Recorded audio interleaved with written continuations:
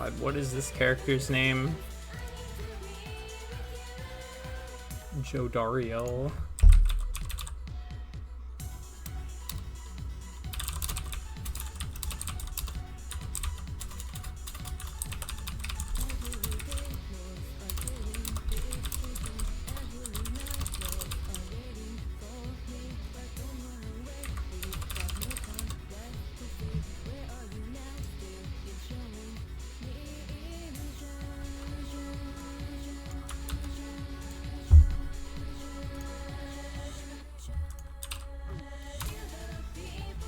My ass is not looking at chat, so if you're in here, thank you.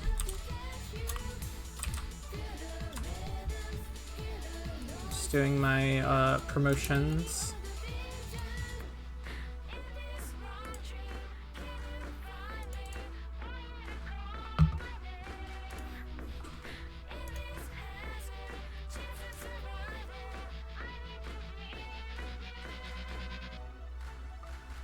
Okay, you'll dip out for a meeting at some point, but we'll dip back in. Awesome. Thank you. Thank you for supporting Alchemy. Let's see, what else do I need to do? I need to link the stream in the appropriate locations. How does this link not work? Holy moly. There we go. You have to transmute the ball into the hoop. That's alchemy.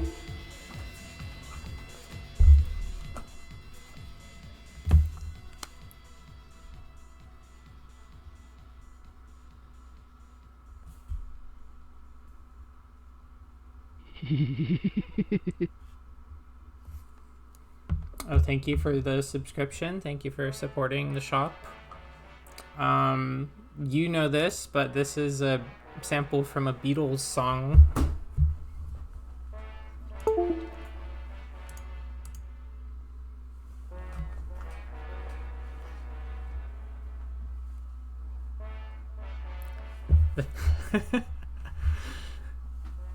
It's also a sample from a British national anthem song.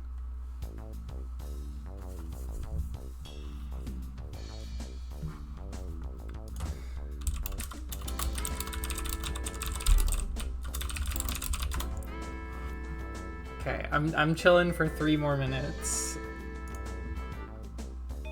We'll let this song finish playing. And then maybe one more. The song is from Breath of Fire 3. It's called What Do You Mean Half Done?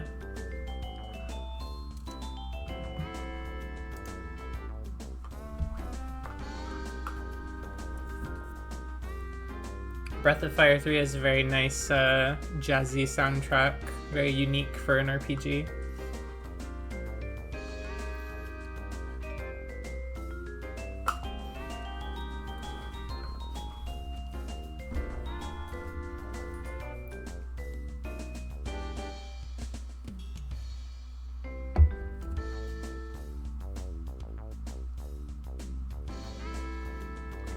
You've only played 4. See, I'm the opposite. I have only played 3. I want to play 4 sometime.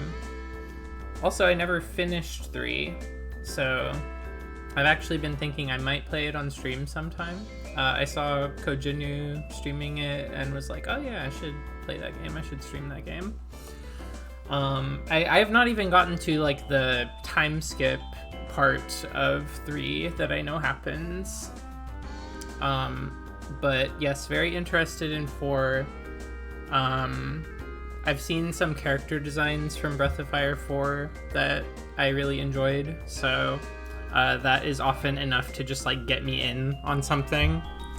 I want to play Breath of Fire Dragon Quarter 2, because that game sounds very interesting, but I've never really looked at it before. Seems like it would be up my alley.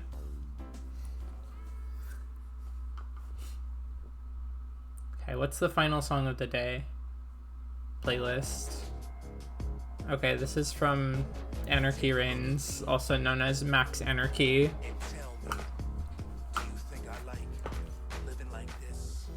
Yeah, it's like a roguelike sort of RPG experience. It's like you got your D counter that is increasing. I think it's related to like using your dragon forms and such, and if you ever cap out, you have to start your run over. I don't know the specifics, but it's something like that.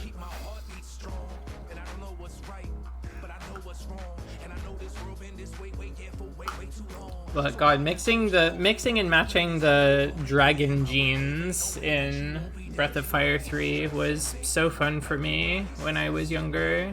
It was very basic alchemy practice. It's about repeatedly new game plussing an RPG, like Chrono Cross / Trigger, but not. Yeah, I feel like I've talked to... being an RPG streamer, of course I've talked about Chrono Trigger before. But I've been thinking a lot lately about how Chrono Trigger was like the first game that I can think of that had New Game Plus, and it's also like the best implementation of New Game Plus that I've seen in anything.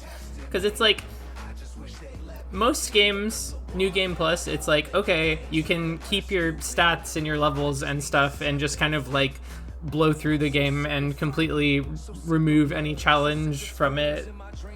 But like, Chrono Trigger had it interesting because it's like, yes, you can do that, but you can also go and fight Lavos at any point, like almost any point throughout the story, like do it super early, which is like, yeah, that makes sense with your end game team. You get a different ending depending on when you do it.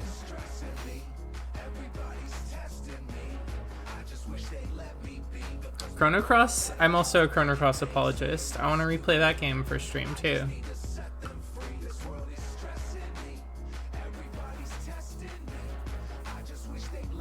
I think it's a very weird game. It's a very flawed game, but those descriptors match so many of my favorite games that, like, I'm gonna love it. I know that I will. And I already really did like it. But it's been a while. Okay, why don't we play some Pyre though? That's what we're here for. I mean, maybe I'll be able to keep chatting. But let's see. So I was actually having some trouble with this game. You'll have to let me know how the volume and such is when we get in there. But I was having some trouble getting this game set up because the controller that I usually use for gaming is a PS5 controller. This game doesn't really recognize those naturally, but I'm launching the itch version of the game through Steam, and Steam is handling it for me, which is great. I really like that, because another thought that I had was like, okay, I have a quote-unquote 360 controller, but it's my leverless that I use for fighting games, so like maybe I could play it on my leverless, but like looking at how this menu fucking functions, like I'm gonna be using the stick so much, I feel like it would not happen. It would not work that way. So one last thing before I get in there, very intriguing, this versus mode here. That sounds fun. It's local though, but that's just interesting that you can do that. Let's go into the campaign. Hit our new campaign. Difficulty. There's no game over, so I don't really need to worry about winning or losing. I'll just play on standard though. Hurry text. Let's do subtitles for sure. Aiming assist sounds nice as well.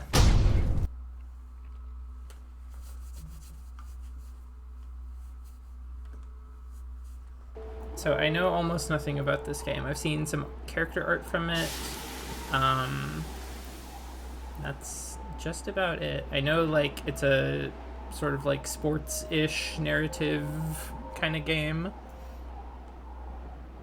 I've heard it described as NBA Jam story mode by my friend Karakoi and Lu here.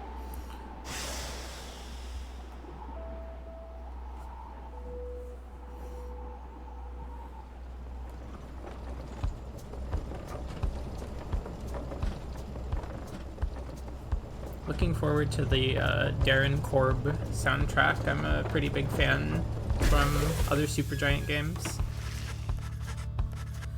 Your days in the downside brought slow, lonesome agony. Now, as you lie yielding to the elements, something rumbles into view. 3 shapes emerge, each clad in strange attire.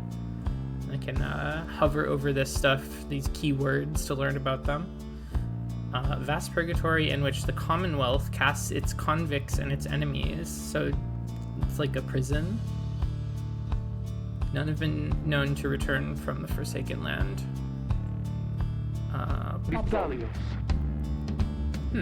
Another piece of filth expelled from the Commonwealth.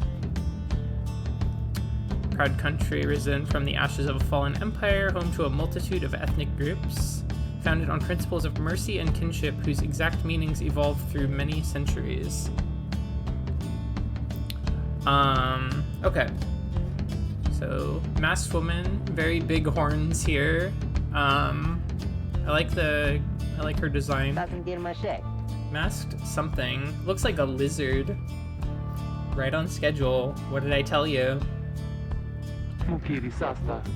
You told us we would find someone alive.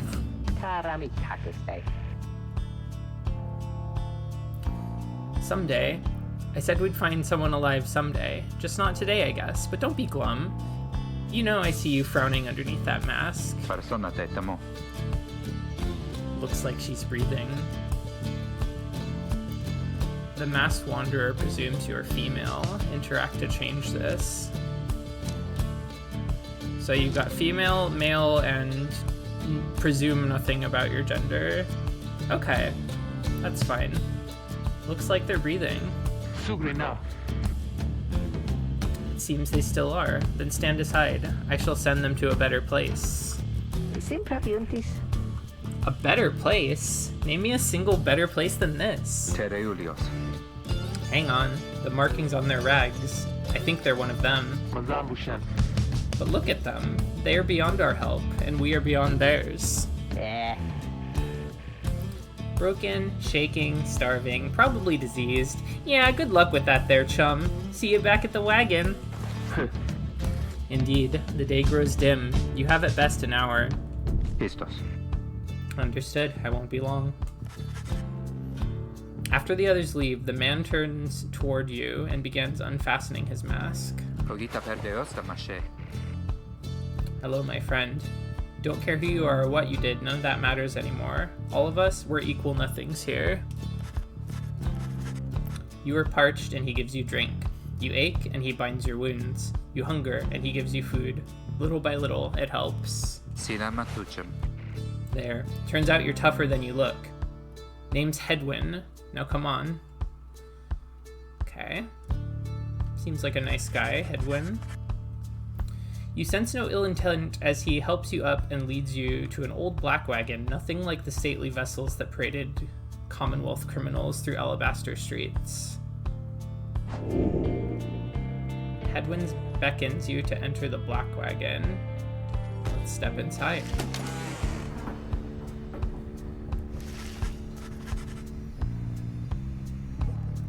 The weather-beaten wagon is as much a mess inside as out. You see the masked woman and the talkative creature taking stock of ancient-looking books. Back. And with a guest. She loosens the clasps on her mask. You may call me Jodario. And as for myself, the small one struggles with his mask. Jodario soon assists him. The most imposing of the 3 masked wanderers. She is quite imposing. Oh, he's a dog. I thought he was a lizard. Rookie Greentail. Smallest yet loudest of the 3 masked wanderers. Rookie Greentail. Such pleasantries out of the way, the horned woman then motions to the others. She glances at you sidelong as she speaks. Tereso, Can they do it? Salah Haladium. I hope so. I haven't asked them yet. What? And what are we waiting for? Yeah, he does have a very funny mustache. Hey, chum. Nice meeting you and all, but tell me something. You know how to read or what? He is asking if you are a reader. One who can derive meaning from text. Literacy has been prohibited for centuries. Those with knowledge of the old ways violate the law of the land. I mean... Okay, it's illegal for me to be a reader, right? I'm just trying to figure out, like, how do I want to roleplay this? I mean, they're, like, friendly enough people.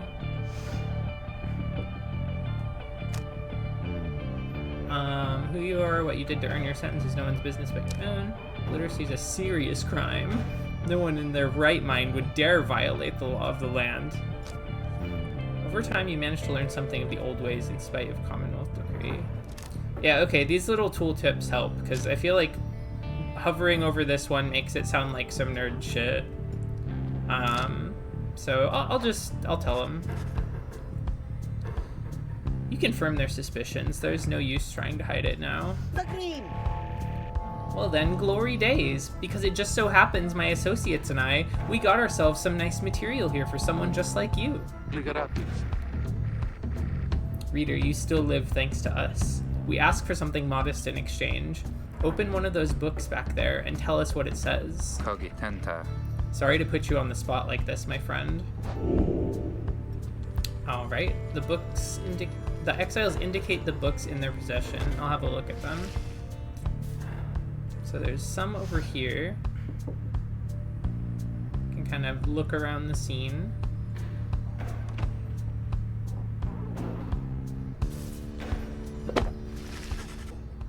You pick up one of the old and heavy volumes, bound in materials you do not recognize.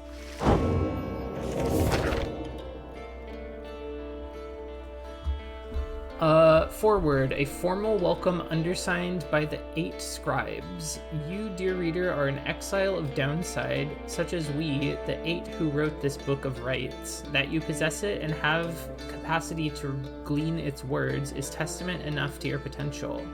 Thus we reveal a path from this forsaken place to freedom, a homecoming and glory. The stars themselves shall be your guide. Ere the turning of the year's first solstice, seek the nearest longitude beneath the brightest of 8 stars, or the brightest of 8 as they align as shown. Arrive as a triumvirate clad in the raiments of the rights, bearing this book. Oblige the voice that tells you more. Oh, you can just get like a cleaner version of the text to read. That's nice.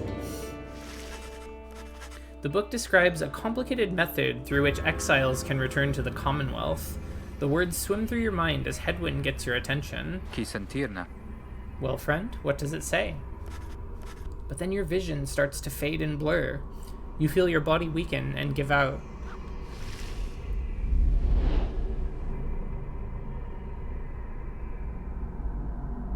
Like PS3 menu, loading bar screen here. Pyre!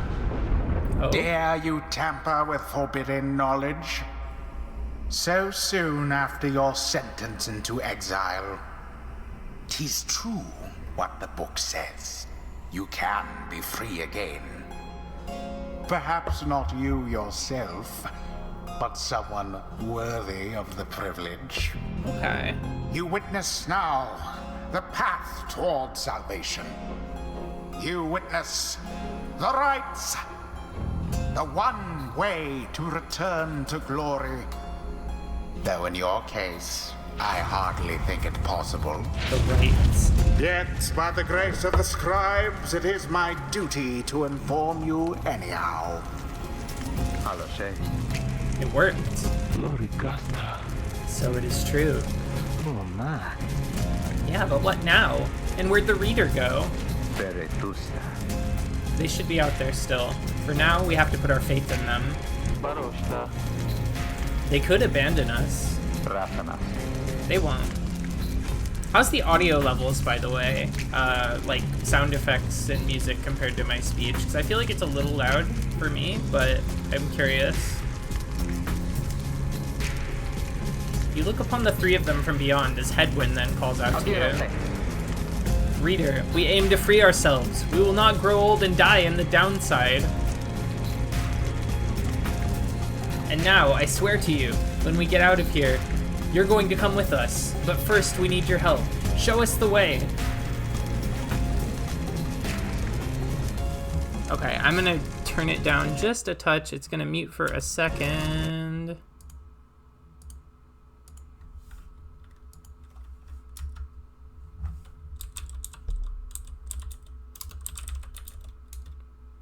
Oh, I hope I'm doing this right. Okay. Let's put it down to like 70%. Let's put it down to like... let's put it down to like 60%.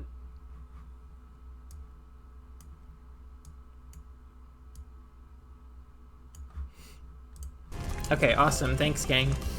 Freedom. You focus all your mental faculties to do as Headwind asked.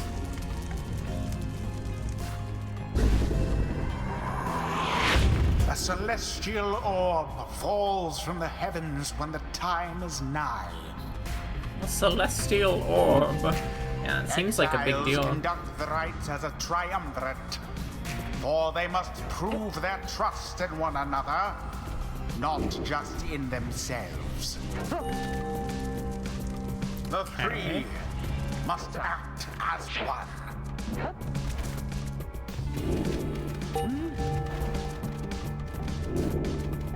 Okay.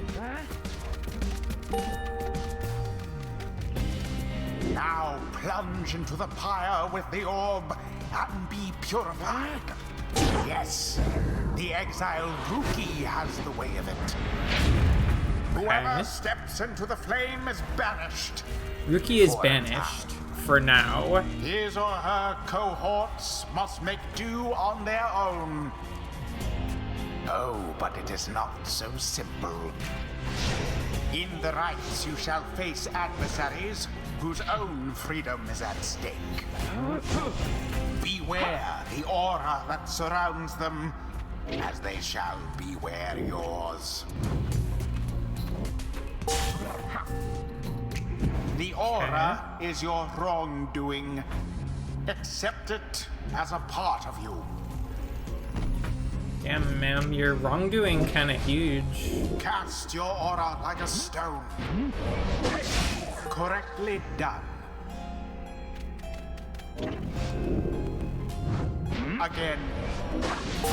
Just so. Okay, so you can shoot a glorious wrongdoing performance, I admit. More than I expected from the likes of you. Grasp the orb once more. The orb absorbs the aura, then the orb quenches the flame. Okay. Now I say jump. Leap with all your strength. Okay, so you can slam dunk it. Rookie is returned. Now snuff out the adversary's pyre, whilst yours yet burns.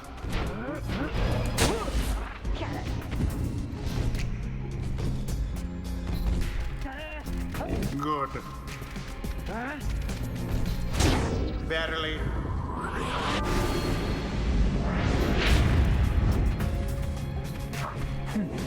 It's all making sense now. It's all coming together. Their flame has died a little.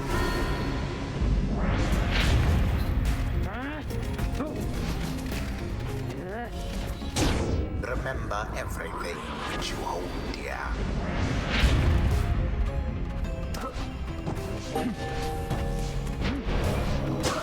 Put that down. I have you there.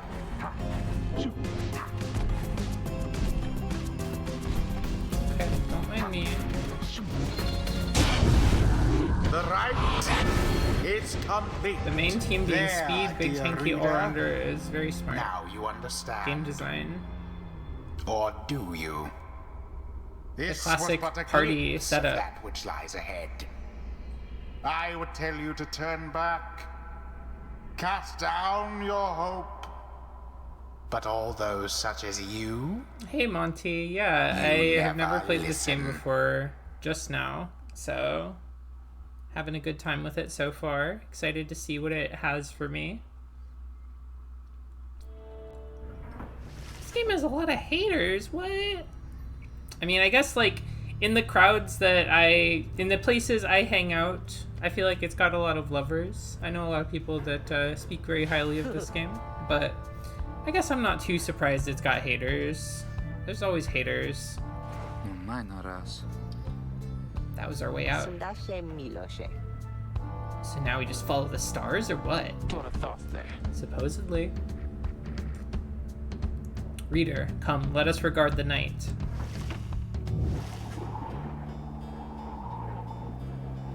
Jodariel leads you outside where a clear night sky awaits. Now, show us, before the howlers catch our scent, where shall the rites commence? Ancient ritual competition through which the worthiest exiles regain their freedom. The 8 scribes gave their freedom so that we may yet have ours. Prayer from the Book of Rites. Game is a smidge mad. I thought so too. So let me turn that down a little bit more. I'm gonna turn it down like half. Okay, we're gazing at the stars. The Olden Star. Goal, the South Star. Oh man. My ass did not remember the... My ass did not remember... Okay.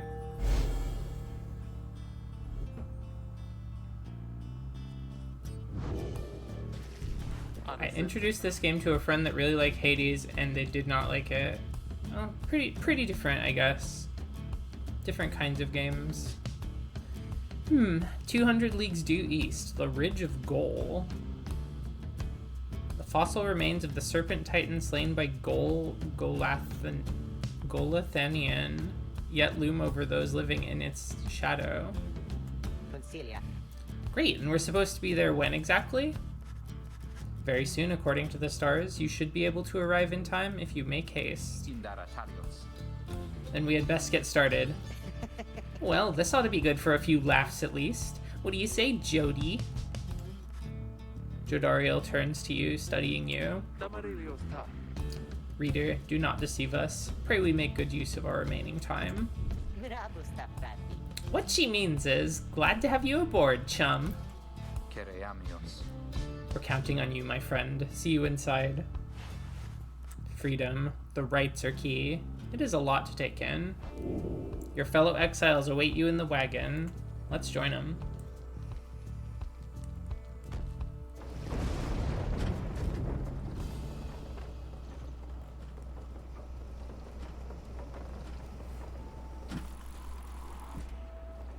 The big jump on the wagon. Downside Prairie.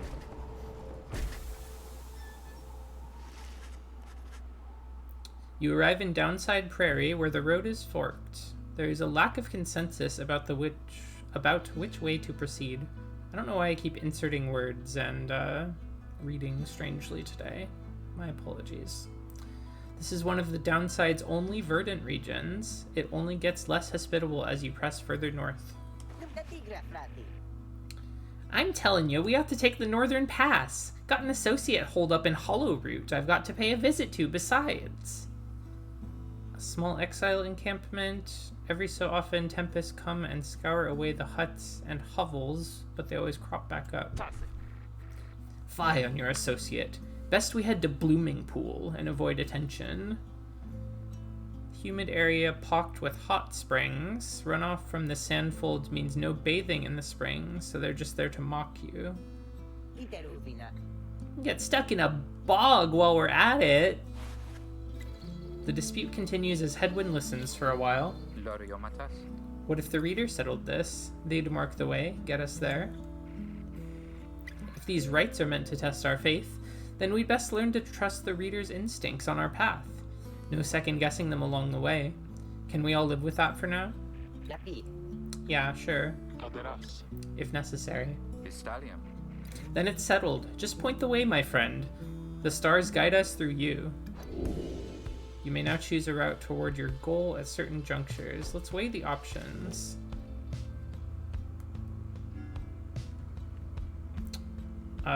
So Jodariel thinks she can find rare flora here. Ruki knows someone here who owes him. I feel like I gotta go for the Jodariel route. It's only right. After I used her likeness for my promotional images. Jodariel offers to show you around Blooming Pool after she notices you staring at the bogs and vegetation near the wagon. Soon something catches her eye. Sugrina. Observe, this shall pay for half our trip. You found a black bloom. It is quite valuable. This can be sold at the slug market for 30 coins. Blossoms at specific times. While bitter at first, a taste of the black bloom makes pain go away. Okay, it's like a pain relief ingredient. Could come in handy. You gonna romance her? I don't know. I just met her. I just think she looks cool. The black wagon grinds to a stop at the base of the Ridge of Goal. The others ask you to assist with making preparations for nightfall and the commencement of the rite. Page revealed the first exile. Okay, let's check it out. She's just chilling over here. Hey, what's up? Reader, Greentail here was just complaining about how you opted not to take us up to Hollowroot. What? And violate our anti-second guessing pact? Nah, I was only saying how our chum's gonna have to keep on making the tough calls. Besides, we just making sure we got something to pawn off at the next slug market we find. Commonwealth contraband sometimes finds its way to the downside where it is traded and sold. And we have. Now let us focus on the task at hand. We've reached our destination and have much left to prepare before tonight. Two of them soon go about rummaging through the raiments and books strewn about the wagon, leaving you to your own devices. Greentail family portrait. Reasonable likeness of a younger Rookie with his mother and uncle. Hedwyn's cooking tins. What passes for cooking supplies in the downside. Hedwyn does most of the cooking. So Hedwyn is resting up. Rookie is nearby. Only imps could fit up there. Drive imp. Creatures such as this must have been bred to push the black wagon along. Huh. They got little imps pulling their wagons. Is that how it works?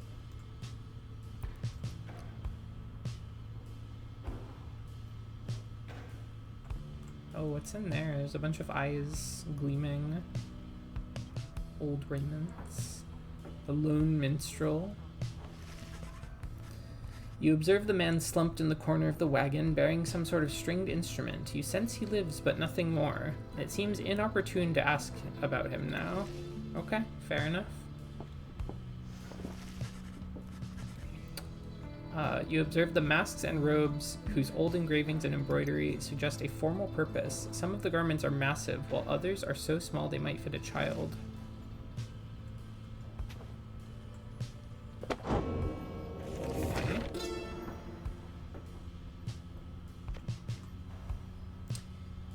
You know perhaps the thrice-cursed name of Solem Mur, the Emperor of Sar, the first exile in my liege. This chapter concerns him and those who found him in the downside. Each of us was sent to take his life. Such was the hatred for him in and around his country. Yet we found in Soleimer a man transformed in mind, body, and spirit, a man deserving of much more than mercy. In time he named us all scribes, and he became the 8th. It is my greatest honor now to share with you his deeds. To know his story is to know the rights.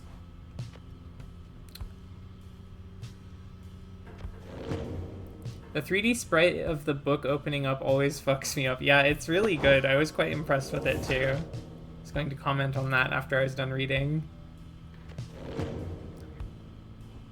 Very, very good.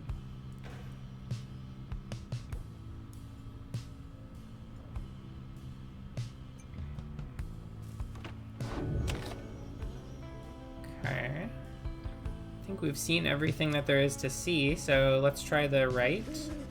The first real right.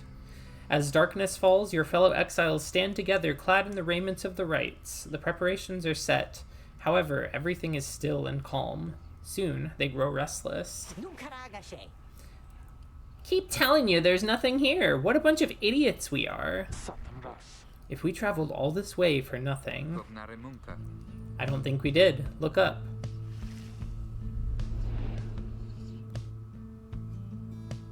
Looking like the nightmare of Kirby. Nightmare orb.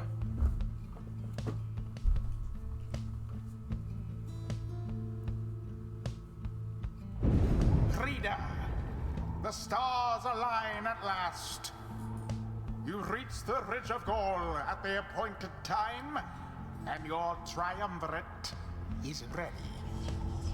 Your adversaries in the rites this eve shall be the Accusers. The Accusers. Whose ever pyre yet burns once the other is extinguished shall step closer to freedom. Now let the rites commence.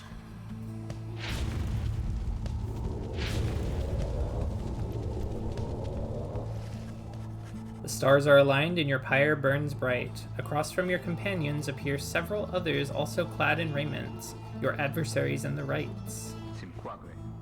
Everyone ready? Let's hope so. Be still, we have a visitor. The one whom she refers to steps forward. At last, the Nightwings grace us with their presence. The Nightwings are the name of a triumvirate in blue. Fellow exiles have assumed their identity. Thank you for the Prime subscription, Okuyasu-stan. I see the reports of your demise have been exaggerated after all.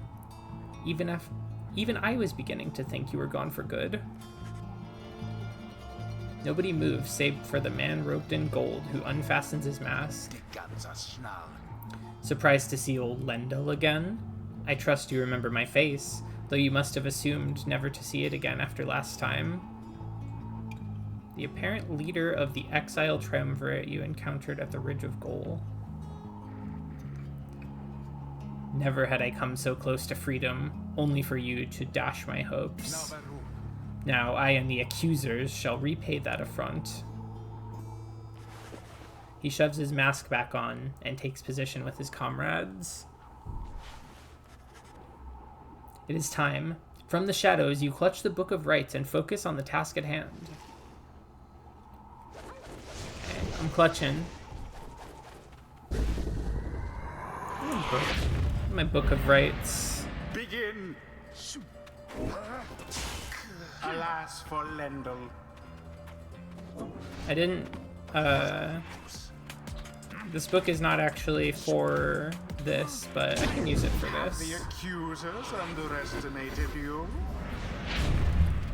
I think they might have underestimated me, TBH. Sublime. No, I shall not accept defeat from you again.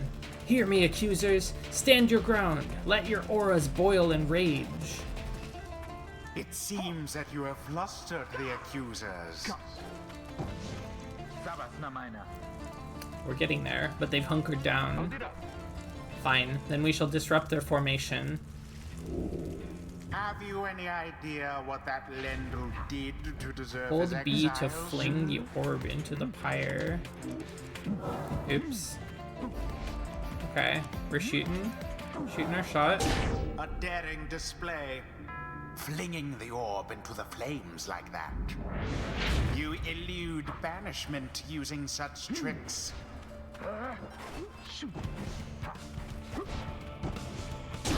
Onward thus to greater glory.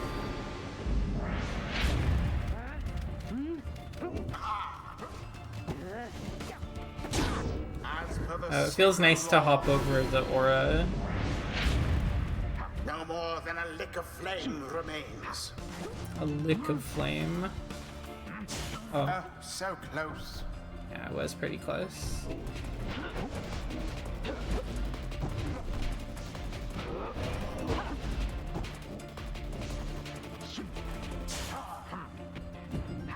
That orb. Ooh, scary. And it is done. Shoutouts to orb Have dunks. prevailed. Rejoice then in We your have prevailed. single fleeting victory. Nightwings. Guron Salashe. Your deceit may have earned you a hollow victory, but know this. The accusers will not forget your wickedness, and when next we meet, you will rue the day. Bask now in the wisdom of the scribes. The exiled Jodariel has gained enlightenment. Yeah, this guy is really Only just like... the enlightened can regain their freedom.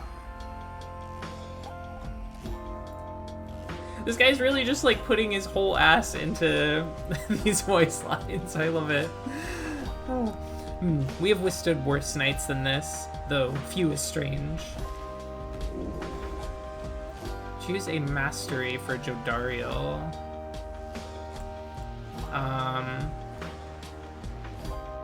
Instantly regain stamina after banishing. For using her rush to lunge forward. Okay, so she can rush again. Enhance demon's strength and physical prowess. Spirit and sheer force of will. Tough choice. I feel like I like the idea of the demon stamina on kill. bestows his favor.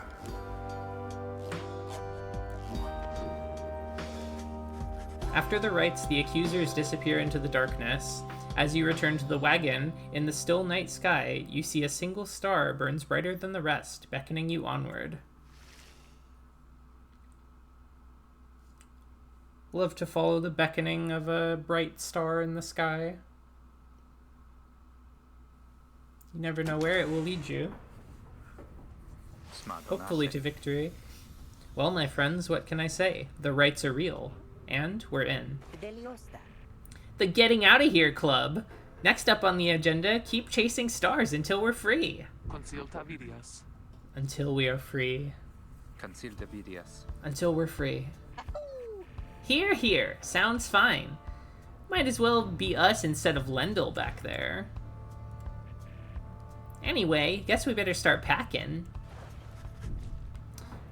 As the others go about their business, Hedwyn turns to you. Figuratus. Reader, come with me while the stars are still out. You and Hedwyn walk in silence for a time before he speaks up. Qui sentirna. You have questions. Come, ask away. We need you in on this for the long haul. Hedwyn wishes to know if anything is troubling you. Why were you exiled? You ask Hedwyn what he did to get sentenced to living in the downside. He maintains eye contact and his smile. Some terras.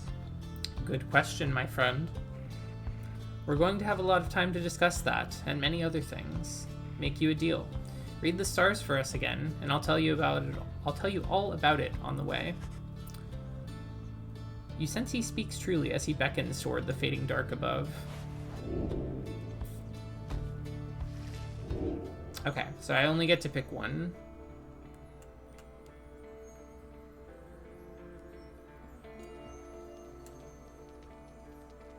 Let's see. Oh, a scorpion. Kirafacitas. That's a long way north and west. We'll see if this old wagon's fit for it.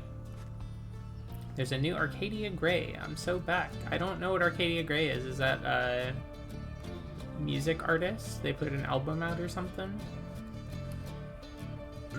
Then he turns to the others. How's it going, Rookie? Imps fed? Wheels clean? Status, Jody? Guran Salashe. No sign of howlers. Everything is secure. Gratiam. Good. Get some rest. We're headed to the Spring of Jomuer. After dawn, at dawn, we're off. According to the stars, the next rite will be here. The Alpha Chief hoped bathing here would cure his ailments, but it only made him itch.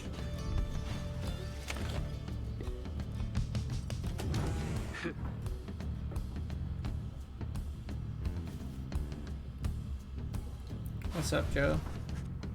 You sensed Jodariel's steel gaze well before you turned to her. Ligaratus. Reader, rummaging about the wagon once again. Tell me something now that you are here. Eratamero. Look at me. Are you afraid of me? You consider the question. You've never before met someone like her, but do know something of what happens to those who remain in the downside for many years. No, I don't. I'm not afraid of her. You tell her that although you do not yet know each other well, you do not fear her, and on the contrary, feel safer in her presence. Tashe. Truly. Patempravarem. Nice little side gaze sprite there. It's subtle. In that case, I have much work left to do. You shall fear me yet, if you survive this place. Now then, I shall go make my rounds. She walks away. You feel the floor of the wagon shake with her step. Jodariel gained +1 hope for the next rite. Affects duration of banishment. One's capacity to see the light in things. Okay. Okay, let's get out of here. Let's continue the journey. Transforming wagon. You've not yet been to this region of the downside. Ruki knows this mountain pass through to an arid region further north. Okay. Let's check it out then. See what happens.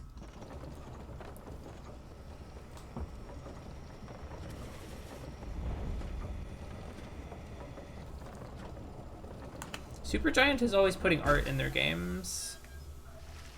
Very beautiful environments here.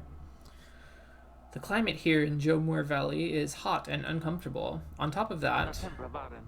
we have a stowaway. Donizarumansa? Home? We can go home? She must have latched onto the undercarriage as you cross the ridge. Her manner is odd, though you sense she means no harm.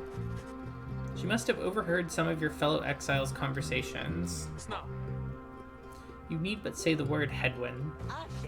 Oh, come on, you can't be serious, Jody. She's just some kid who managed to climb aboard our wagon undetected, but still. Valda. Do it, Jody. Jodariel approaches the girl and looms over her. Dolorantas. Listen to me, girl. We cannot guarantee that we shall get you home, or any one of us, but at present we have room for you and adequate provisions. You may accompany us for the time. Jodariel leaves without awaiting a response, presumably to make room in the wagon for your new guest. The stowaway is overjoyed at this.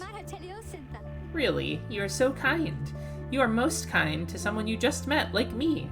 May the 8 scribes smile upon you all. She claps her hands, bursts into laughter, and performs some sort of dance. Ruki stares at all of this and leans in close to Hedwyn.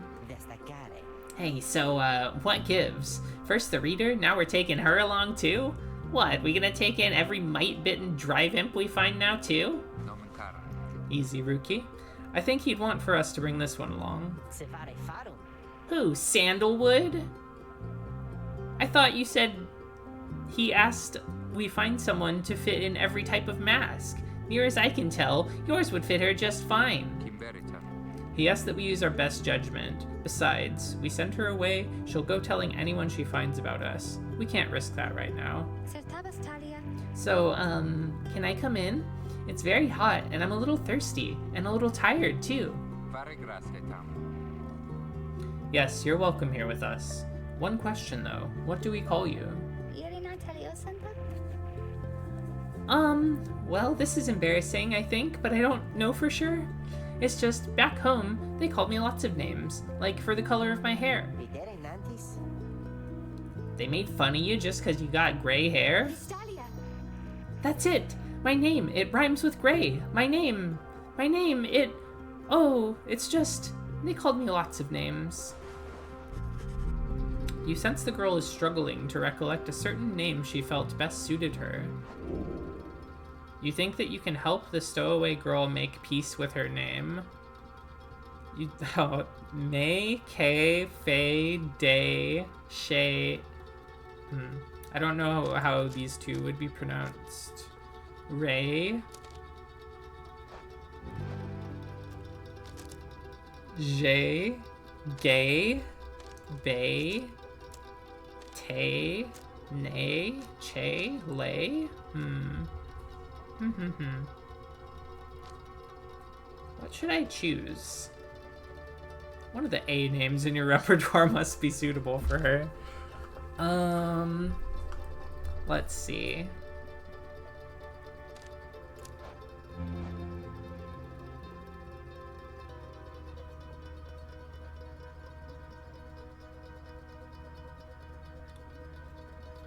I sense her name is, Kay. Young vagabond girl with an odd manner and an unshakable sense of curiosity. Why, that's it! My name is Kay! My name is Kay! Where I am from, they call me Kay the Unkempt. But I guess maybe you don't have to say that part, because I didn't really like it. You named her Bae because she is Bae. Well, I don't think she's Bae. Yet. Maybe I'll change my mind later, but... For the moment, she felt like a K to me. I don't know. It's what I was feeling. Your fellow exiles decide to bring Kay along for now. She almost collapses from exhaustion, so you take her in and show her somewhere she can rest. Kay joined the group. She is tired but exhausted. Hedwyn kind of looking like a Cali girl Waka. You're not wrong. You're really not wrong. Like, the bandana thing with the hair pulled back. Looking a little dykey.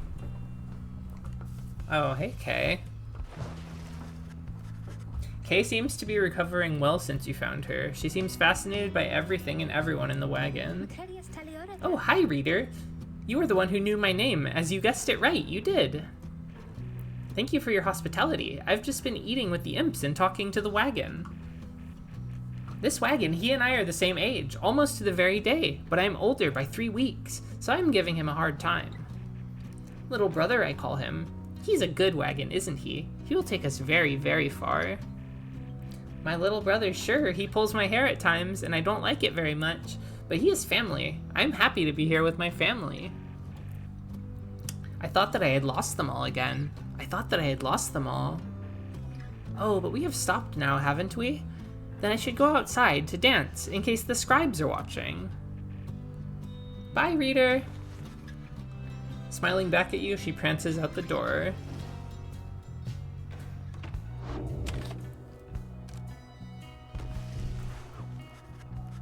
Your fellow exiles are taking a moment to unwind. Jodariel motions for you to join them. Best get used to your new life here, reader. We seldom get such moments of reprieve. Perhaps some further study of that book shall pass the time. You could join me for a little stroll if you're feeling up to it. Always something to be foraged around here. Or you could teach us more of what you know. Prepare us for the next rite. In any case, we do what we can to stay busy. Keeps the sense of isolation well at bay. At certain junctures, you may choose from several vocations. Alright. So what are these vocations? Forage for resources, study in private, mentor a companion, raise their individual rank in the rights more quickly, small global bonuses to your fellow exiles, or I could get some goods. I don't really know what the like market and stuff is like yet, so I feel like just boosting my guys is probably the play. Jodariel is already ranked up 1, so I could try to catch one of the others up, but maybe I will do the study and just take the whole group buff. You find a relatively quiet clearing to study the Book of Rites with undivided attention. Through greater understanding comes the reader's influence. The triumvirate whose reader is well attuned to the book has an inherent edge against its adversaries. Focus on which aspect of the Book of Rites. So hope will get us back up faster. Quickness is just movement speed. Bigger aura for presence. And then if you master the other aspects, you can do glory to deal more damage to the pyre. Okay. Let's hope. We're hope maxing. You concentrate on the substance of the words and teachings of the Book of Rites, such as you understand them thus far. Inspiration comes to you in a flash, whether from the book or from within, you cannot tell.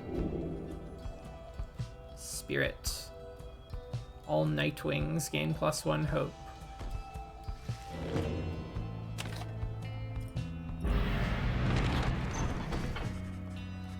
The path leading further west splits off, and once again your fellow exiles turn the choice of where to go over to you. Kay seems enthusiastic for whichever route you choose.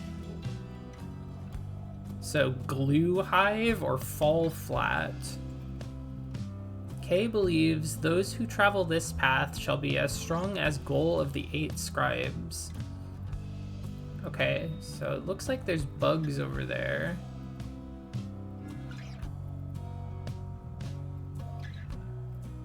The south route across the Jomor Valley is riddled with barren rock and bone. Kay believes those who travel this path shall be as swift as Jomor of the 8 Scribes. So maybe like a speed boost if I go this way, or like an aura if I go this way. Let's go to the bug world. I don't know what any of this shit means yet. The game is called Pyre, but the Pyre is the goal. Like if you made a basketball game and called it Hoop, which I guess people do be hooping. I mean, yeah, Mario Hoops 3-on-3, Street Hoop. When's the last time you thought about Street Hoop? The scribes, I think they're here. I think that they were here. Can you not feel their presence in the sand and in the air and all about? At first you pay it little heed, though later you observe your fellow exiles seem to be in better spirits than before. Perhaps it was the previous day's rest that did everyone good.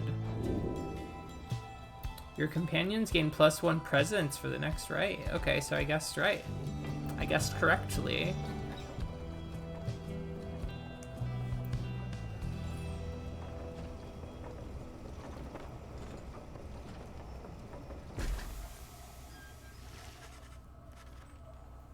En route to the spring of Jomor, you hear all about the roving slug market. I almost read it as the revolting slug market at first, which I was like, yeah, sign me up. Which appears to be nearby. Ruki insists you take a look after you settle in. We're going to the slug market, Ruki, don't you worry. Page revealed, the last emperor. Oh, hey, Headwind. Headwind motions for you to join him. While his manner is as easygoing as ever, you sense he is searching for the right words for what he is about to say. You'd asked what I did to get thrown in here. Figured I'd tell you. The others know. Jaheritarimas. I was on the blood border for several years. The northern edge of the Commonwealth is a flat and vulnerable expanse. The high-wing remnant seized upon it at every opportunity, from the cover of clouds or darkness. An outrider. No real rank, but a pretty important job. Whenever the harps swooped in, it was up to me to raise the alarm. Harps are a winged race, also known as the high-wing remnants. So are they like harpies? I want to see some harpies. One day the harps came without warning, no alarm. It was a slaughter. So I heard, because I wasn't there. I was with one of them. Look, that's a story for another time, but the point is, they branded me Headwind the Deserter before they sent me here. I didn't want to fight. I abandoned my post. My friends. They paid dearly for it. I ended up down here. Headwind looks at you as his smile reappears. It's not something I like to talk about, as you can tell, but I know that you'd been wondering, and you deserve to know. I made a promise to you earlier that when we first met, that you'd go free as well as any of us go free. You'd go free as well if any of us go free. That promise might not carry that much weight, I guess, coming from a deserter. Anyway, that's all. Thank you for hearing me out. There's not much good here in the downside, but at least the past is behind us. He leaves you there to consider his words. Hey, man. We both like harpies. It's cool.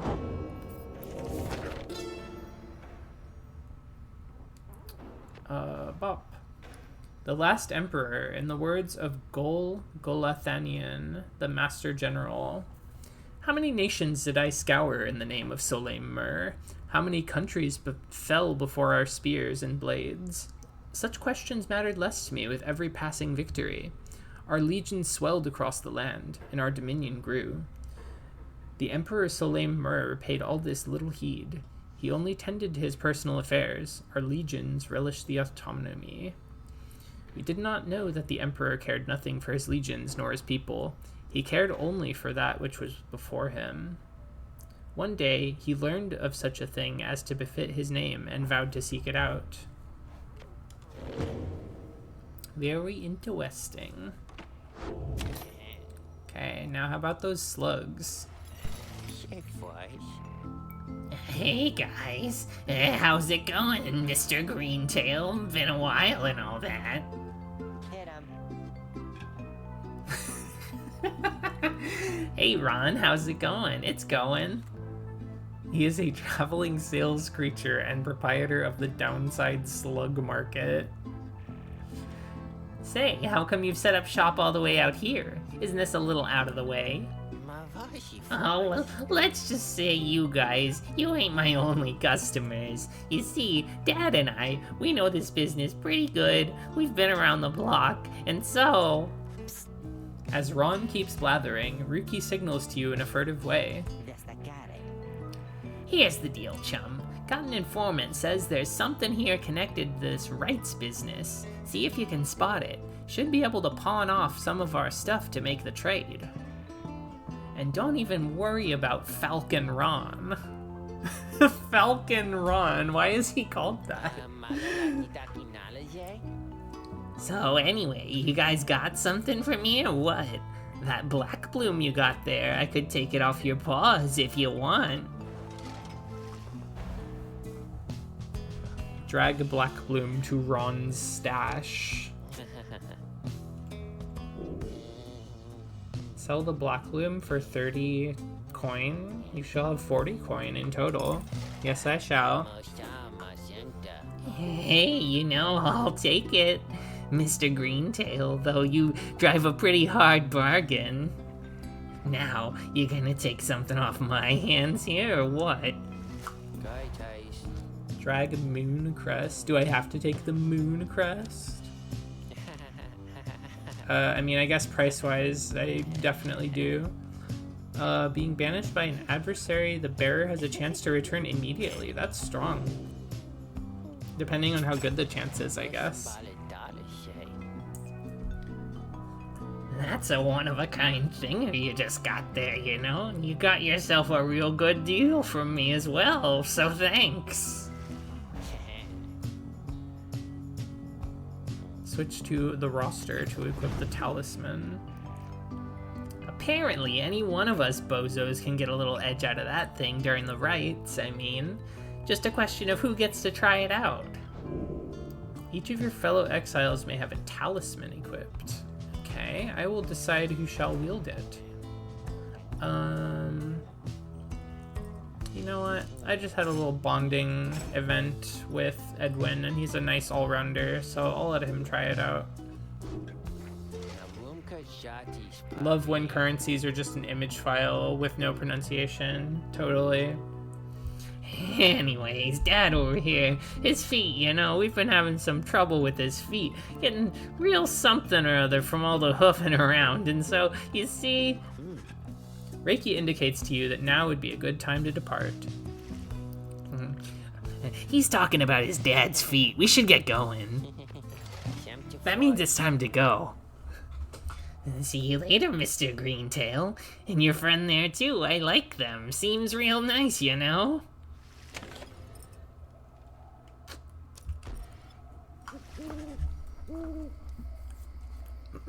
As you complete preparations for the rites to commence, you notice Kay approaching. You notice, too, that she is wearing your companion's raiments. We can go home? Mansara. Kay, I thought I made myself quite clear that you were not to touch those robes. Oh, I'm sorry, Miss Jodariel. I just thought that maybe if you were being funny at the time. Saventusta. Unbelievable. Hey, something's happening in the sky. I think we're up.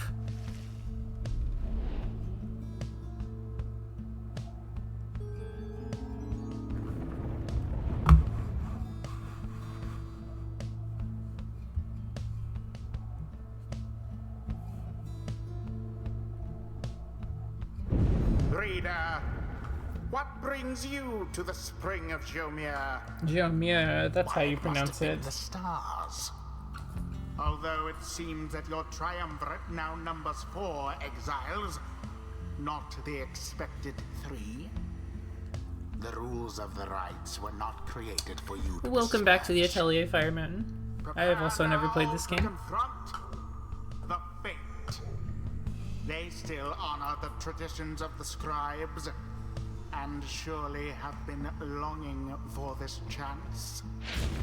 But first, you have a choice to make. A choice? For me? The sky burns bright once more as your next adversaries and the rites approach. Their apparent leader is a bent old cur who regards you with a formal bow. Oh, he's a dog man too. Got like bone decorations. Some sort of scarf thing happening. Got like ear piercings. At his side is an intense young man. Kind of intense, got the nose paint. I hail you, exiles of the Night Wings, and am grateful that you chose to grace us with your presence once again. I am called Dalbert Oldheart, and this is my son! This is my son, Almer. He's an honorable old cur, bent on upholding the sacred traditions of the rites with his son. He is the dutiful foster son of Delbert Oldheart, and is very protective of him above all else. So, something that I really enjoy in fantasy settings that have a lot of different fantasy races in them is when there's like mixed families, like whether it be adoption or just like half breed people or whatever. That's my shit. So I actually love that this old dog man has like a human son. We need not greet them, father. We shall face you in the field this night, and may the victor's pyre burn eternal. But first, we offer you a token of good faith, in show of appreciation that the Night Wings have returned. I thought it also said Dadbert at first glance, but it's Dalbert. He's handing me a small talisman. Tailwind Crest. Grants the bearer 2 quickness. Oh, what if I made my dog guy really fast? Wait, can I go in my menu really quick, guys? That cur was very kind. And his son, he was so caring, wasn't he? When can we start? I want to help you beat them. Apere cansat. We need 3 of us exactly to conduct a rite, but we've got 4 now besides the reader. This ought to be their call. If someone has to stand aside this time, I volunteer. No volunteering, chum. It ought to be the reader's call, remember? Tírale, Garatus. Very well then, reader. Who shall it be? I'm gonna prepare to make my choice. So I get to choose 3. Now we shall get started. Hold on, man. I'm not ready to get started. I don't even know what K does yet. Okay, so Cur is actually the name of the dog race, I think. Swift dog-like creatures known for their loyalty, optimism, and appreciation of the simple things. So we got Curs, we got demons, we got nomads. I assume nomads are just like, yeah, human common folk. And then she's a savage. Also called the Moon Touched. I see. Go. Hold on, man. Hold your fucking shit. Give me a sec.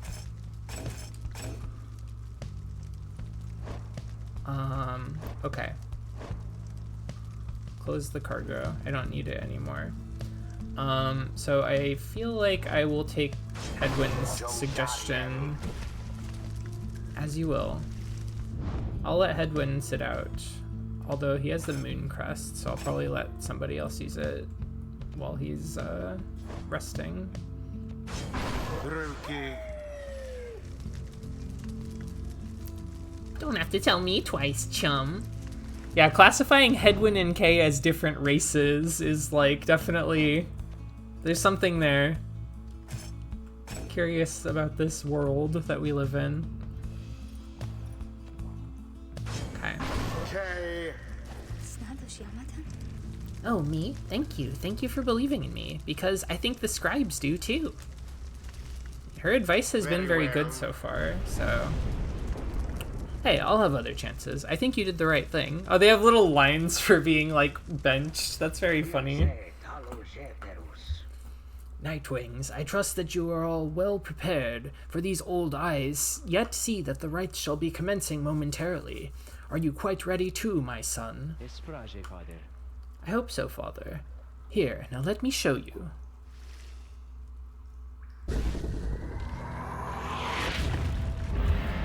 Okay. Now begin. Dolben banished. My big attacker. Oops. Okay, we're out of here. We got this. A favorable start. Touchdown. Oh, my fast dog. Never mind.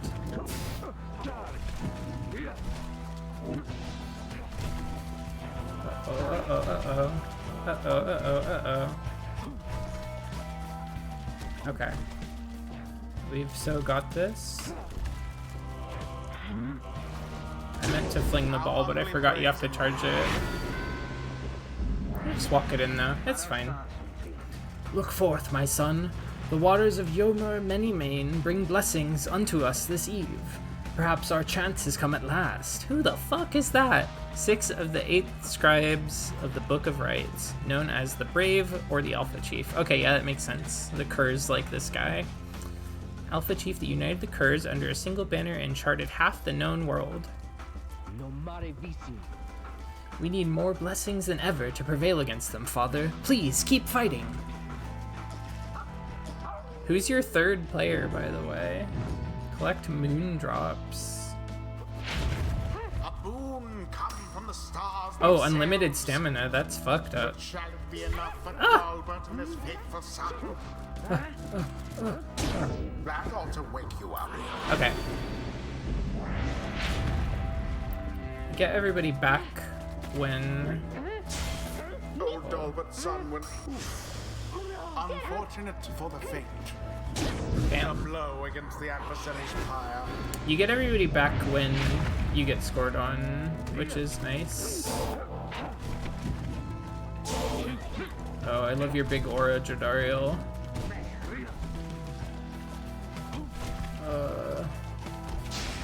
I tried. Fast dog. Brilliantly done. The other team goes down a guy when you score too. I don't think I noticed that. That's scary. Okay, moon drops. What's the third moon drop do? Oh, nothing. It's just tutorial stuff. And it is done.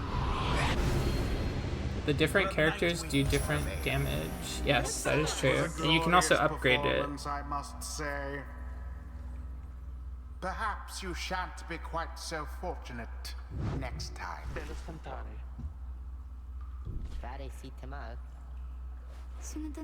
I wonder what will happen to the Fate. They seemed so nice, didn't they? Exiles of the Night Wings, the dawn is yours, and may you earn your freedom. But, Father, the dawn might have been ours. We failed, and I have failed you. Nonsense. We are the Fate. We do what is ordained, and nothing less. Yeah, you can power up shooting. I saw something about that earlier. But your character stats are like movement and how big their aura circle is. Now let us go, my son, for I am weary once again. There is much to learn from this experience. It seems the exiled rookie opened up his eyes a bit. See that, chums? Old Rookie Greentail's got some bite in him yet. Mastery for Rookie. Oh, double jump? Double jumping dog? 5 additional damage when plunging into the adversary's pyre. Okay, so yeah, I mean, we're just talking about this. Maybe I'll check that out. I feel like that'll be easier to use than the double jump. More commonly used than the double jump. Until the stars align. Going into the sports interview post-match and hearing a player be like, oh, we were fated to lose, actually. Yeah, sorry, it was in the... I did my tarot reading this morning, and the card that I flipped over was the loser, so I kind of figured this was going to happen. Hello, excuse me. I mean, would you excuse me for a moment, do you think? You're one of them. What do you want? Father needs me. Oh, I'm sorry. I think that I forgot what I was going to say. I'm so embarrassed. What is the matter with you? It is against the rights for us to even speak like this. I did not know that, I don't think. No one said anything like that to me, but then, all this, it's very new to me, and so I thought, maybe... You cannot be serious. Yes, I mean, I like to laugh. I like to laugh a lot. And you, how about you? This is a Nightwing's trick. Father told me not to speak with any of you. But I just... I have to go. Wait, Ulmer, wait! I think that was your name. Was that even your name? It was his name. Ulmer Oldheart. Wait. Rookie's such a cool burner wide receiver type. Giving to Sean Jackson, Jodariel Hall of Fame offensive lineman.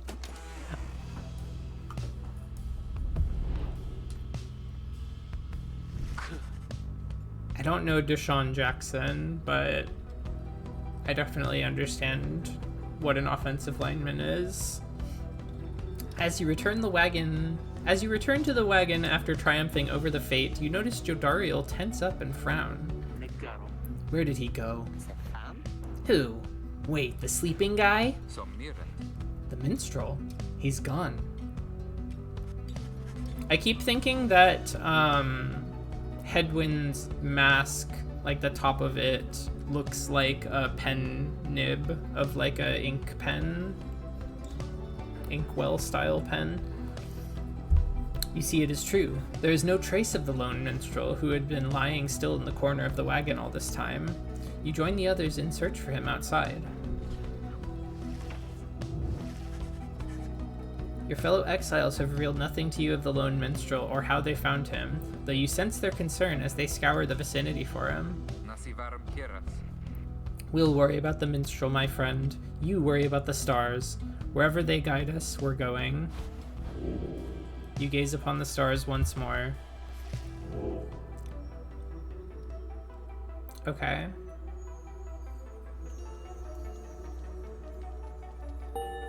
Okay. Bone skeleton. Hey guys, I tried to see where the right is gonna be. The stars said it's at Bone Skeleton. Everyone, we're headed back east, all the way across the valley. Towards the cairn of Haub, then. The accursed imp here felled the mighty Bone Titan, Shaq's 6 shoulders. That's right, we have to risk it. What if that minstrel guy doesn't turn up by then? We shall find him, on this night or another.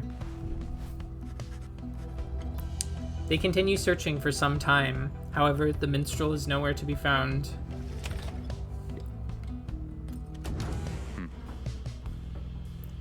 Oh, some new stuff to click on in here. We'll start with Hedwyn.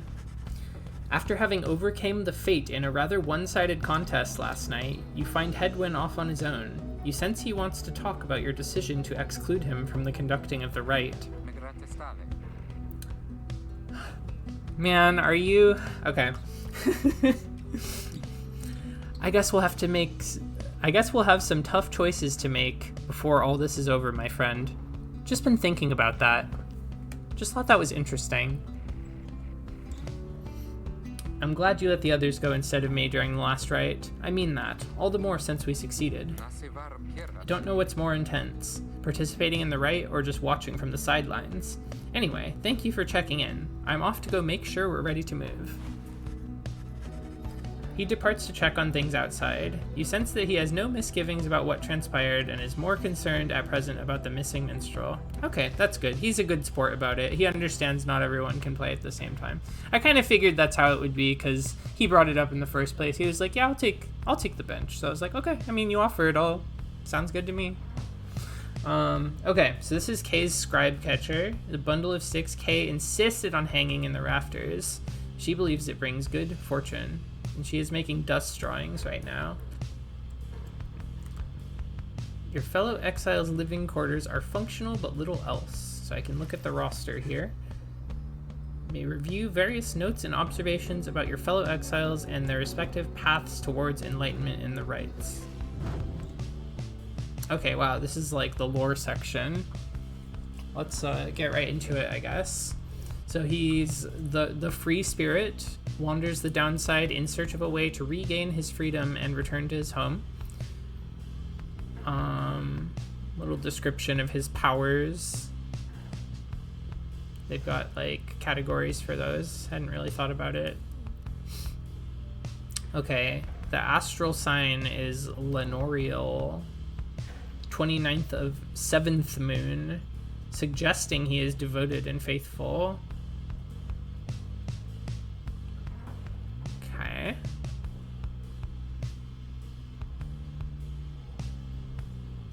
Convicted for desertion. His motive is insurrection. Exiled 5 years ago. While serving on the Blood Border, by chance he had a run-in with a lone enemy harp. They each felt a powerful connection and escaped together rather than fight each other to the death, as would have been expected. He lost contact with her after their encounter and left his post in search of her, but he was caught and exiled. In the downside, he found Jodariel, who looked after him when he was a child. In time, he caught wind of an unbelievable rumor and first heard the name of Sandalwood, which is an informant we have not met yet. He's got 23 hope. Does he have the most hope? No, Ruki has the most hope of the party. Okay. Jodariel is a fallen soldier, grim, longtime resident of the downside, grown accustomed to surviving there. She's got a veteran past. Served on the blood border. She seems to be responsible for the Black Wagon's security. Her features suggest she has lived in exile for much longer than the others. Her grim outlook and the fact that she still wears the bronze clasp of the Commonwealth blood border suggest a military background, though what she did to earn her sentence you do not yet know. I thought when I first was looking into this game, I thought that Jodariel was like a hot boy at first, and then I opened a page about her and saw the she her pronouns, and I was like, okay, yeah, we're talking, we're cooking. She's got swag, what can I say? He is an opportunistic and well-connected cur still clinging to his once comfortable lifestyle. Fast talker. He seems to be the most well-connected of the masked wanderers who found you, and he knows something of the land. He has a rather opportunistic disposition, and his ostentatious clothing suggests a lucrative background in the mercantile business. Even still, you do not yet know for sure what he did to earn his sentence. He's a trafficker. Dealing with enough contraband can give you connections.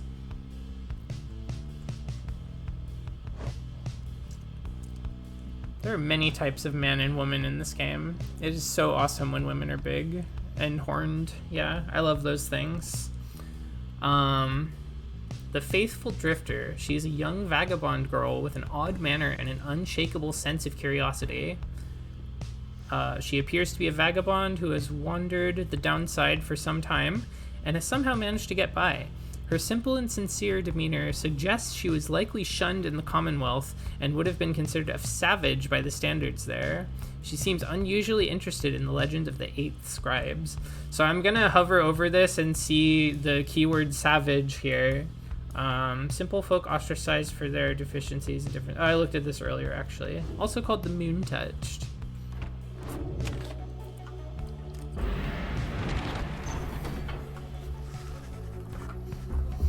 There's still no sign of the lone minstrel, although Jodariel tracks potential signs of movement east the same way you are headed. You consider where to search for him.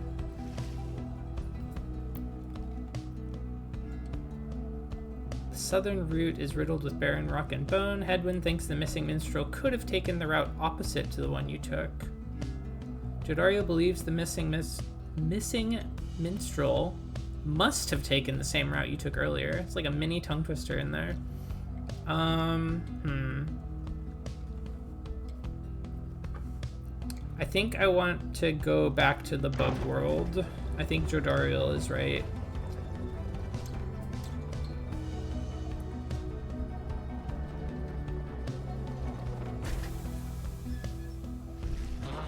As you make your way through the stark badlands of Glue Hive, all there is to show for the missing minstrel is a deeper scowl on Jodariel's face. Blast. I felt certain that he would have taken our same route to the Spring of Jomware. It's alright, Jody. He could have gone anywhere. Likely there was nothing to be found either way. We should keep moving. You pick up bits and pieces of the minstrel's significance to your fellow exiles. He was there when they first discovered the Black Wagon, but they speak little more of it for now.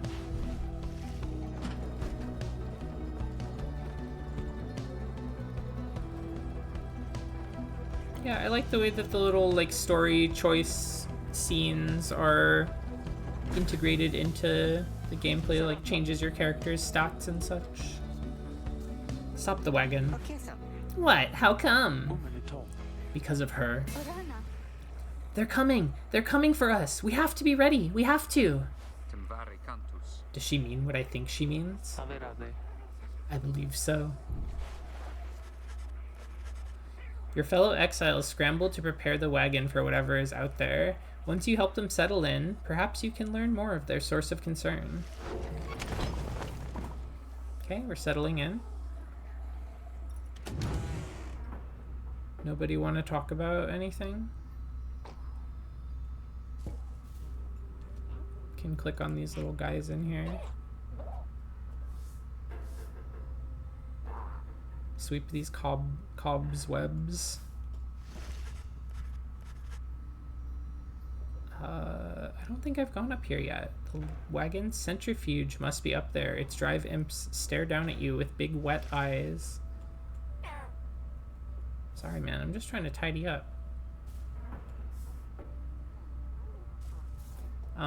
So yeah, I guess these must be more drive imps hiding in here.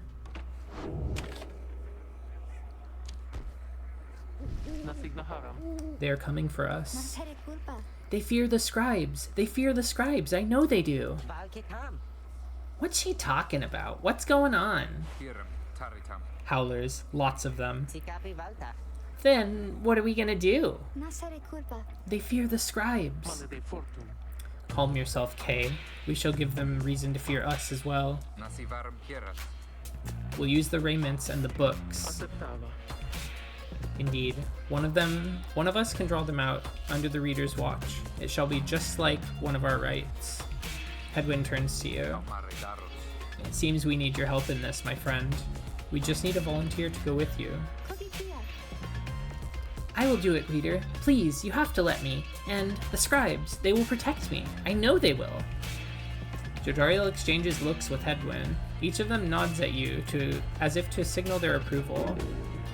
Kay intends to help fend off the Howlers. Let's prepare for them. I guess good that I gave her a trinket. This is a cool song. Whoa. That howling sound, it means they're here. Oh, by the scribes, they're here.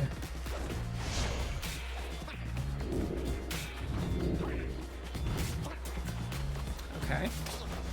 So I'm just popping them. Whoa. Thank you. I think I already have aim assist on. Release when flashing to power cast. Oh, so it's got like a timing for a harder hit, maybe?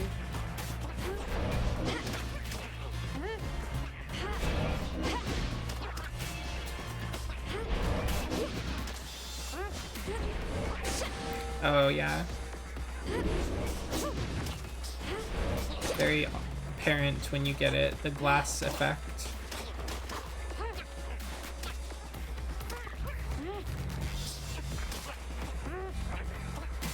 I can shoot them with my aura, but I kind of like just running into them too. Cannot shoot through that rock.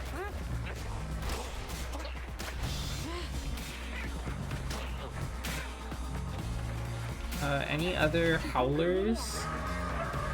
More. I think there's many more. Oh, here they come! Here they come! Okay.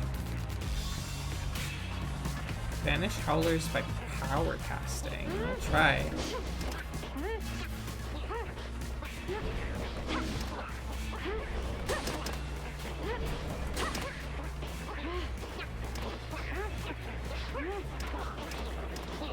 Oh, guys, please leave.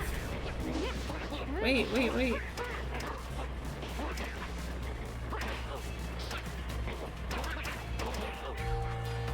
Okay. It's not perfect, but pretty close.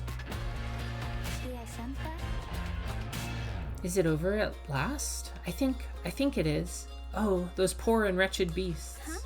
Just then, Kay spots something creeping toward her. Who? What? Ah!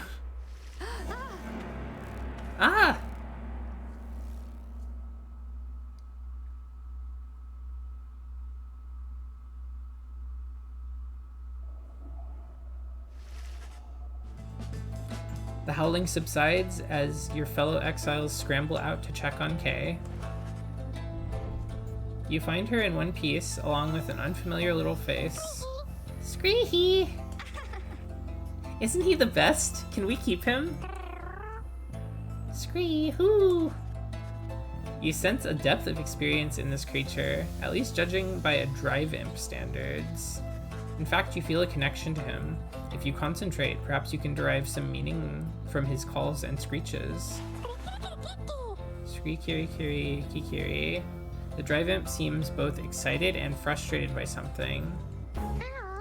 You sense some pattern in the drive imp's screeches. He seems welcoming of this. The drive imp seems to have history with your black wagon. You are beginning to understand him. Interact to strengthen your bond with the creature. The drive imp recognizes you as the new reader of the Nightwings. He is pleased to meet you. Drive imp seems satisfied at having gotten through to you, and you explain to your companions what little you have learned of him so far. No one argues against letting the creature come along.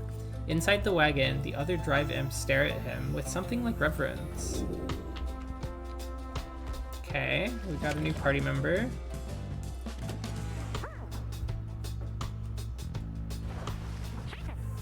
You can see the little imp has made himself at home. He rushes right up to you. What's up, man? Very pleased to be in the wagon. Was able to find me thanks to the swarm of howlers. Okay. No love of howlers, and they know not to mess with him either. You can cast like ice magic. He plans to set up a nest that should ward off any further trouble from them. Looks forward to the road ahead with everyone and believes it shall be worth it. Happy to be back where he belongs and urges you to keep going. We have a little mascot for our wagon. He bounds off toward his brethren settled in the wagon's rafters. Okay, have a good time with your brethren.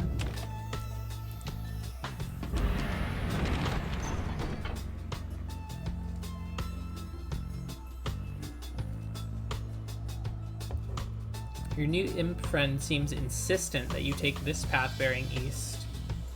I guess we'll go to the lick sand.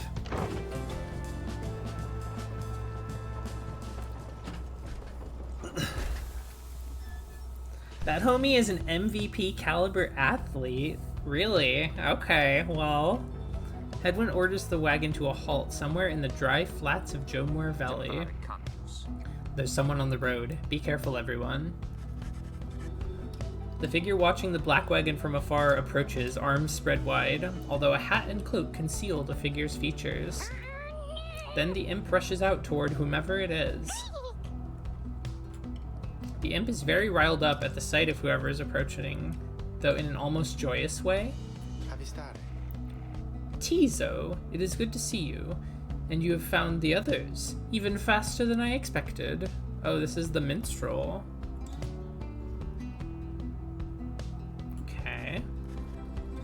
The imp called Tizo looks very pleased. The lone minstrel turns toward the rest of you. Hello. We have not met, but I know who you are, or who you must be. I returned as promptly as I could. Yeah, they look very cool. I like them a lot. Have you walked with the scribes themselves? Because I think maybe you have? Hello indeed. You had us worried there when you took off. I should knock him back into his slumber. I did not aim to cause you such concern. As soon as I awakened, I had to notify my client that the Nightwings had returned. Your client? Aye, my client, Sandalwood. He is your point of contact, as I understand. You did not find his wagon by mistake. So, what now? You continue down the path. That is why I am here. When we meet my client, he shall explain. For now, you have a job to do. I assure you that I shall not interfere. But I mean to accompany you. Would that be all right? Edwin and the others exchange looks. Welcome back, minstrel. You got a name? I am sometimes called Tariq. It is a pleasure to meet you, Nightwings. Cool. Tariq the Lone Minstrel. The Lone Minstrel returns to the Black Wagon with your fellow exiles. Cool. Is the Minstrel an athlete? Does the Minstrel ball? The Cairn of Haub is a foreboding sight. It is here that the next rite is soon to commence. Ligeratus. Reader, if you have a moment, once we are settled on these grounds, I wish to speak with you in the wagon at your leisure. Oh, there's a slug market here.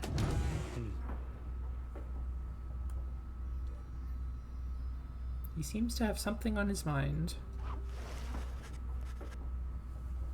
The lone minstrel seems to have sustained himself in the wagon. He is very still, not unlike when he was sleeping. Audira Ligeratus. Reader, I shall keep this brief, as you shortly have a rite you must conduct. You have read something of the Book of Rites, which means that you may know something of my nature. On the contrary, you know not what he means, and he soon senses this. Endere sare. Forgive me, for I spoke too soon. Suffice it, I have served the Nightwings for some time. Conduct the rites with glory, and you shall achieve what you seek. The lone minstrel nods farewell to you and steps away.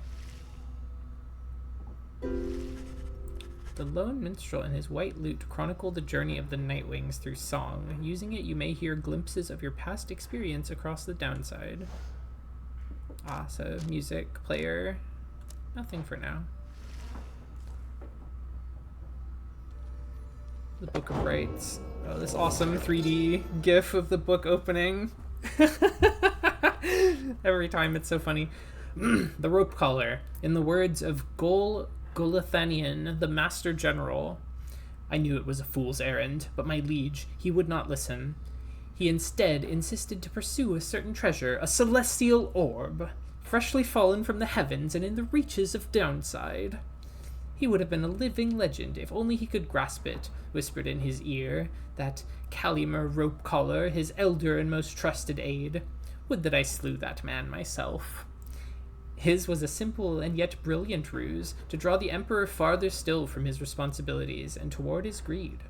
Thus did the Emperor begin an expedition into the Forsaken Lands. He insisted that he go himself. Alrighty. Do I have money for Slug Market? Oh, hey guys, fancy running into you this side of the sand. So what can I do you for? Ron, how'd you make it all this way ahead of us? Hey, come on now, Mr. Greentail.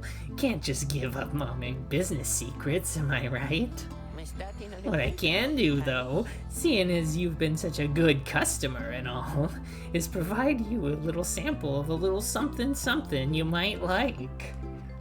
Here, check this out. Seeing as you bought that Mooncrest thinger from me last time, why, I'm thinking you could use this, and I got more if you want. A pinch of stardust. Raise the rank of certain talismans. Okay, interesting. I'll thank Ron for the sample.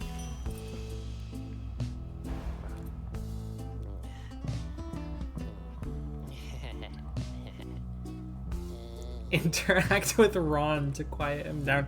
This is a command for gamers.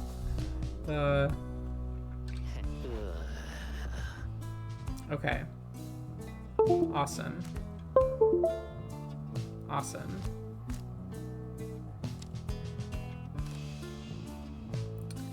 After banishing an adversary, the bearer gains a coin up to 10 times per right. If we want a coin max, we could get that. When plunging into the adversary's pyre, the bearer deals bonus damage. I could put this on and really stack my dog up for damage. I think I can afford the contract and the dust. I know you're gonna like that stuff, guys. It's pretty woo, you know what I mean? And if you want some more now, I know just the individual and his dad who can get it. Catch my meaning, yeah? Just stop on by some other time. Alright, how about we take this Kerfang and get out of here before this guy starts talking about his feet again. Appreciate you guys doing business. Tell your friends, okay?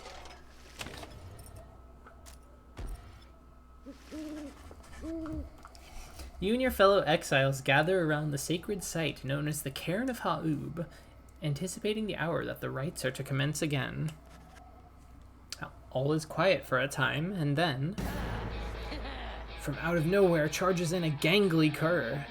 He stops short and gives you a mighty sneer. Psst, that's Barker Ashpaws. Real piece of work. Just don't make eye contact. This guy looks awesome. Oi, well, would you look at this lot? Even got one of our own. Consorting with the two-leggers. You're a real disgrace there, mate, you realize? This is the song.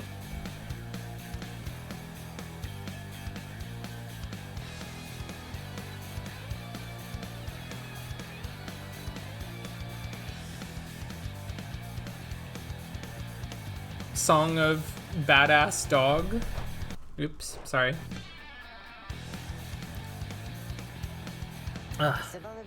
Good to see you, Barker.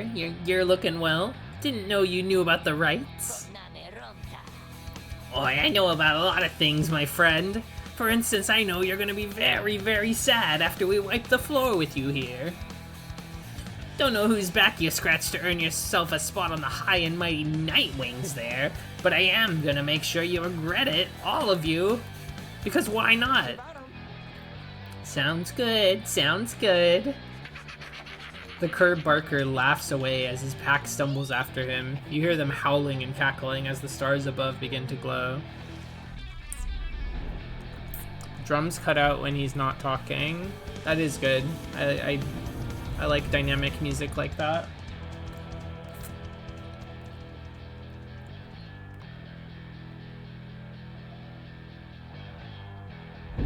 Welcome, dear reader, to the splendors of the accursed Cairn of Ha'ub. You shall Cairn of find the Ha'ub. downside grows less pleasant from this point. But first, there's a tradition to uphold. This time you stand against the dissidents.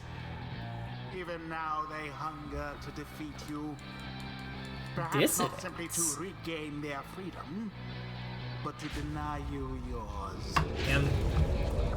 That's fucked up. As the stars shine down upon you, the pack of curs you stand against this night continue hooting and howling. Just had to sneeze, sorry. The pack of curs you stand against this night continue hooting and howling. Oi, come on, you lot. Let's boil some blood. Then Ruki pulls you aside. Look, chum, I don't know how to say this, but I can't go against these guys. Just trust me on this one, okay? You sense he means it. You make a mental note to ask about his history with Barker whenever time permits. Nesitera. It's alright, Ruki. We can take care of them. Begging your pardon, but if you need another to stand at your side this night, I have someone here who I would recommend. Do not be coy with us, minstrel. Don the robes if you intend to stand with us. Oh, I did not mean myself. The rites are not for me. I was instead referring to this little one. A creature wearing tiny raiments appears before, or at the lone minstrel's side. Squee-hee-hee. Tizo seems to be volunteering to take on your adversaries, the dissidents. Absurd. The imp knows the rites. He knows a great deal. So long as the Nightwings stand together, he shall be at their side. Though, you need not take my word for it. Tizo, our adversaries seem to be preoccupied. Perhaps you might quickly show our comrades what you can do. The little imp peers at you. You sense his connection to the rites as he awaits your guidance. He is a ball. I forgot to mouse over the Scrahu. Reader, influencing Tizo may take some getting used to. He is inviting you to try. Another joins your ranks, and a mere imp. Although, No, it cannot be. Then Oh, weird we shall weird see movement. the results of this new partnership of yours. Hold B to implode. Okay. That's pretty big. Oh, you can zip cancel. That's good. Crazy. Okay. His power is explode.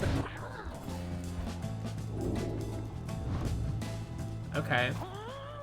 So we can flutter, we can zip, and we can blow up. Also, I just learned we can push these around. Not much to be done whilst all are banished. Funny. Okay. It's like a prinny of Disgaea. Well done as ever, Tizo. Tizo is happy to lend his support during the rites, if you could use his help. Pyre, Ligeratus. Well then, reader, who shall conduct the rites in the name of the Nightwings? Who shall conduct the rite? Equip lucrative contract. Well, hold on a second. I want to take this Tailwind crest off. Let's see. Well, we're definitely using Tizo. Oh, the big bomb blast that gives you money.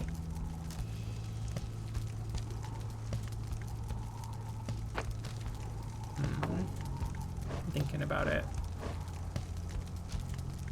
I think we'll give Jodariel the lucrative contract. I kind of want to upgrade this Kerfang.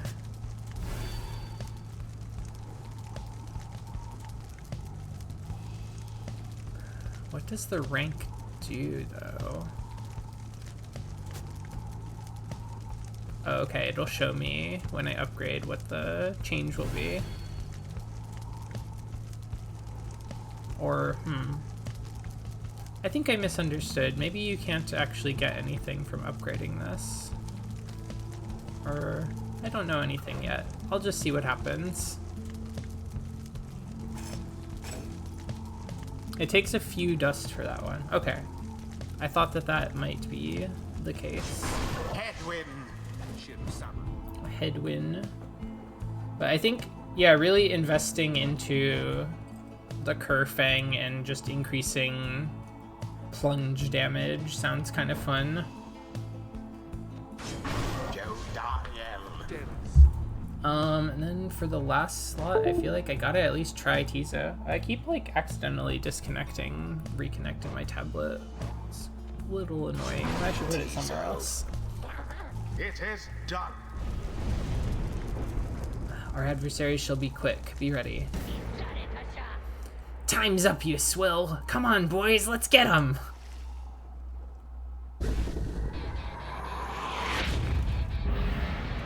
Commence.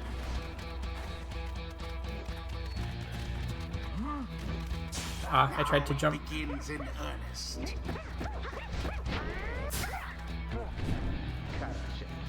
Oh.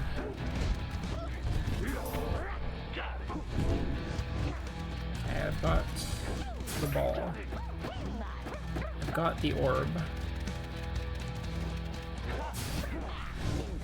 Ah, they killed him. They killed my little guy.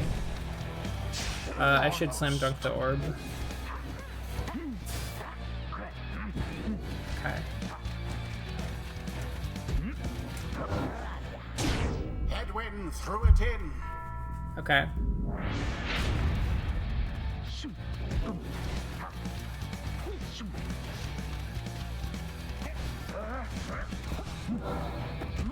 Oh, they caught it. It hasn't really happened yet. Hey, team wipe. Why, that was all of them.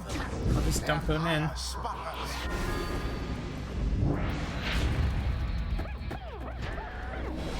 Oh, I'm just a little guy. I'm just a little guy. I'm just a little guy. You wouldn't shoot a little guy. Oh, I was out of stamina. I couldn't fly. Oh. Well, don't mind if I do. Oh, oops.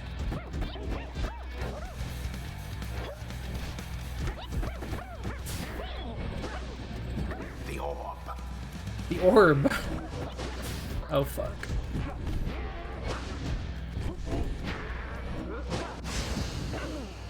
Oh no, I'm out of players.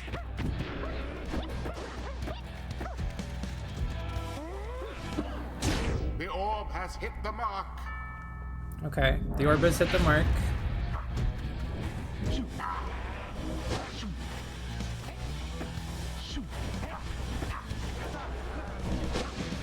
Hey man, don't just like stand in that.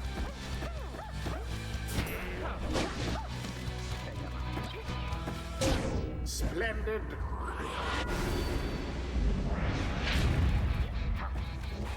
You have it. So it is. Okay, we're getting there. Alright, you lot, that does it. No more fussing around, right? My boys and me, we're proper angry now. Oh! Arr! Arr! That's what you sound like. Your adversary Pyre there seems rather fired up. Whatever shall you do against so fierce a foe? Ah, Wow. once more like that, and we are finished here. Oh, didn't quite jump. Oh wait, I just dropped the ball and I didn't die? Oh, boo. A little disoriented there. Uh-oh. Oh, they're trying to checkmate me here. Ah! Oh my god. Okay. My big beam. Deftly thwarted drive. Oh, we traded.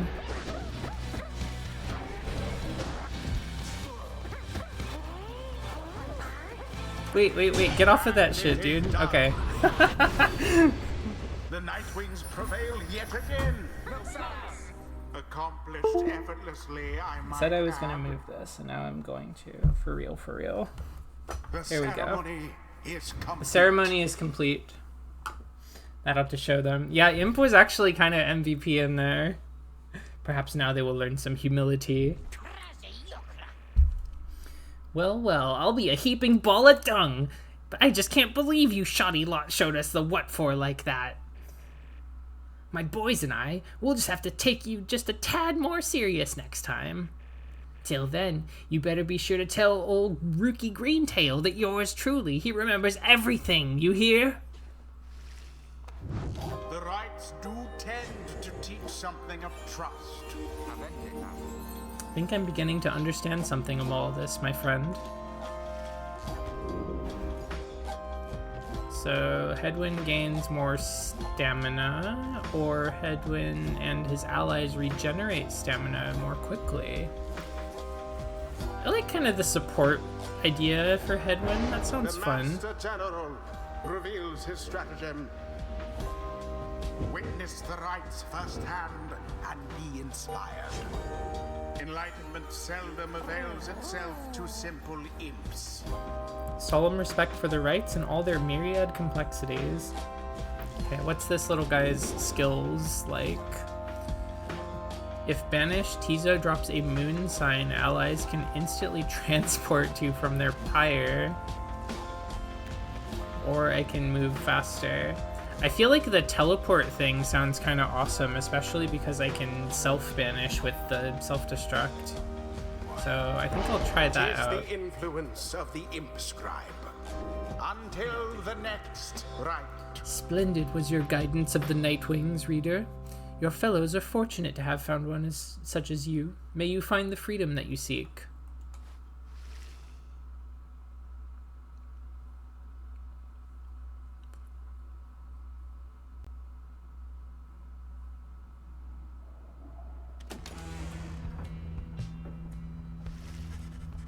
After besting the dissidents in a decisive victory, you return to the wagon to recover from the night's ordeal and figure out how best to proceed. You alright, Rookie? Think so, chum. I just needed a little time. Didn't count on Barker being caught up in all this. You don't owe him your conscience. You'll sort things out with him. You always do. I do not wish to interrupt, but the dark of night is waning. Reader, would you join us outside, please? You find Jodariel and the lone minstrel gazing into the sky above the valley, which is beginning to grow pale. You look toward the heavens. Let's seek the destination.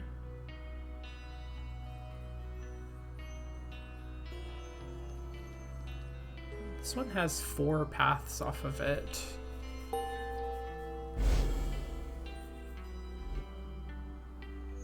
What was that? Then it is as I feared. We are to press further north beneath the valley into Flagging Hands, a gloom-filled, desolate region of the downside beyond which lies the sea, a fetid sprawl of noisome, festering, unpleasant adjectives, basically a disgusting swamp pit. The scribes are watching over us. They will protect us wherever we should go. Had you been to Flagging Hands, you would not say such things. The scribes have surely turned their backs on that place. If I may, the bleakness of Flagging Hands shall wear upon you, to be sure. I urge for you to take what rest you can, for you shall need your strength upon the road ahead.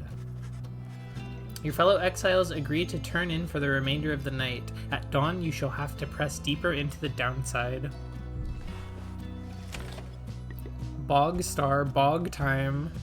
Everybody's getting hyped for the bog. That scares me. What does that mean? Tizo's nest. Various scraps and things laced together with bits of ribbon and fabric, topped off with a plush fish. Alright, Ruki. Talk to me. You can tell something is troubling Ruki, though he seems relieved to see you. Hey, chum, listen, I gotta level with you real quick. You remember Barker, don't you? Not exactly easy to forget, though believe you me, I try. Well, he's got me by the scruff. I've been down here a little while, as you can see by now, but Barker, he's been here longer. He's made quite the name down here. As for me, I needed help, you understand. I had a certain standard to uphold. So, I figured he would be the one to ask. Then Ruki hesitates. But then, his familiar grin returns. So what if I do owe him though, right, chum? I got people back on the other side, and just between us, we're loaded, and I mean rich! My problem with Barker, soon it's just gonna take care of itself, just as soon as my people send the money through. So, I am telling you right here and now, don't you even worry about it. And I'm sure everything on that front is going to end up real tidy, real soon. With that, he scampers off before you can respond. It seems Ruki owes a debt of some sort. What is on the line exactly? You are unsure. Okay, Ruki, don't get yourself in any debt trouble.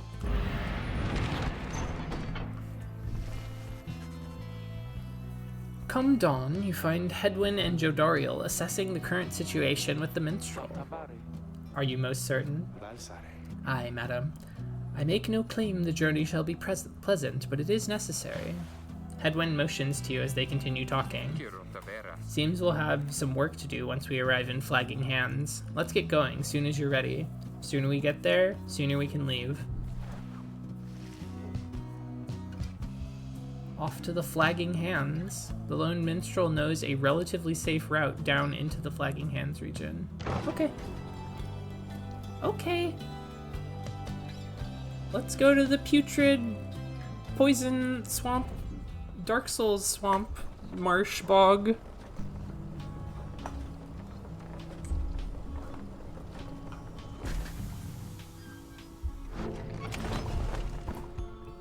Any slugs?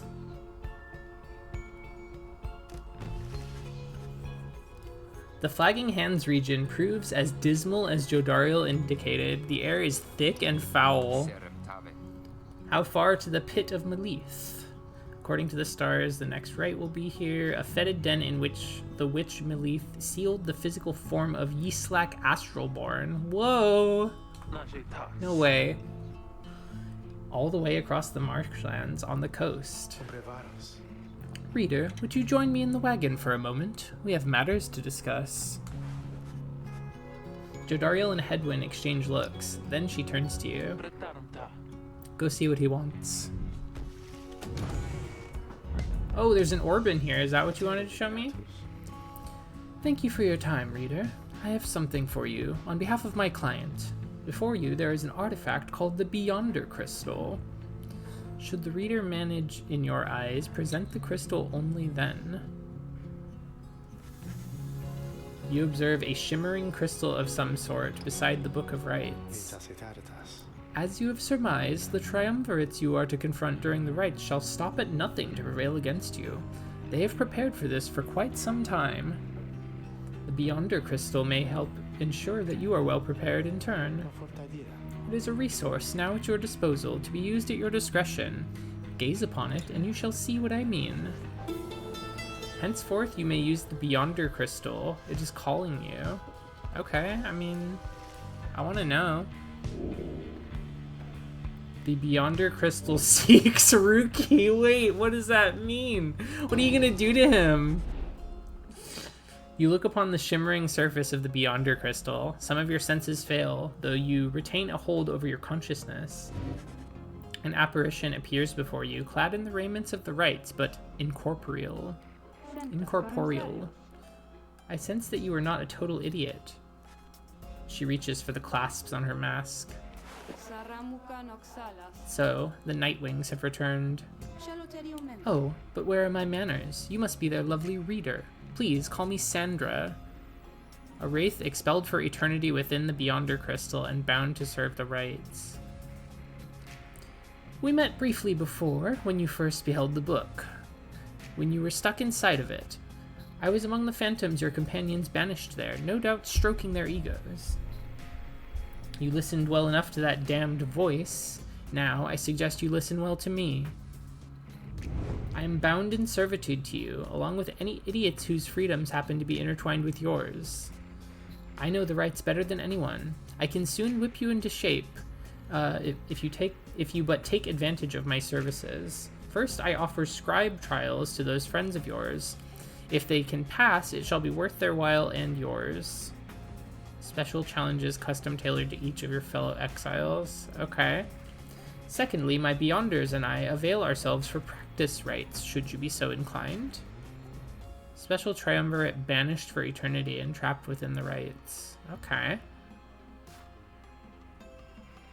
Or you could always come and chat and briefly free me from an eternity of boredom,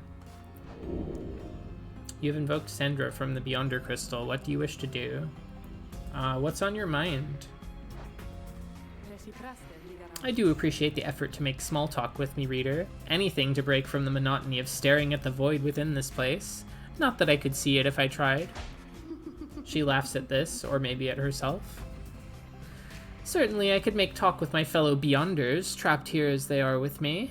You might expect that we would all keep each other company. There's just one problem there, however. We are all sick of one another. She laughs again, perhaps not at her joke, but instead at her predicament. I do exaggerate to some extent, but there's a certain truth in this. We have been stuck together long enough that we have grown more distant rather than more close. But I had best not wear out my welcome with the likes of you, as I have long since done with all the others here. So, carry on for now, and if those fools with whom you travel learn something, come bring them forth to me, and I shall see to it that they learn some more.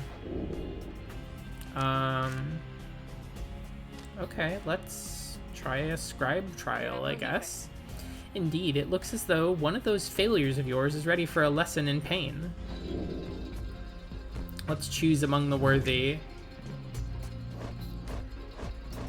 I guess it's just Ruki for now. Prevail and earn a unique talisman. Okay. You ask Sandra to administer one of her special trials for Ruki. What, the loudmouthed cur? Well, I suppose that he is ready, technically. Though I have a litany of reservations about him. But let us bring him forth. Soon Ruki appears in heat of the summons. Chum, why are you looking at me like that?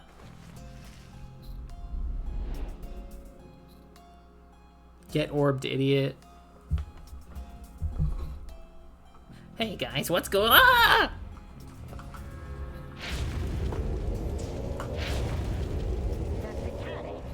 Alright, what's the big idea, huh? This some kind of trick you're playing, chum? The apparition Sandra then appears and unfastens her mask. Shut your snout and listen well, Kerr. You answer to me here. What? Your mouth runs quicker than those stubby little paws. You have much to learn if you have any intent to prevail in the rights. Let us see how you fare without the benefit of your trusted comrades. Save for your lovely reader. I guess it's you and me then, huh, chum? Wherever you are. Don't worry, I'm reading the battlefield. Oopsie. Awesome. Good trial, everyone. There's more to it. We can still play. Oh!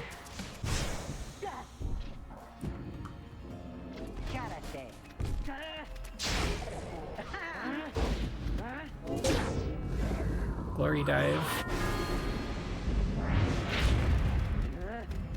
Okay, so it's just challenging, is all. I tried to jump.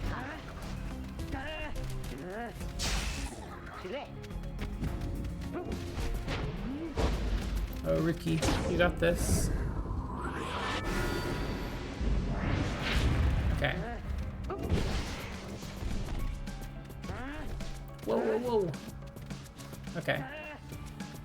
I don't have to plunge the last one, but it's probably easiest to just plunge it.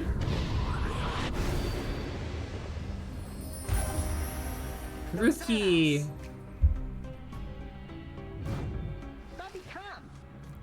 That is how we do it, right, chum? It is, and you acknowledge, likewise, that you did not do it on your own, despite having to face my demon friends all by yourself. You passed my test, Kerr. Congratulations are in order, both to you and to your lovely reader. Now, farewell.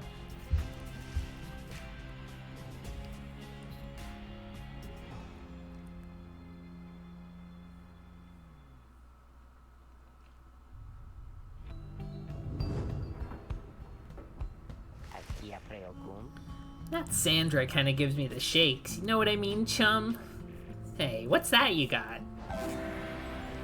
I received Jomware's Fang for completing Ruki's trial. After Ruki casts his aura, it lingers longer than usual. 200%. Only usable by Ruki. Okay. That is probably the only easy trial. Some of them. I see. Well, I'll check them out when I get them. You find everyone is feeling rather miserable. You sense just being in Flagging Hands eats away at one's spirit. Only the imp Tizo seems unaffected. Yeah, it's kind of like being in a suburb. It just drains you. A moment, reader. There are several courses that we may take through Flagging Hands. If you choose to prolong your stay, it may be worth your while. However, your companion's spirits shall likely suffer more.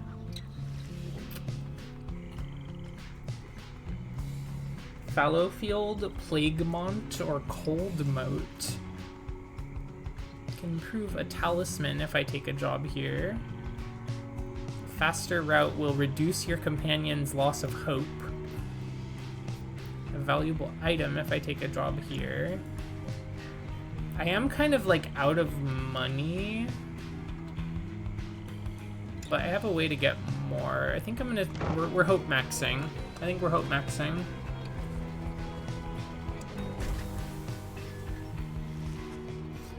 You make relatively swift passage across the region. Let's keep going, everyone. Just a little farther. Well, you gave up opportunities to earn more soul along the way. Is that what the money is called? It's called soul. Okay. You sense your fellow exiles' spirits would have suffered greatly had you gone the long way. We're dream-pilled, we're hope-maxing. Your companions held on to what hope they have.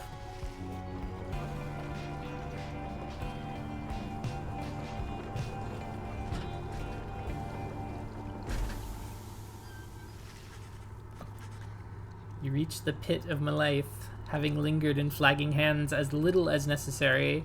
The intense gloom of the region had little time to shake everyone's resolve. Okay, we got a page in here. We got a dog to talk to. Something on his mind. You find Ruki rummaging in the corner of the black wagon. Hey, chum. Know what?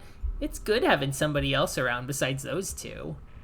So, come to think of it, there's something I wanted to get your take on, and you have to promise to tell me honestly. Would you say... What I mean is, He hesitates, trying to find the words. Look, what I'm trying to say is, You sense something serious is troubling him. He moves in very close, making sure no one else is in earshot. It's about my mustache. I've been getting some conflicting reports about it. Would you say my mustache, that it makes me look a bit, unscrupulous? Ruki wishes to know if you think his mustache suits him. I mean, I don't hate it. I wouldn't say I love it, but I don't hate it either. Like, I don't know, man. How do you feel about it? I think it looks fine. Okay, let's read the tooltips. It is very handsome, and if anything, gives him a distinguished sort of look. Something about it makes him appear less trustworthy and perhaps less youthful, too. His appearance is not your concern, nor is a drawn-out discussion on personal grooming. I think it looks fine, is what I'll say. I don't have a super strong feeling about it. I suggest that it looks perfectly fine. He's grinning, so I think he's happy with that, too. Couldn't agree more, chum. I knew straight away that you're a real judge of character. Anyway, gotta check the wheels again for mites. See you around. He bounds off out of the wagon. Ruki gained +1 hope. He's got hope again because I told him his mustache doesn't look bad.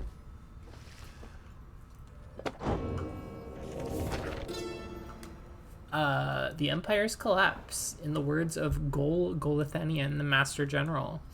It was not long before the Empire began to crumble. With my liege gone, his own country quickly turned upon itself. I must admit that this collapse had started long before the Emperor's disappearance. His decision to give chase after a myth but hastened the inevitable. All the while, the rope collars stood by, awaiting such a time as he could rule in my liege's stead. He would be our people's savior. His first charge was to organize a search for the missing Solium Mur. Warriors, pathfinders, and scholars heard the call and prepared to seek him out.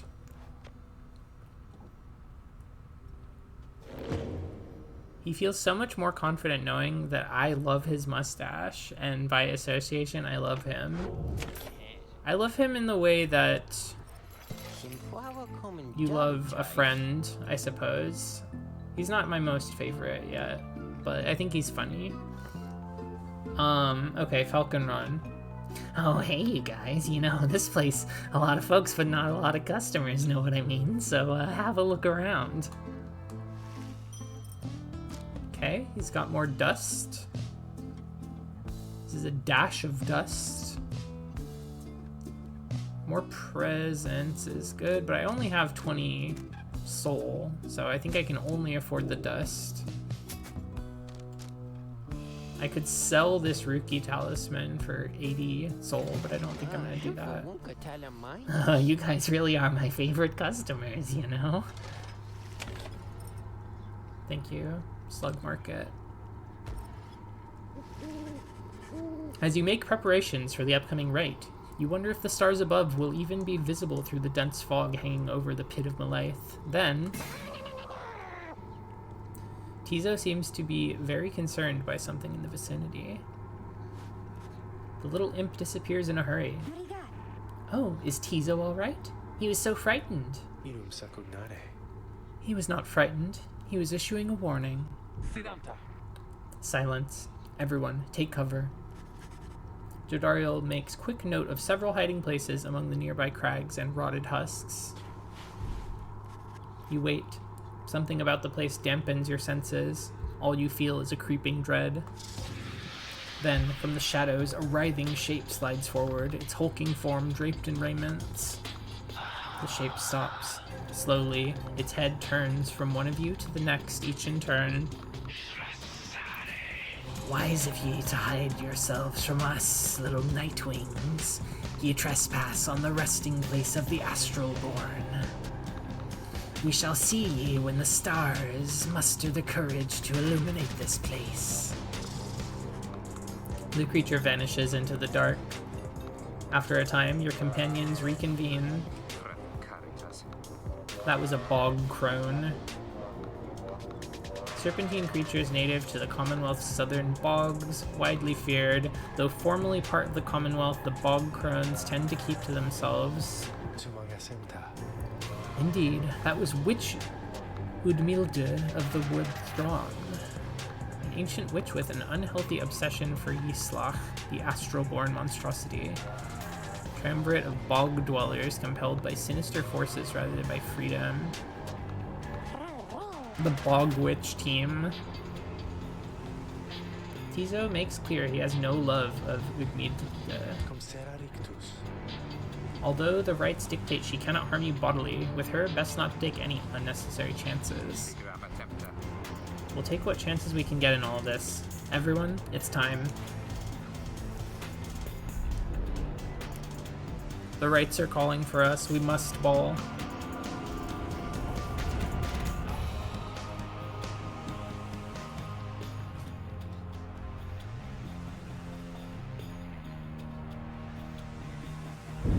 Why, you made it, reader. Made it all the way to the detestable pit of Melith. In doing so, of course, you have disturbed your ancient adversaries, the Withdrawn. The deranged witch who leads them has big plans in store, should she prevail in all this. The sound design is very, very good in this game. Music is pretty great, as I expected it would be. I wish you a little bit of luck. With Darren Korb on there. The crone Udmilde sees your companions gathered by their pyre. A little flame that shall never warm ye here, much less survive the night. Hear us, ye slack, make the nightwings suffer. Monstrosity described in myths and ballads, fought slain by the 8 scribes. Rookie trots forward from your ranks. Listen here, you old bag. You don't scare any of us one bit, you or your buddy Eastlock. Now, we doing this or what? The question hangs in the air for longer than is comfortable. It does seem to have drawn Udmilde's attention, however. Riki seems to squirm a bit. Then Udmilde moves her slender fingers to her mask. Whoa. Foolish. Yishlak shall grow. Yishlak shall grow. Yishlak shall grow.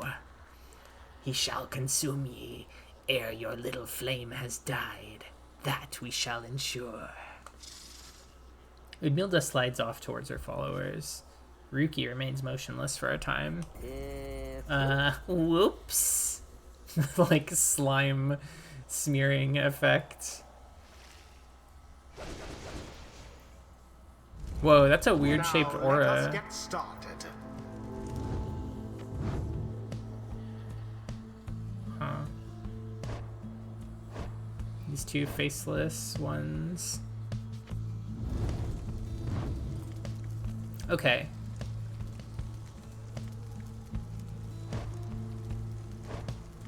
Let's see. So we gotta put in Jodariel. Jodariel. Then I'm thinking Tizo. Tizo. I think let's get the critters in here. Right, and I wanted to upgrade that talisman as well, but might be able to just do it later.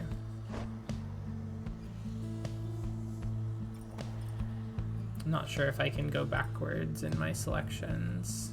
K's bio. Oh, right. Gotcha. Yeah, that's fine. It is done. You don't suppose that crone's got it out for me, do ya? No matter where ye go, Yishlak shall find ye and devour ye.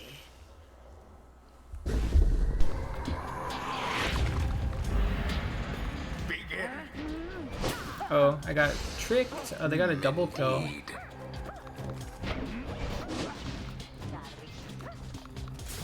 Whoa. Okay, dog. Oh.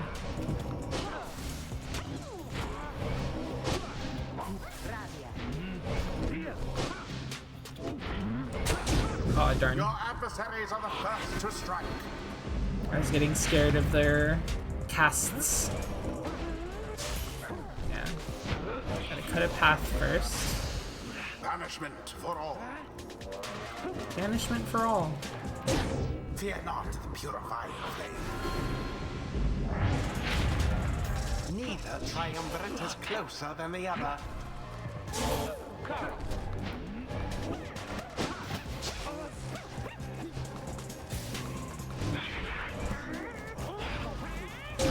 Ah, yes. Do you believe you can prevail in this? Got the double kill. With grace. Oh boy. Hey, stay off my orb, okay?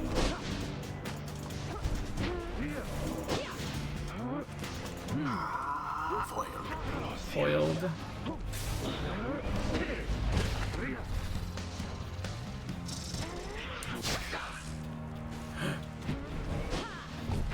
That was close.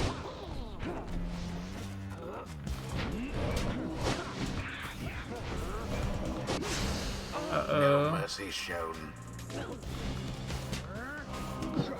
A rather cunning trick. Okay. We're all set. Oh, I bounced off the wall.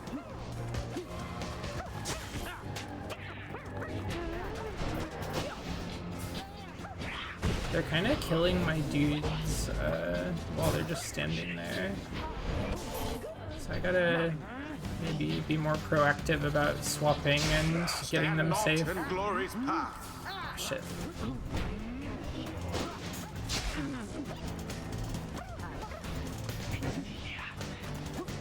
Give me that orb, please. Okay, now let's go in the portal. Resplendent. Awesome. Love having a portal set up right next to their pyre. The lifeblood of Yishlak. It flows within this lair and beneath this world. His lifeblood, it shall engulf ye in such blackness and despair. Right. If you say so. Oh, there's poison puddles on the field now. The witch invokes a profane name I shan't repeat. Best beware of foul sorceries.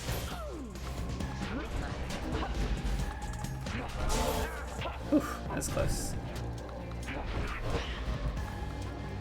There. Oh, I'm slipping and sliding so much. Aw, nuts. All three Nightwings. That's scary. It's scary to have all your guys disappear. Shame. Okay. Ah, the poison glorps block the shots. It's tricky.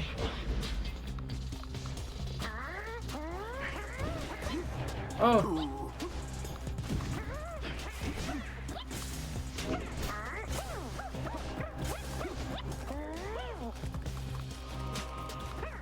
Tizo banished.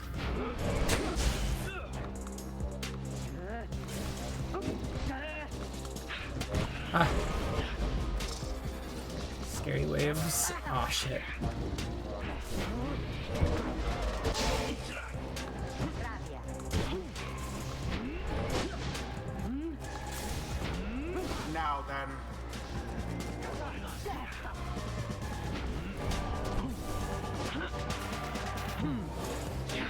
Oh, they caught it.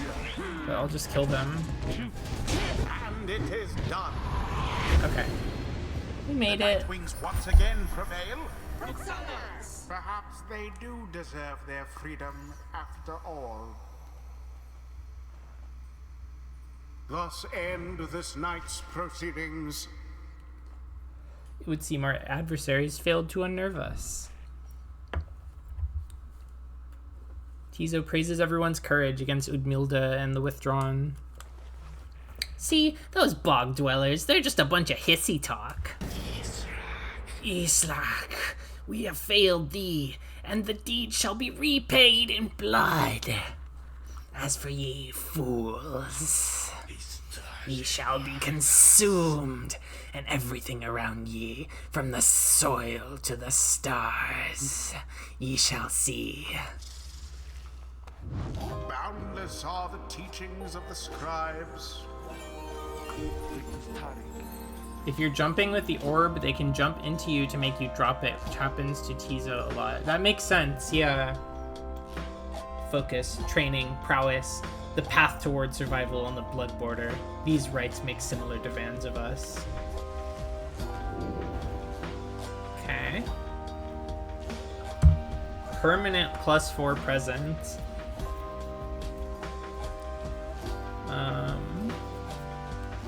I think I like the big aura for her. That's kind of what I've been doing with her.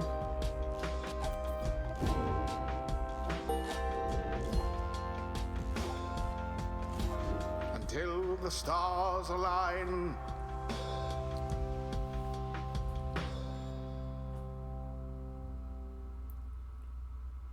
You can position exiles next to each other to get bigger auras, it said. Having vanquished the Withdrawn in a solid performance, you and the others have some moments to recover from the ordeal in the relative safety of the Black Wagon. So, when can we get out of here?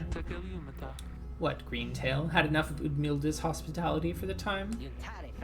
Oh, Jody, yeah, thanks, I'm good.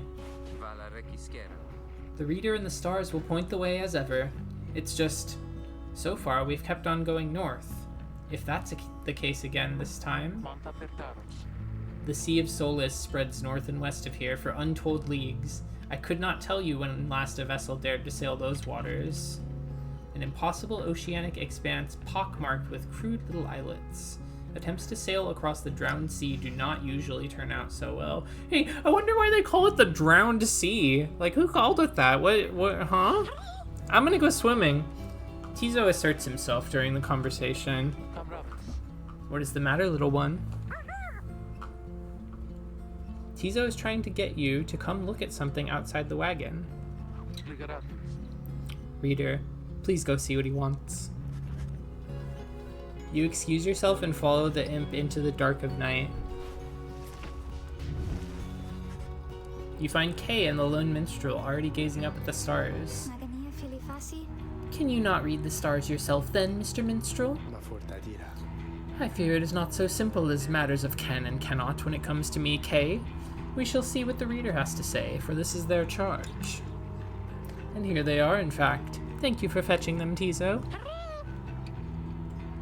Tizo is happy to have obliged the lost minstrel. Reader, it would seem the skies have cleared to some extent. Please, look upon the stars and see where they compel us to go next. You look towards the heavens.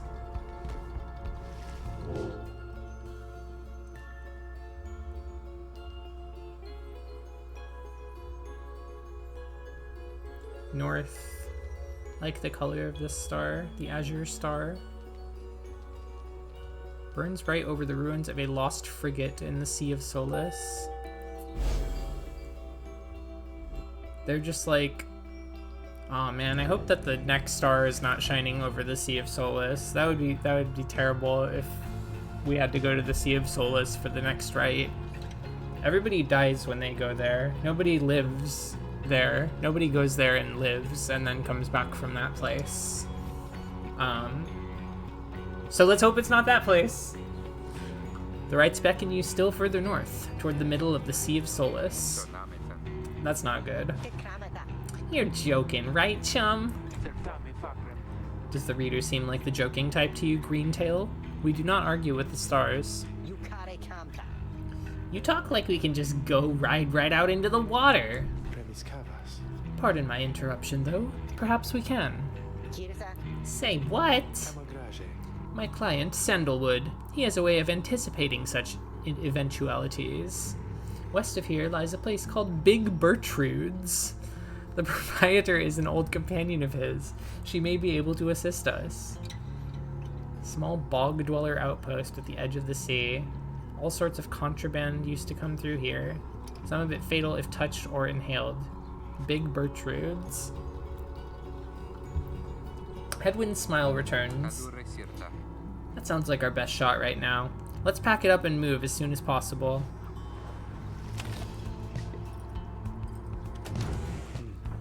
Talk to the minstrel.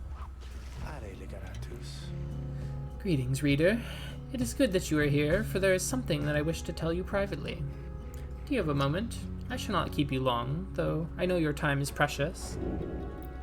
Let's hear him out about something about the rites. You bid him to continue and make clear your interest in whatever he has to say. Very well, and thank you for your time, and I should further note, matters that pertain directly to the rites I must reveal to you alone, for thus I am obliged. In any case, when you confronted the Withdrawn and the witch Udmilde, you might recall she tended to invoke a certain name. Yislak, the Astralborn. I hesitate to say it even now. You would be forgiven if you took the ravings of Udmilde for mere nonsense. However, her words, as it turned out, ring with certain truth. Before the union of the 8 scribes, when first they found themselves here in the downside, this land was even less hospitable, if that can be believed. It was ruled over by the greater titans. The one called Yislak was the eldest and most fearsome of the lot. Just the same, the scribes managed to defeat it. They later used Yislak's own hide and ichor to bind the Book of Rites. However, Yislak did not truly die. For some accounts, it seems to be incapable of death. The creature is regenerating even now, though very, very slowly. Its vow is to devour this land and everything in it. Only then can it return unto whatever plane that had banished it to ours.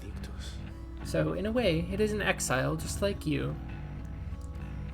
If ever should the creature be reborn, it shall be many ages hence. Thus, the ravings of Udmilde are more or less inconsequential for the while.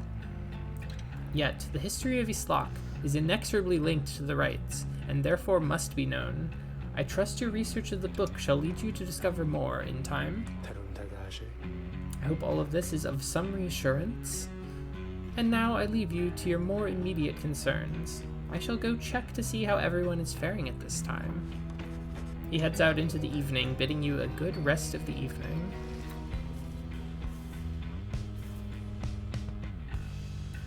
Let's see. I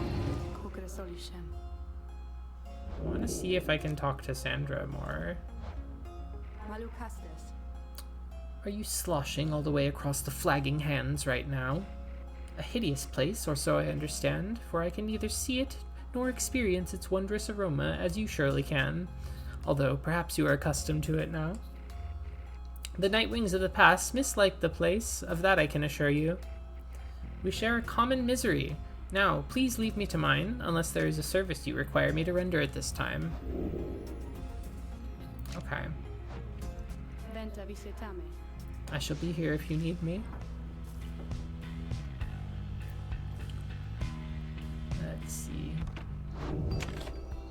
Let's continue the journey.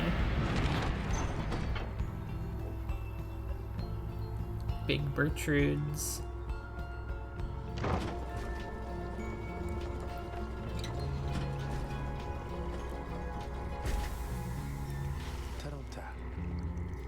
This is the place. Let us go to see my client's companion as soon as you are ready. Seek Big Bertrude. Big Bertrude's is a sickly gathering of bog dwellers who stay within shadows, yet you can feel their eyes surveying everything. The lone minstrel steps forward. Sandalwood sent us. Those words are enough to make the bog dwellers snap to attention. They emerge from the mud and dark and begin inspecting your black wagon with their strange tools. One of the bog dwellers slithers forth. She is larger than the rest and leaves no doubt that she commands the others.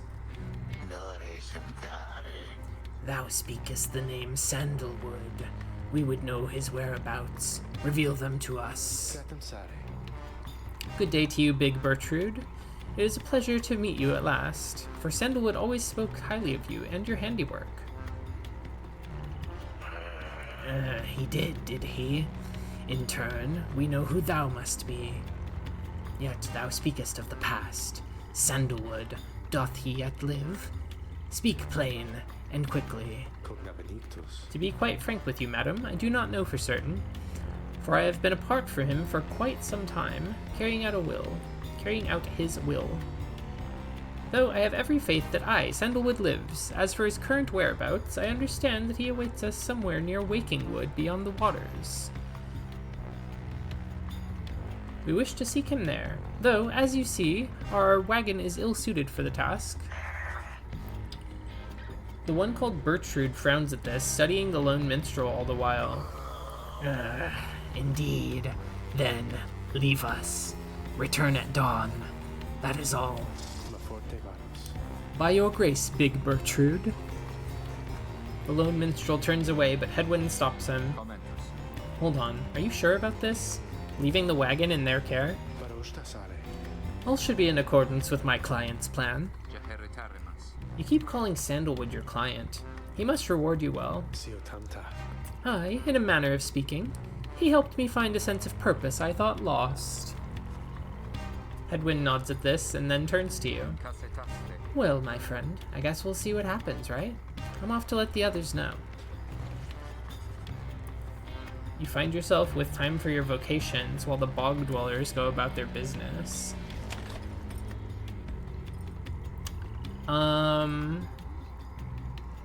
Let's see. I feel like some valuables might be nice. I'm kind of completely out of money. Yeah, let's do that.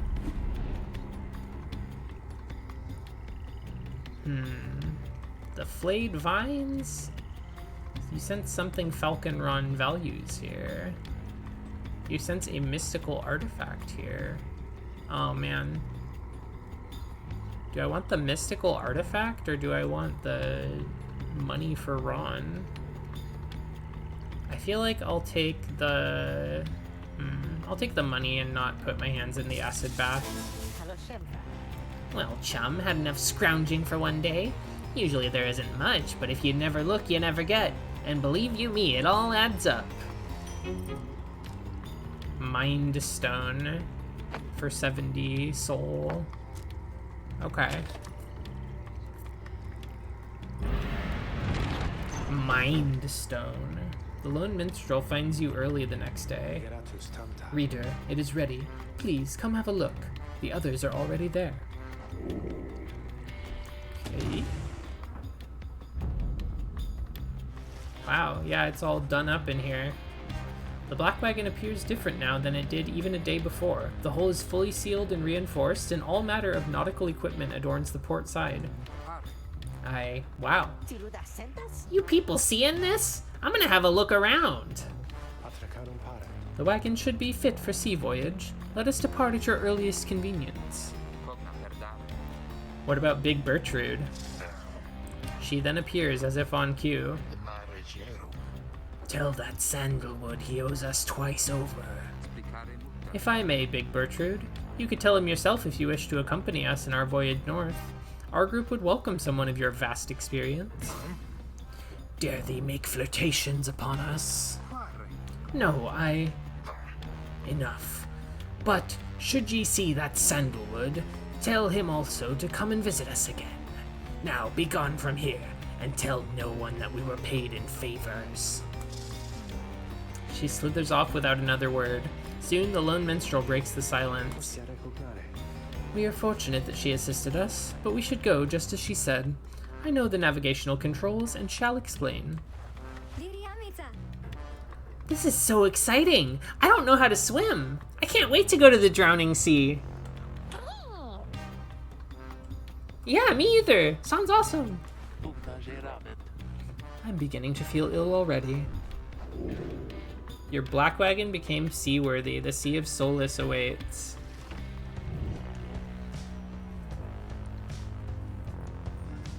Going off into that worm gulf. Before she left, Big Bertrude shared knowledge of a current that should draw you out to sea.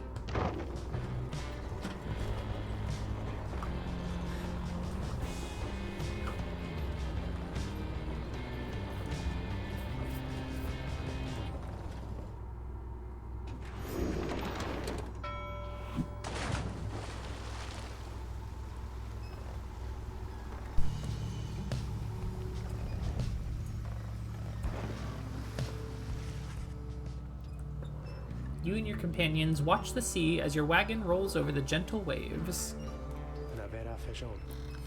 We've crossed into Worm Gulf. I hope that all of you are acclimating well. This death-still body of water.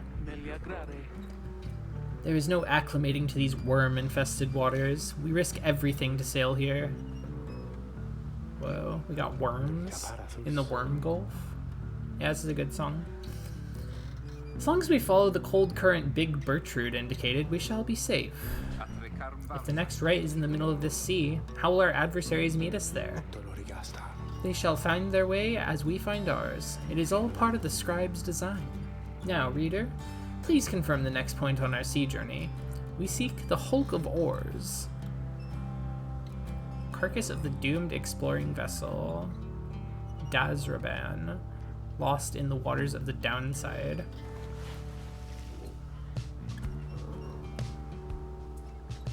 I guess we'll go this way to Outer Solace. Navigate the maze of maws in a curving route bearing northeast. Well, we're probably rotated, but it's kind of north. Oh, gotcha. So we are going northeast for that. Alrighty, alrighty.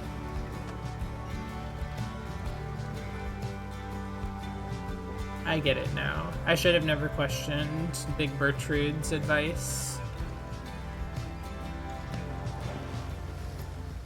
Dramatic zoom in. The wagon continues rolling gently across the waves, which seems to you a welcome change of pace after having come from flagging hands not very long ago.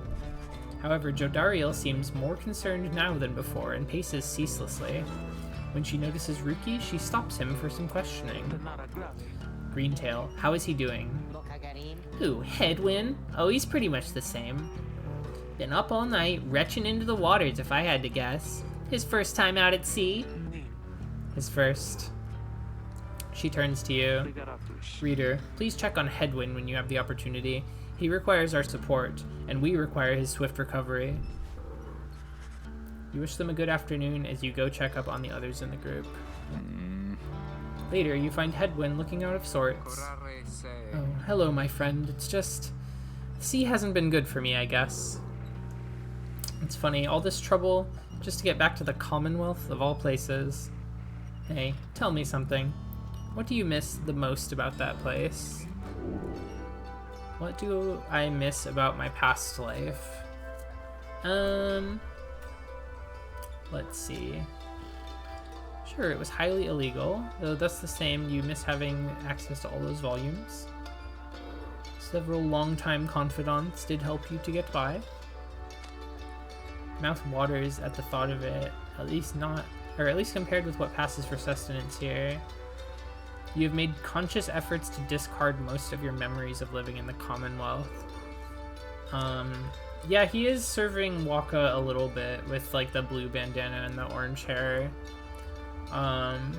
Let's see, how about, we'll say our friends.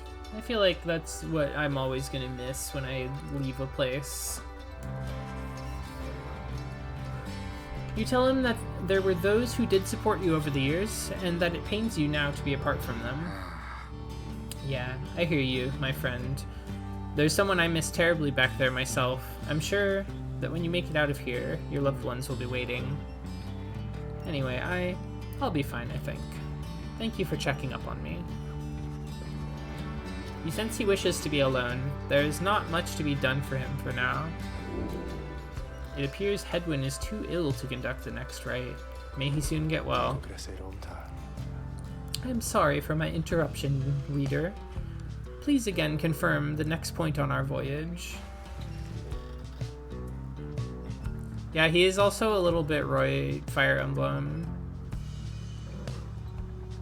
Celestial landmark is beyond this strait.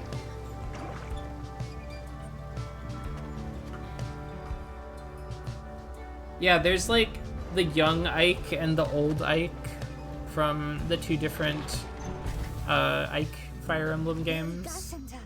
Maybe like the second version of Roy in this example. By the scribes! The sea! I didn't know it was so beautiful! Having escaped the waters of Worm Gulf, you can now see what must be the hulk of oars far on the horizon. Not everyone has taken well to the sea voyage, however. Tizo is wondering if Hedwyn is feeling better. He requires further rest, Tizo. All we can do is to wish him a swift recovery. Reader, from this point, our voyage must diverge from Bertrude's instructions. Please, consult with your companions about which course to take.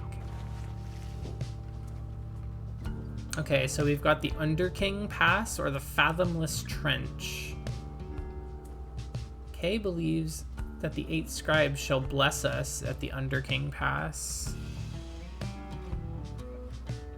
The South Current has a bunch of fish and other sea life, and Tizo wants to fish for something tasty here.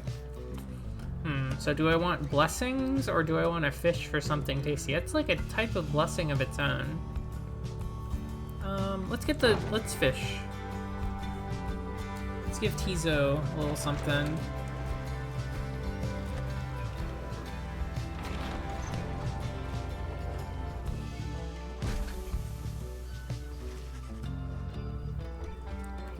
The sea is peaceful for the most part, save for occasional strange shimmers beneath the surface. You realize the lone minstrel is looking down at them along with you. Those shapes down there, some must be worms of the Sea Dominion cast into exile. I understand they tirelessly fought the Commonwealth's wars, having grown weary of their own. They must make worthy adversaries. Scraha! Tizo appears to have spotted something tasty. Dives without warning into the depths below. There he goes again. That one enjoys being at sea, despite its perils. Eventually, the little imp resurfaces, clutching something in his claws. A black eye puffer. Oh, that's got a high value. Could always sell it.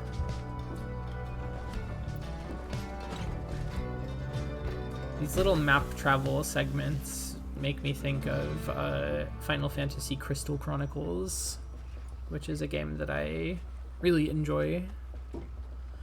At last you arrive at the Hulk of Oars after journeying across the sea. It seems that the next rite is to commence here soon, though there is no sign of your next adversaries yet.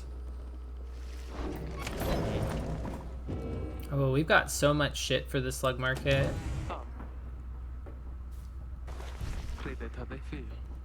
Reader, a moment of your time. You ask what is on her mind. Hedwyn. He is beginning to recover from his illness. However, its sudden onset serves as a reminder, I believe. I have known Hedwyn since he was a child. Even now, I hesitate to say that he has grown. Nevertheless, there are such things that even I would never say to him directly. For instance, I struggle with his confidence at times. Whether he leads us to our freedom or our doom, I am ambivalent. Speak not a word of this to him, of course, in case that is unclear. I shall tell him in my own way, if and when the time requires. In any case, when times remind me of his mortal weaknesses, I end up having to consider what should happen should we become separated permanently. She trails off a little while. What I mean to say is, you should know that I am fully pledged now to this quest of ours, whether Hedwyn is the one to lead us to its end or not. I have my reasons. One of them is him. I expect the same holds true for you. That is all I wish to say. Take care, reader. She nods and brushes past you toward the door. Keepsake from Worm Gulf. Nautical bell. Hedwyn uses it to signal when food is ready. Okay, let's look in our book. Down the river, in the words of Golethanian, the Master General. The Emperor Solium Mur knew naught of this, of course. His expedition yielded not the treasure he desired, but brought him closer to his country than he had ever been before. As he traveled down the river Sklorian in pursuit of greed, he found instead an inkling of shame. He saw the sunken faces of his people, heard their words for him. In time, he could not ignore it, and it proved more than he could bear. The river finally claimed him, his belongings, and his retinue. Once the people heard, I understand they cried with joy. Perhaps he ought have perished, but the mercy shown to him, I think, is what transformed him. Jody will slay you if you let anyone know she has feelings. I'm good at keeping secrets.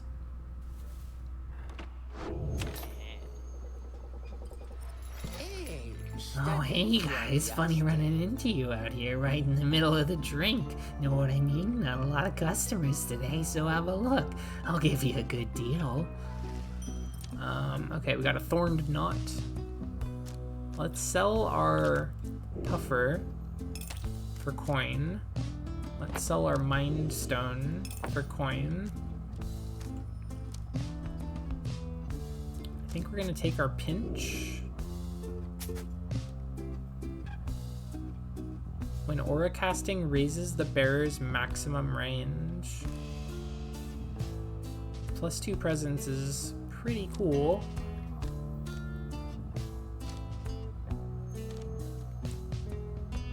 I think I'll take the presence. Hope. Oops. Let's see, I have 72 remaining. This is a pretty cheap talisman, so I feel like I might as well take it. I'll just buy everything I can afford, I guess. Poppy Figgy Toste. They're leaving, Dad. Just look at how much we got this time. Thanks, guys.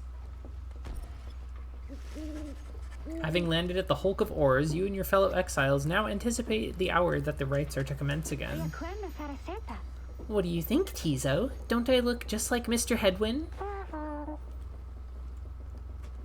Tizo is worried that Hedwyn is still feeling unwell. Wait, I think... What's that? A serpentine creature emerges from the water, followed by several others of its kind. You recognize it as a worm of the seed minion. What they are all doing here, you can see plain by their ritual raiments. The nearest one somehow loosens its mask. Oh, it's got like a single eye situation. Good sirs and good ladies! So it is you that heed the summons to glorious competition against this knight and his brigade. Well then, let us do battle now without delay. More than our freedom is at stake here, but our very honor, and this knight fully intends to reclaim his. He is looking like Suezo of Monster Rancher.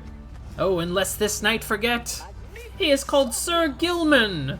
He salutes you all on behalf of the Pyre Hearts until the contest. Sir Gilman, trying to reclaim his honor. He splashes out of view just as the stars above begin to shimmer with strange light.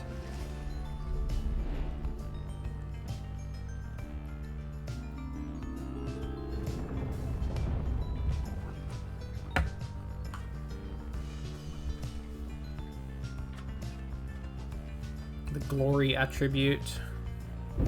Relentless, aren't we, reader?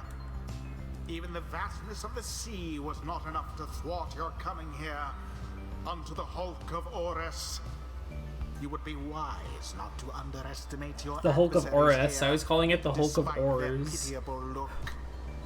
I am, of course, referring to the Pyre Hearts. They're not pitiable, These they're rights are but awesome. another What are you war to talking them, about? And that makes you their mortal enemy. Why are you such a hater, bro? Expect your battle to be glorious.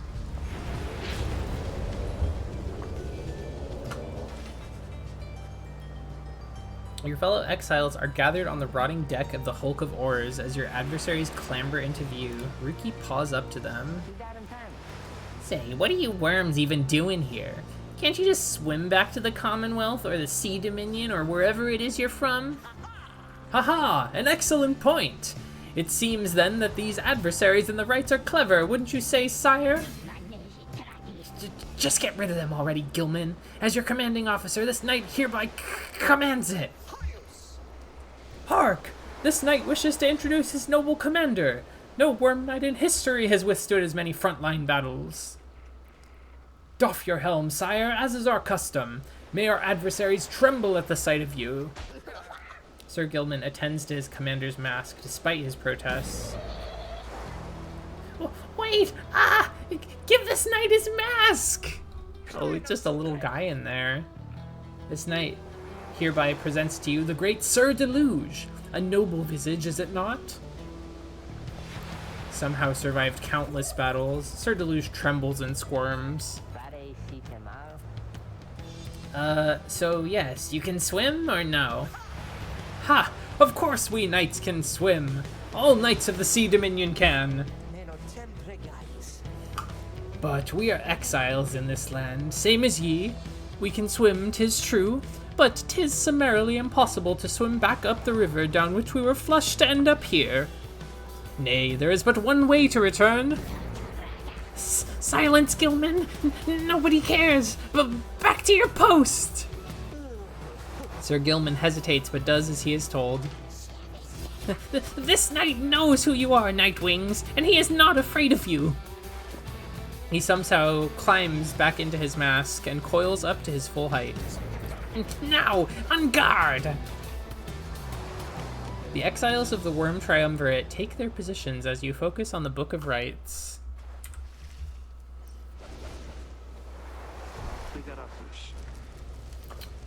Reader, Hedwin's illness means he cannot help us here. He shall be counting on us. Okay, that's fine. He can rest. Okay.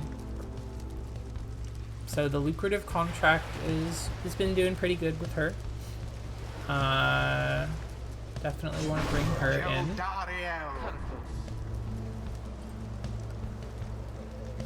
Ruki's Aura Fang.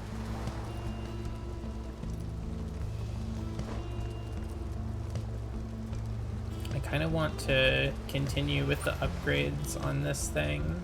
It's at 7 right now. I assume it goes up to like 10. I don't know though. Ooh, +3. +4. Sounds good to me. He's unwell. We can't choose him. Let's see. I haven't used K for a while, so I think I will use K. Let's see.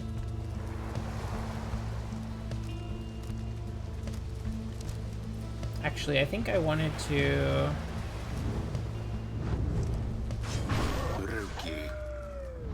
Well, I didn't mean to do that. That's okay, though. Let's do K, Ruki, and,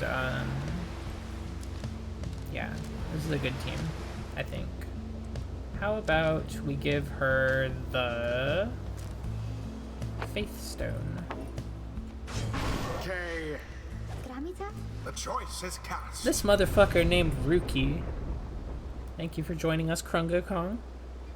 Oh wow, I've heard so many tales of the Worm Knights. I thought they would be more impressive, though.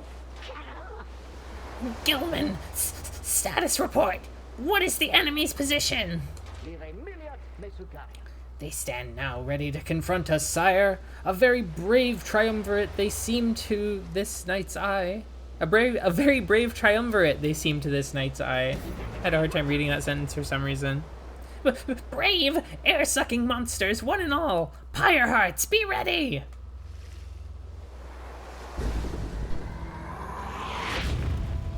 Alright. Commence. Yes, the auras do... Wow, that was fast. Already does your Pyre's flame begin to flicker. Okay, chill.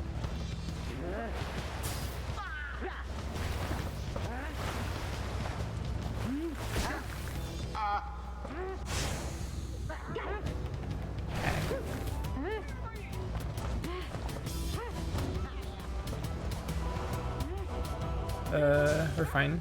If I We're not were, fine. I'd be rather angry.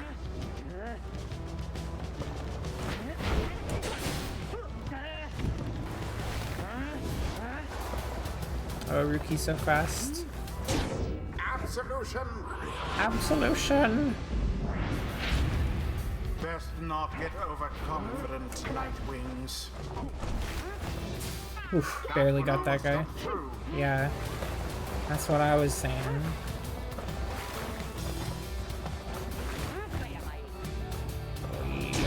Glory!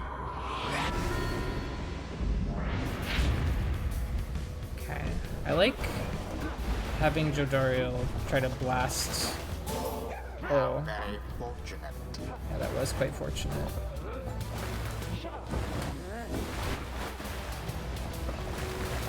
Oh, I see. The water gives you little Glory to the hops. scribes. Gilman, your form is sloppy. Fight them as though your miserable life is on the line. Your words do wound me, sire. This knight gives every right his very, very best. Though perhaps we do have much to learn from such a brave triumvirate as the one whom we now face. Whose side are you on? Get out there and vanquish them at once. Our adversaries stand divided. Let us take advantage of the opening. They're There bickering. seems to be dissension in your adversaries' ranks. It is little wonder these fool worm knights are no longer glorious. I cut him off with himself. He's like talking mad shit, and then I score, and he's like, "Oh wait, I have to focus." Actually, Quite the turn of events.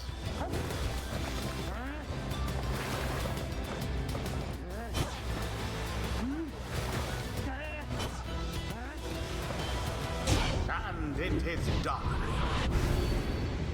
The Nightwings prevail. Their adversaries prove no match for them. I wonder if you can play this game's versus mode over right. Parsec It's or something. complete. I expected more from the Worm Knights of the Sea Dominion. Those worms were quick, alright, but Rookie Greentail's quicker. Sea was making me a little queasy, honestly, but we still won. We won. This night commends you, noble Nightwings.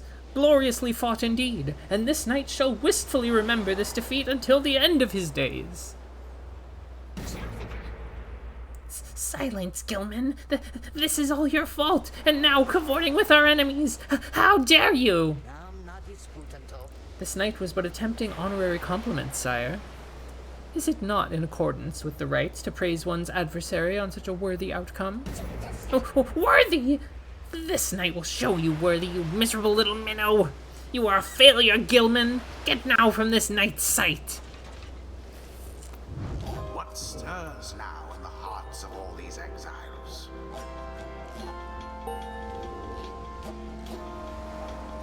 I'm just thinking about PvP Pyre Something's now that I've played it a awakened little in the bit. moon-touched girl. The scribes, they whisper to me, they do from time to time. Okay, so brief charge up time before Cade jumps or sprints is virtually eliminated. So just instant sprint and jump sounds kind of good. Brief charge up time before Kay can cast her aura is greatly reduced.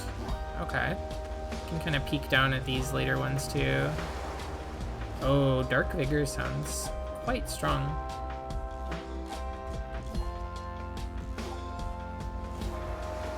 I think I'll go for this one. Devious trick from the rope collar.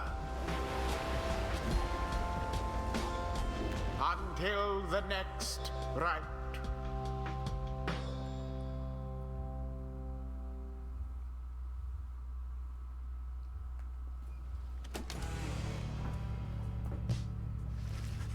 After defeating the Pyre Hearts with great prowess, you at last return to the wagon with your companions. There's little discussion of the Pyre Hearts, who seem to have already swam off towards wherever that's next the stars directed them. Instead, your fellow exile's attention turned towards your companion who is absent for the rite. How is Hedwyn? The lone minstrel makes a sound, but no words form as yet. Something is troubling him. I urged him to remain bedridden. Pyre. And he simply would not listen. I am very sorry, but... Wait, what? Everyone stares at the lone minstrel in stunned silence. The lone minstrel breathes a heavy sigh. But then... Hey, what's with the long faces, everyone? Minstrel, I should wring that neck of yours. As I was attempting to explain, Hedwyn is already up and about. Despite my having strongly recommended further rest.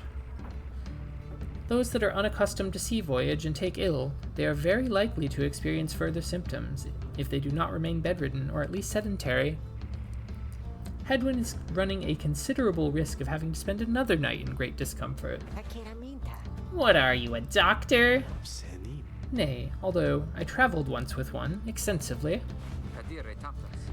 Look, I appreciate your caution and concern, Tariq, but I'm pretty well accustomed to discomfort here, and I had to see how things turned out tonight. I haven't had to stay out of a rite like that before. So, you are back among the living then, Hedwyn. I was just seasick. Nevertheless, your full recovery requires rest. I think we could all use some rest after tonight. Anyway, thank you everyone for your concern, and I'm sorry that I worried you or caused you further burden. He turns to you. My friend, what do you say we figure out where to go next? I'm beginning to miss being on solid ground. You follow him outside where the night sky awaits. Hey, I wanted to thank you for conducting the rite back there without me being there. I could rest easy knowing you and the others would get through it. Anyway, I'll leave you to your reading. Can't begin to imagine where we'll be off to next. We're well past anywhere in the downside I've ever been. Even Jody hasn't gone this far. He bids you a good evening as you turn your attention back to the sky. Okay, let's seek again our destination.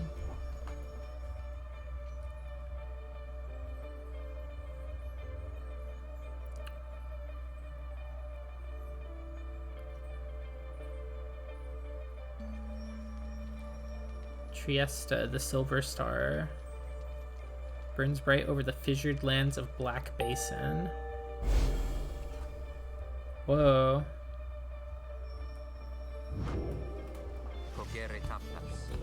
Still further north then. Not simply north. This shall prove difficult. What's the problem? Our destination is beyond the Deathless Tempest. A vessel such as ours has little hope of traversing it intact. A tempest raging in the Sea of Solace seemingly for all eternity. The storm that arose after the death of the sea titan Unfathomed Plurnus has never entirely subsided. Interesting. Can't we go around it? Given our confrontation with the Pyre Hearts, our chances back in Wormheld waters would be even worse. Come on, people. It will be just another day in the downside. Get yourself some sleep while we still can. Bet you'll feel better in the morning. Your optimism is infectious. Isn't it? You all concur that rest is in order, for the sea journey has been taxing to everyone. Come daybreak, you shall have to find a way to sail past the Deathless Tempest. Okay. Oh, what up, Tizo? Tizo has been in a rather cheerful mood since being out at sea, and seems pleased to see you. Tizo is grateful at having had the opportunity to catch a fish for old time's sake. Oh yeah, no problem. Tizo is asking if you want to know why he loves fishing so much. Of course. You sense his inquiry is rhetorical in nature, so you anticipate his response. Tizo loves catching fish because he hates them and everything they stand for. He has devoted his life to the eradication of their kind ever since they killed his family. His family was killed by fish. He seems on the verge of tears, though as far as you are aware, imps cannot cry. Then he leers at you, eyes wide, expecting a response. It seems he just told you a joke. Okay, that's pretty funny. You muster your best belly laugh following Tizo's joke. He stares at you sidelong for a moment. The real reason he loves catching fish is because Falcon Ron pays a lot of soul for them. He did. He really did. He snickers back at you and bounces off. So we got a little joker in our squad. I gave him hope because I laughed at his joke. Alright. Tizo's kind of awesome, yeah. I've come around on Tizo quite a bit. This situation here with like the claw gripping onto something, stabbing into whatever this is fun. Fun little scene. Let's see. Tizo seems very eager to see the wagon head in this direction. Ruki spotted wreckage in the area and believes there could be valuables to find. Froth sea, large sea creatures. Let's go to the ships. Let's get some valuables.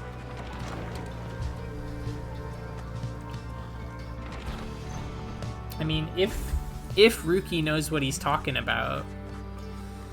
The remnants of a shattered fleet do little to raise the confidence of your companions, given that the massive deathless tempest rages to the north, not far from your position. We ought to be more concerned with that storm than finding trinkets, Greentail. Oh, relax already, Jody, and let me do my job. I didn't show up when you're out there keeping watch and start telling you to come off it, now do I? You interrupt me in the middle of my work no fewer than 4 times per day. They go on like this for some time before turning to you. Investigating the wreckage is going to take time, but you may find something to show for it. Yeah, why not? Ruki is rarely mistaken when it comes to matters of finding valuables. Yeah, let's check it out. You suggest it may well be worthwhile to continue searching through the wreckage after having come this far. Ruki grins wide. Knew you'd see it my way, chum. Now let's see what we can get. After an exhaustive search? Sorry, chum. I think I was just chasing the refraction of the sun or something. There's nothing down there. Jodariel fumes at all of this, but says nothing. Jodariel lost -1 hope for the next right. Jeez. Sorry. I'll just never trust Ruki again. He's lost my trust forever. You and your companions look upon the deathless tempest. The stars demand you sail beyond it, yet the very thought is beyond reason. Then something in the nearby water stirs, and from it springs something familiar. Hold, ladies and good sirs! This knight beseeches you to hear him, if you please! What is it now, worm? The right's already ended. We have no further need of you. Oh, but you do! And in turn, this knight has further need of you, good lady. Out with it, then. Let us be joined! Let this knight join you, please! Can you believe this, Headwind? Not really, no. Nay, look ye not so surprised. Your valor in the rights did stir this poor knight's soul. He swears to you upon his long-lost honor as a would-be knight-errant of the Sea Dominion, that he shall serve you to the end. What about your other worm friends back there, the Pyre Hearts? They are base cowards! This knight can no longer abide such spineless characters, having witnessed true glory in our clash upon the hulk of Ores. Never before have we been trounced so thoroughly. And furthermore, this knight shall aid your passage through the deathless tempest. Is it not so that you seek passage to the north? With this knight's aid, you shall receive your wish. Sir Gilman continues to persuade you for quite some time. He seems to know a way to cross the storm, some sort of long-held secret among worms exiled to these waters. Jodariel pulls the rest of you aside after Headwind gives her a look. sarei prontus. Are you most sure that Sandalwood would want this thing along? Certo sarò. Mostly sure. Sandalwood wants someone for each mask, and this one seems about as good as we're going to get. Jodariel glowers back at the worm, who tries his best to look presentable. Hedwyn is more gracious. He tells Sir Gilman that if he promises to help you cross the Deathless Tempest, then he can come along for now. This knight is overjoyed, and he hereby swears to see you pass the storm. He's nice smile here. He's got like a little blush too, the heart, the sparkle, the smile. Though first, this knight requires your consent. Give unto this knight your blessings in the name of the Night Wings, and thus shall he go forth.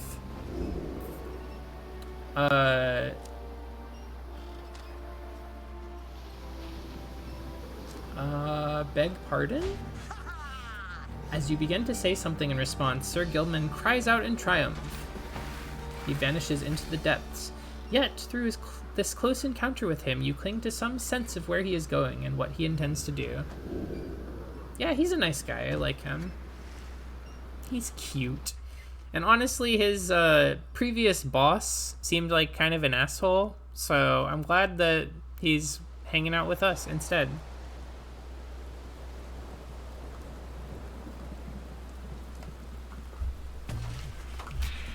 Determined to prove himself to you in the Night Wings, Sir Gilman emerges somewhere in the outer reaches of the Sea of Solace and calls out to you. Master Reader, if you can hear this knight, then he implores you now.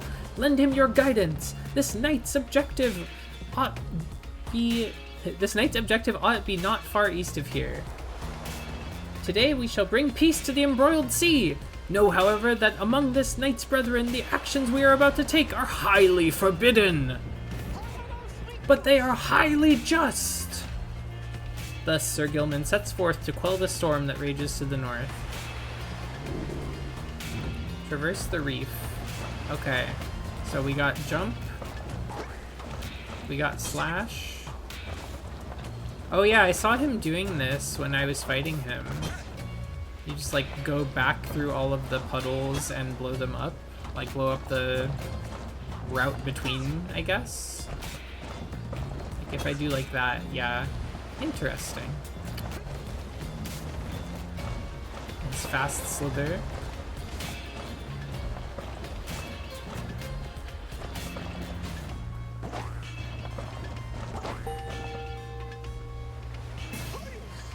Hark! Yonder lie the foul spawn of unfathomed Plurnus, boiling the seas with their wrath. The sea titan once slain by the scribe under King Ores. Her brood lies dormant in the sea. Tales of her monstrosity long spread across the world. Exiled worms within these waters have long harbored these abominations, using them to bar passage through the downside's channels, save the downside's channels for any save this knight's own kind. So it's just for the serpents. Begone from here, fiends! This night shall finish what the Under King Ores started! Banish the foul spawn. Okay. Slash to the end of Gilman's trail.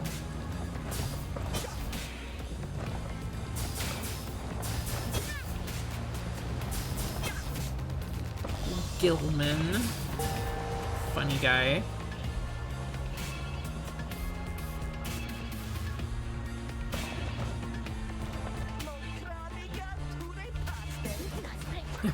Hold it right there, you traitorous slug! How dare you turn your back on this knight? To your superior? Superior by rank no longer, for we no longer serve the Commonwealth, last this knight checked. Here, you hold no sway over this knight. Ah! And what have you done to the spawn? Have you no honor left at all? This knight has done that which required doing. His honor cannot sink much lower anyhow.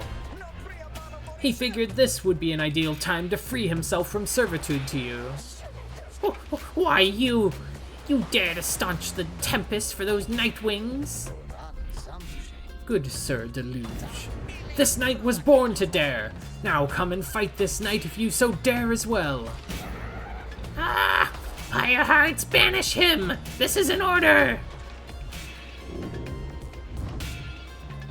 They got a lot of Pyre hearts. They got 8 of them. I've only seen 3 previous. Ah! You see, Gilman, you shall ever be inferior, even among the weakest of our kind. Gilman? Where did you go? Gilman? Gilman? But Sir Gilman's banishment served as the perfect ruse for him to evade his adversaries and return to his newfound allies.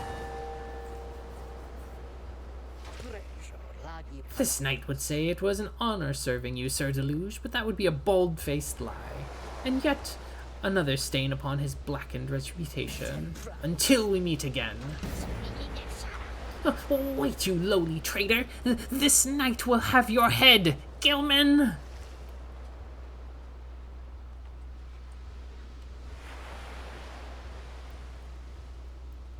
Or a slash.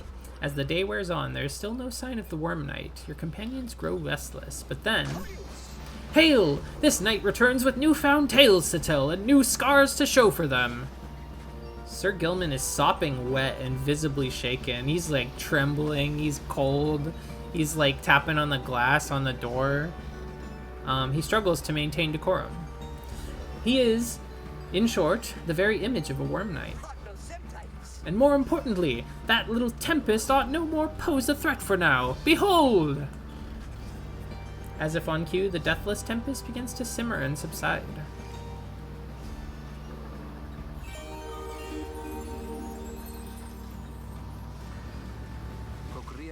Would you look at that? He really did it. Of course this knight did it! Now, if it would be alright with you, this knight could really use some shut-eye. The Worm Knight then collapses in exhaustion. You and Hedwyn help him up. A deal's a deal, Sir Gilman. Welcome to the Nightwings. Huzzah! He revealed a path north and joined the group.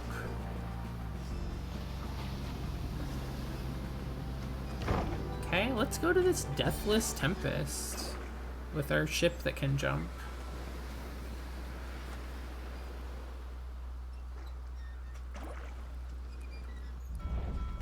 Deathless Tempest.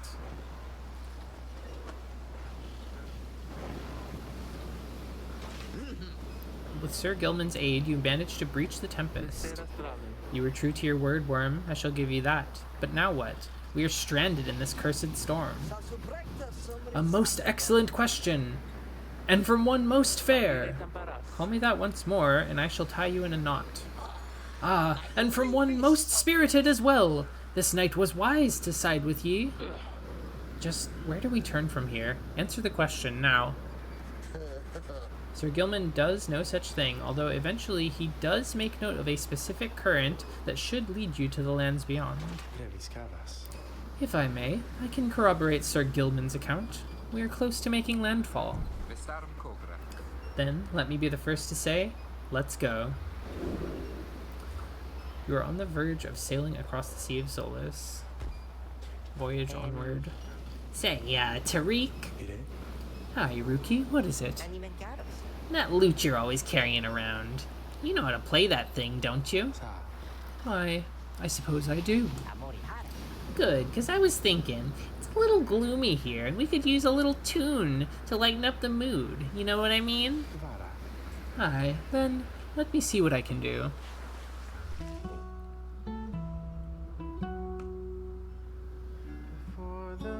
Oh, he's got like a vocals song. Let's give it a listen.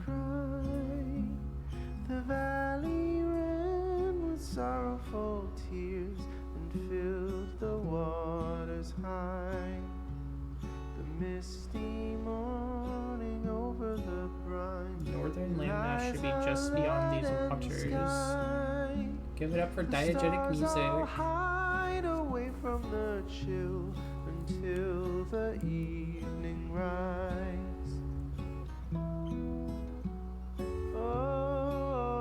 Darren Korb's got a nice voice. I always like his performances in these games.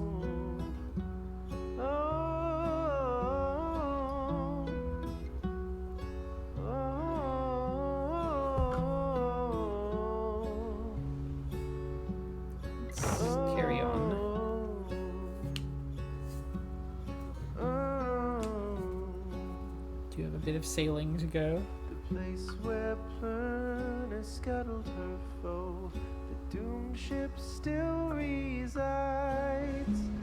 The Titan met her end on its prow, forsaken by tides. In death she leaves her stain on the place. Black Basin is looking kind of orange, though. Dies.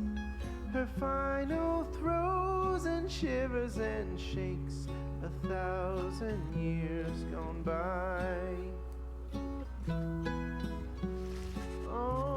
At last your wagon rumbles onto solid, jagged ground, the land called Black Basin. Your fellow exiles unpack the wagon so you can take stock of how best to reach your destination.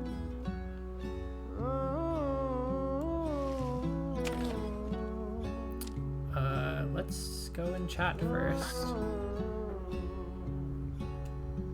What's up, Sir Gilman? You approach Sir Gilman, who must have just finished practicing his fencing maneuvers. He regards you with his single eye. Hail, Master Reader! This knight is determined to train harder, having joined the famous Nightwings. He shall ensure that this triumvirate continues to live up to its most feared reputation. This is such an honor!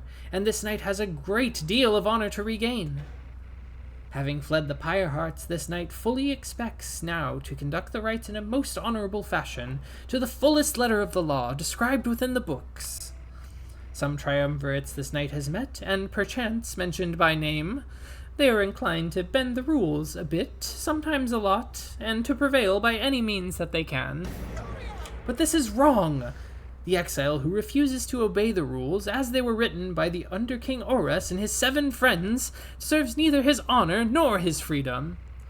Thusly does this knight have confidence that the Master Reader shall resist any temptations to conduct the rites in any underhanded fashion. Now then, this knight must undergo a thorough cleansing, having trained until the point of foulness. So, please excuse him, Master Reader. He slithers off, humming some sort of chivalrous tune. He's got all snake sweat on him. He's got to go clean up. You find that Hedwyn has asked for several volunteers to scout the area and report back. Alright, everyone, don't go too far, and let's meet back by dusk. Please, use caution. The exiles dwelling in these lands are, well, rather territorial. For your part, you remain with the Black Wagon to keep watch. You see occasional dark shapes soaring across the sky, but none of them draw near enough for you to see in any detail. Eventually, your companions make their way back, and everyone arrives as planned or earlier. Hi everyone, I'm back. I have come back. Kay returns from the east with little to report, save for word that the glowing molten rock there is very, very hot. This knight yet lives, although he has little else to report. The newest member of the group, Sir Gilman, returns from a northern pass, visibly shaken. He appears to have discovered an intense fear of heights. Tizo wonders whether any species of fish live in the pools or rock nearby. Little Imp Tizo seems disappointed to have left the water behind. He remains with you near the wagon. There's a western pass that seems traversable. If we travel by the light of dawn, the shadows and the crags may well cover our advance against whomever may be watching. Begging your pardon, I do not wish to contradict your strategy, madam, though, in my experience, we shall not remain hidden for long during the climb to the nest of Trieste. The exiles of the High-Wing remnants, you may have no love for them inherently, but they have no such qualms with me for now. I may be able to negotiate safe passage. Negotiate? With them? Then Hedwyn steps in as the lone minstrel bows and backs away. Hey, let's not decide on this just yet. We're not going anywhere right now. That much we can agree on. We'll decide how best to go ahead come morning. For now, let's take the rest of the afternoon and get our bearings. Jodariel glares at the sky as if everyone else... Jodariel glares at the sky as everyone else disperses. You have the rest of the day to practice your vocations. Let's see. How do I... Yes, I want to view the roster.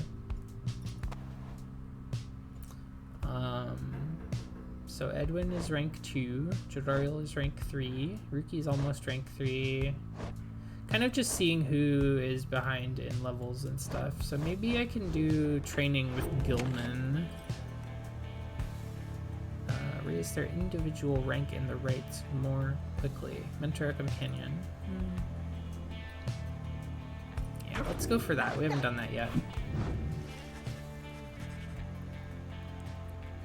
Mentor them one at a time. Okay.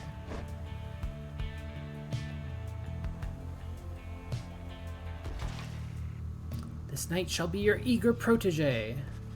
You illustrate to Sir Gilman some of the intricacies of the rites, focusing on how all three in a triumvirate can move and act as of one mind. You sense he grasps some of the concepts. Yeah, that was 1,000 experience. Huzzah! Great wisdom clouds over this knight's entire consciousness.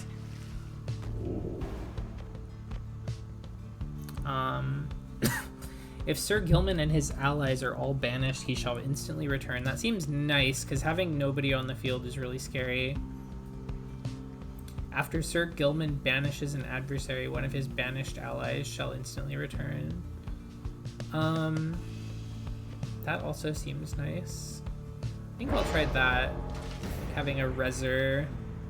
Wow! This knight has never before understood the value of the written word.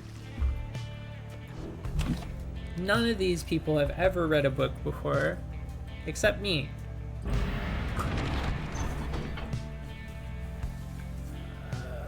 Okay. Can negotiate safe passage with the harps via the High Wing Cove. Jodariel wishes to avoid the harps by staying on low ground. Yeah, that is the plot. The lone minstrel believes he can negotiate. Yeah, I'll trust him.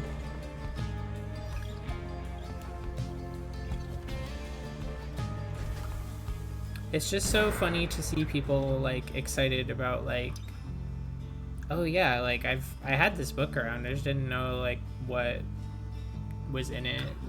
So it's really cool that you showed me what was in the book. Show yourselves, you frightened little birds. All day long, winged shadows cross the sun. You're being watched. Jodariel is very unhappy about it, though the lone minstrel now attempts to calm her. Perhaps I can communicate with them. Please believe me, madam, when I say your enmity towards the harps had best be held in check here. Jodariel looks at him with fury in her eyes, yet he retains his calm demeanor. Soon she grants his request with a silent gesture, then he calls toward the heavens. Good sisters, we are humble travelers such as you, and beg your leave. We journeyed by the sea and seek safe passage through your lands. We shall not disturb your hunting or your nests. The request is met with nothing but silence. You search in vain for any indication of acknowledgement. Then, without notice, one of them appears. She swoops the minstrel up and out of sight before Jodariel can respond. Damnation! Wait here, I shall go find him! For a long, terrible moment, you are alone with your panic.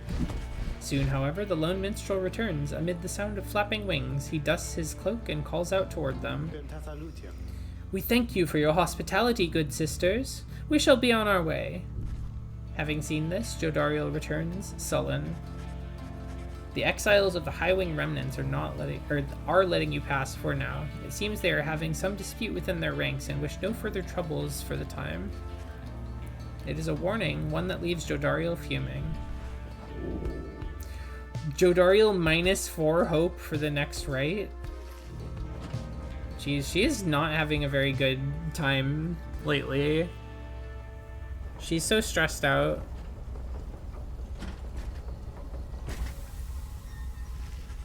This like boobs unicorn. What is this?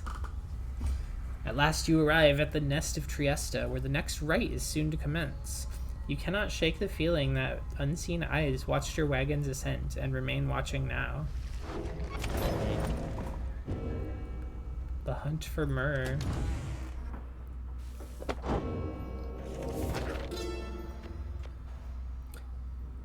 My emperor lay there, bleeding and alone, stranded in a bitter land beyond the river. With fleeting consciousness, he understood the folly of his quest and the folly of his rule over his country. Thus did he await the last embrace. It was the imp Haub that nursed him back to health, and warned him often of the dangers he would have to face. Many enemies of Myrrh would come in search of him, some under employment by the rope collar, some longing openly for cold, uncomplicated vengeance. I was one of them. I plunged into the river willingly. We needed to be sure that he was dead. Okay, let's go to the slug market, I guess. Hey, you guys, what brings you way out here? No, don't tell me. I don't want to know. All I want is you to get the best deals in the downside. I am very broke. I'll take a pinch, though.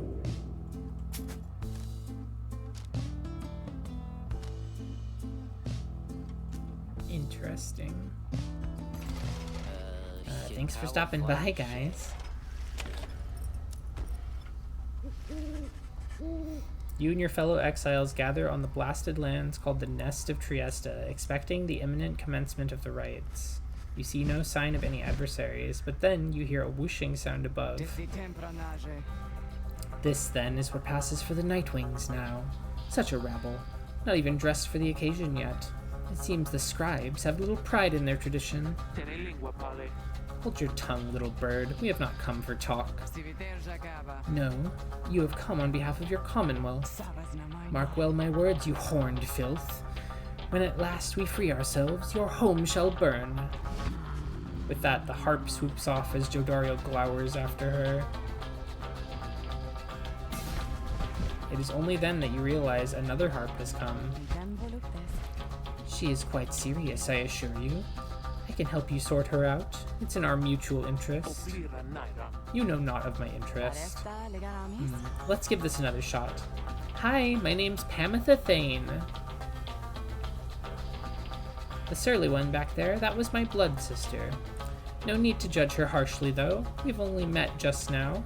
Though I must say, something about you reminds me of her. How dare you implicate that I have anything in common with your ilk? Just then, Hedwyn shows up to intervene. He whispers something to Jodariel. No, Hedwyn, you cannot be serious. Jody, I'm asking you to trust me on this one. Am I perhaps interrupting something? Say, by the by, however did you make it all this way across the sea? Didn't see you fly in. Trust is something I am loath to give away, Hedwyn. But you have set our course thus far, and I have followed, so do as you must. That sandalwood had better have an explanation for all this. Jodariel storms off as Hedwyn turns to you. What's your take on this one, my friend? Our informant wants someone for each mask. I hadn't expected we'd run into a harp, yet here she is. What are you getting from her? You turn your attention to Pamitha, who has been watching with bemused interest. Ah, a reader, are you? Pleasure to make your acquaintance, darling. Well, here I am. Gaze intently all you like, and don't tell your comrade there the truth of it, why don't you? And do tell the comrade the truth of it. You sense she is conflicted about something, though you do not know what. You also sense, however, that her motives here and now are earnest. Hedwyn wants to know your initial impression of Pamitha. I mean, she seems alright. You tell Hedwyn that you think the group should take its chances with Pamitha and take her at her word. My thoughts as well. I think and hope Jodariel will come around. He then turns to Pamitha. I'm Hedwyn. We'll accept your offer on 2 conditions if you'll hear me out. Conditions? Why sure, I love a good condition or two. First, after we're finished here tonight, you come along and make sure that your blood sister and her friends don't give us any trouble when we're headed out. Second, you'll have to find a way to get along with Jodariel, whom you met earlier. Brilliant! I had no plans to stick around here anyway. As for your demon friend, no doubt we'll get on famously. Now, I don't suppose you have an extra set of raiments I could use, because I think the rite is getting started. You look up and see that she is right. Pamitha Thane joined you. She has a score to settle. bid her welcome.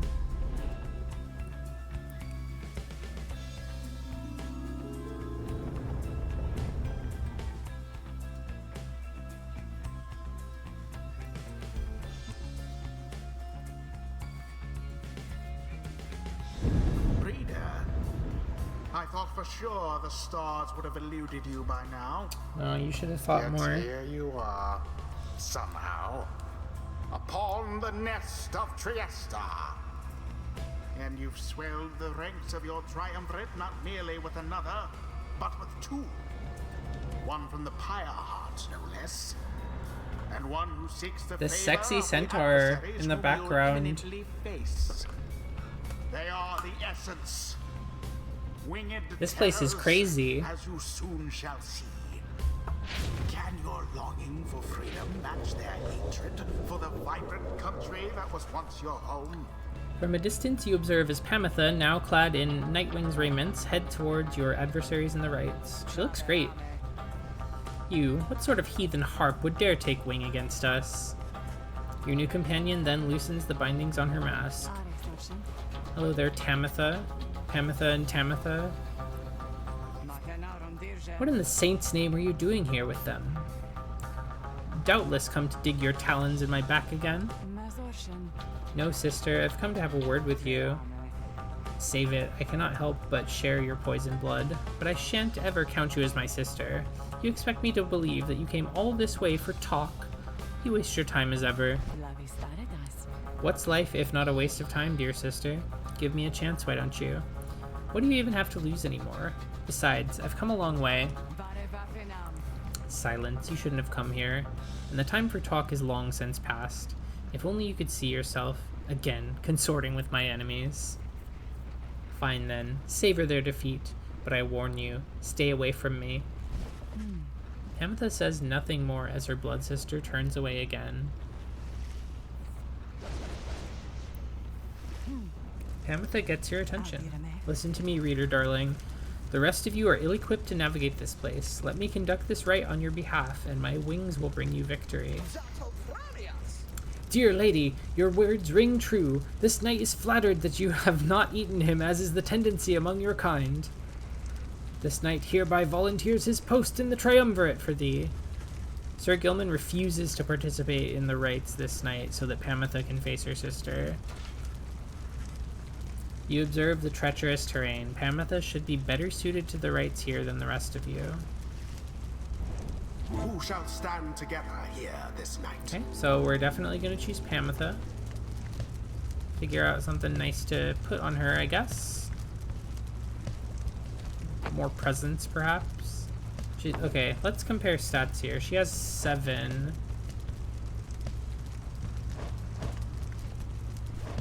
So kind of small presence aside from Ruki. But yeah, let's better than what's his name though? Gilman. So we'll take Pamitha for sure. Why, I thought you'd never ask there, darling. I accept. You didn't? If the little bird is going to conduct the rites for us, then I shall not. Unwilling.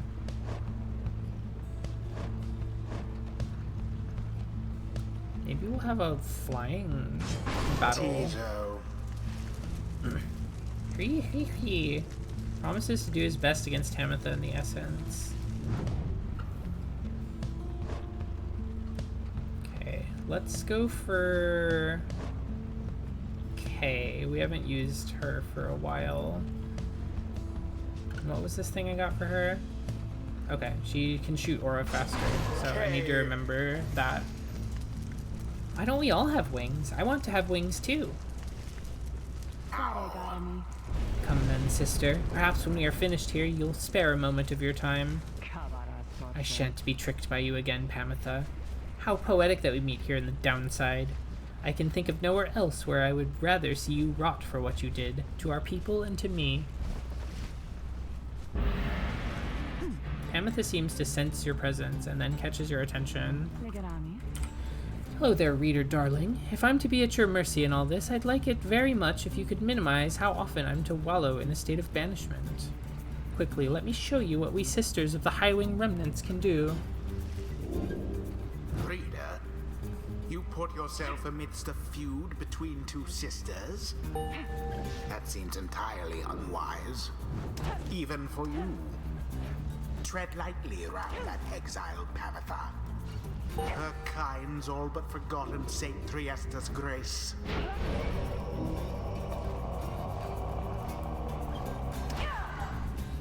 While tackling, Pamitha cannot be banished. Interesting.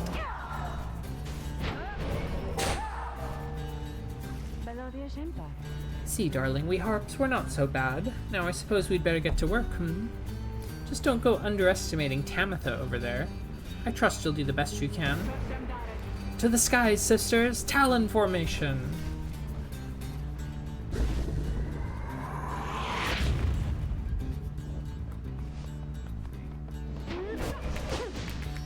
You can't shoot over these chasms. Well, Your pyre is the first to falter. don't worry about it. Tizo, was it? Tell me something. You know how to fly? Yeah, totally. He's rather proud of his ability to flutter, as a matter of fact. And listen up, my blood sister there, she'll swoop right past you if you're careless. But we harps simply cannot get much altitude down here. So if she goes for any unfair tricks, just jump for it and catch her in the act. She always hated when I used to do that to her.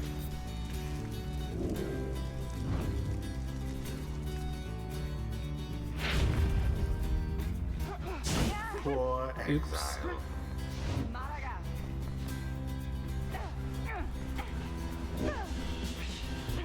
Gotta, like, flap him. The Okay. fire of resolve. The fire of resolve.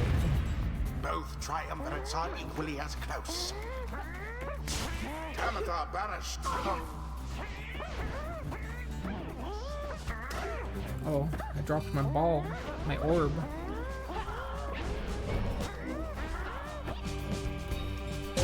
Their pyre weakens. The Nightwing shall prevail at this rate. I'm thinking we might prevail here. Righteous fire!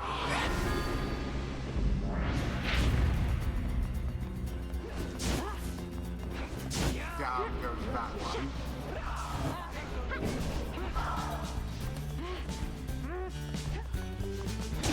Deliverance! You can just hold X to fly. Oops. I thought I had to flap it. I thought it was Flappy Bird. My bad. Tread lightly.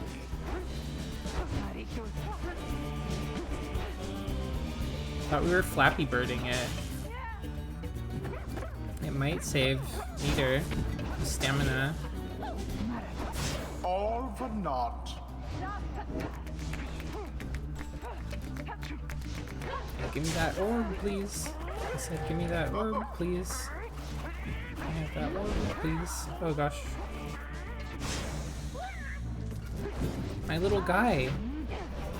Oh fuck. This is actually real bad. Nightwings vanished. All banished. Why are you not, like, taking the orb, though? Just wondering. Oh gosh.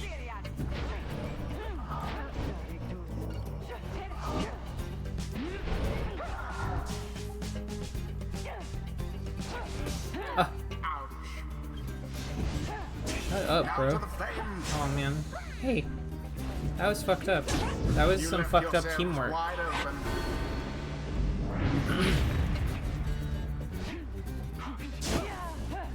Trying to make the dream work over here. The flames of freedom.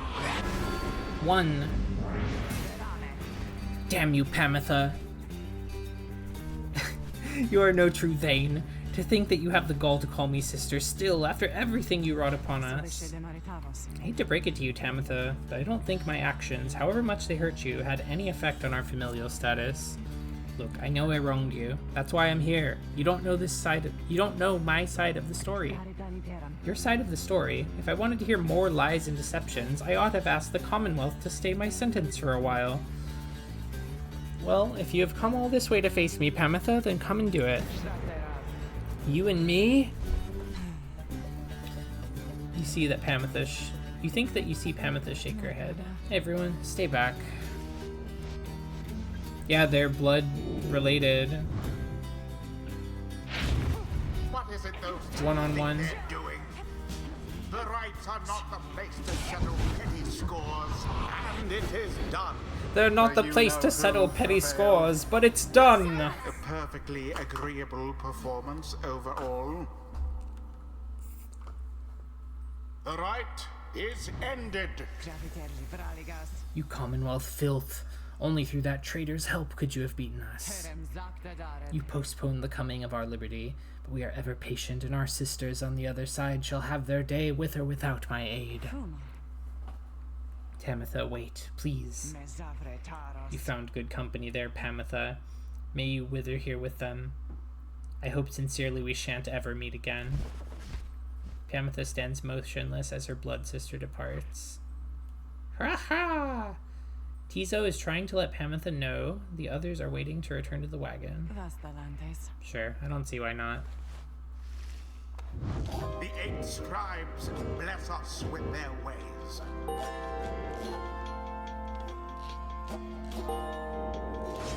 The imp Tizo appears to have a certain depth of knowledge.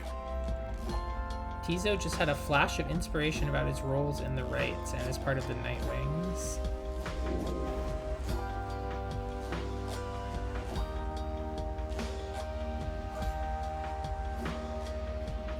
Press Y to salute. Changes into a fast-moving howler or back. I think I'll go for last laugh and get the implosion on defeat. That sounds kind of funny. No level up, even though she did the Until solo. the next rite.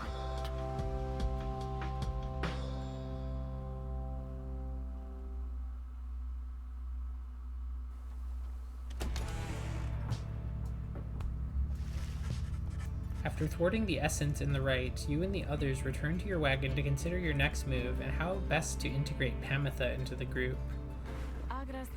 Don't worry, I won't be staying any longer than it takes. I like my air fresh so I can sleep up on the roof. I trust the rites will cause my path and Tamitha's to cross again before long. You're welcome to join with us for now, Pamitha. Trust is what got us here, isn't that right, Ruki? Ruki does not seem to hear the question. He has been rather quiet since first encountering your new guest. Pamitha shoots him one of her smiles. He stammers something about having to check the wagon wheels again. He runs off. During this discussion, the minstrel pulls you aside. Rita, I ask a moment of your time outside. There's somewhere I may ask we go here in Black Basin, Reader, by your leave, of course, and provided that the stars allow it. Would you look upon them for us, please? You look toward the heavens. Lu, the vernal star. The vernal star burns bright over the densest woods in Black Basin. Looks cool. The glade of Lu, directly due west. Then, it is just as my client indicated. This client of yours, our informant, Sandalwood, he entrusted us with this wagon, this quest. Why? What does he want from us? You may ask him yourself. He awaits us, somewhere in Wakingwood, due west. How do we find him? He shall find us. It seems you are soon to finally meet Sandalwood. At dawn, you shall have to cross a single narrow path leading west, where he supposedly awaits. Okay, let's chat. You approach Pamitha, who is kept to herself since she joined your small band. You sense she is unaware of you as she preens her flight feathers, but then she speaks up before you can do the same. Come to check up on me, Reader, darling? In those first moments when we met, that vote of confidence in me which you relayed to that nice Headwind boy, I'm grateful you were able to see past these wings. One of your kind's ancient enemies just happens to insert herself into your group and you just go with it? However, I assure you that my motives here are plain. You'll see. I've business with my blood sister Tamitha and nothing more. You briefly met, I think. She's quite a catch. As to the little quibble between us, well, it's a long story all in all. One that's frankly no one's business but hers and mine. Surely we'll run into her again. Maybe not soon, but in time, and we have the rest of our long lives to wait. Anyway, happy to aid you in your quest until such time, especially to the extent that it aids me in mine. A simple exchange. Until then, stay vigilant, darling. You needn't concern yourself with making small talk with someone like me, and besides, we harps have a saying, liars abound. She swoops away before you can respond. Pamitha's moonshine. Whoa, you can sip the moonshine and get a crazy... Pamitha notices you with her bottle of moonshine. Sorry, I just thought the effect was cool. Drink up by all means, darling. Nice to find a child after my own heart. She moves in close and lowers her voice. Let me tell you a little secret. That bottle there, it's enchanted, never runs dry, ever. Believe me, if it could, I would have known by now. Apparently with some burned old bog crone that once tried to make a never-ending poison, but kept failing utterly, till she threw away her life's work in disgust. I fetched a good price for it. Decided to take a swig one day while you were on the hunt for Tamitha, when things weren't going quite as well for me as they are now, you understand. Turns out that stuff is pretty good. Consider it for sharing, darling. Just everything in moderation and so on. Yeah, I was fed up with everything, and I thought it was time to drink the poison, but then I drank the poison and it was quite tasty actually. So now I just carry the endless poison bottle around with me and I drink from it sometimes because it tastes good. Have you seen the anime Apothecary Diaries?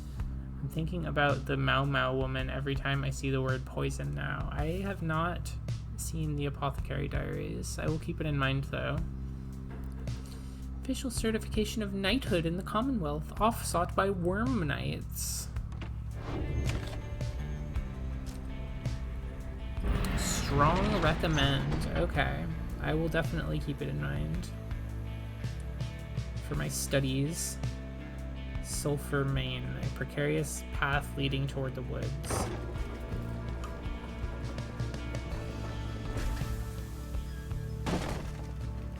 The wagon has hit a snag descending the Black Crags. Its wheel is stuck. Jodariel is not pleased. First that blasted little bird, now this. Though you lack Jodariel's raw strength, you join in as she attempts to dislodge the wagon. At last, with a roar and a heave, she forces the wagon back onto solid ground. May this sandalwood be worth all of the hassle. Thank you, Jody. I'm guessing sandalwood doesn't like to be kept waiting. He is very patient, on the contrary. Not I. Let us move on. Soon the wagon is prepared to press onward, down the jagged slopes towards Wakingwood. Your companions who explored ahead advise on which of the forked paths is best.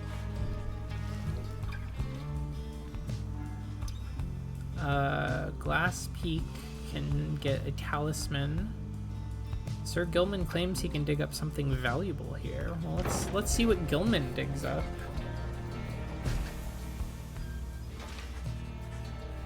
Sir Gilman is relieved at your decision to take the flatter of the two paths down the Black Crags, though nonetheless seems rather shaken by the steep trip down. This knight mislikes these heights. For shame, Master Reader, you must take this knight for a common, craven coward. He buries his head in the soil. When at last you coax him back up, you see that he has an item of some sort. Ha-ha! This knight did have you fooled there, did he not? He explains how finding the item was his plan all along. Porous crystal. Sphere of Heights remains. See, I knew there would be a ore down here. That's why I put my head in the dirt. Having passed beyond the Black Crags, your wagon arrives at the edge of Wakingwood. It is here that Sandalwood is to be expecting you. However, most puzzling, he ought to have met us here. Stallium. You said he would find us himself. Aye, he was to find us at the edge of these woods. Temavrare. We supposed to keep waiting for him? He would desire for the stars to be your guide, as always. The rights beckon, and the rights take precedent above all else. Surely he shall find us yet. Cogere tantas. Then let's keep moving. How do we get through these woods? The lone minstrel notes 2 possible paths forward from this point, though cautions that the woods are difficult to navigate, and Sandalwood would have known the most expedient path.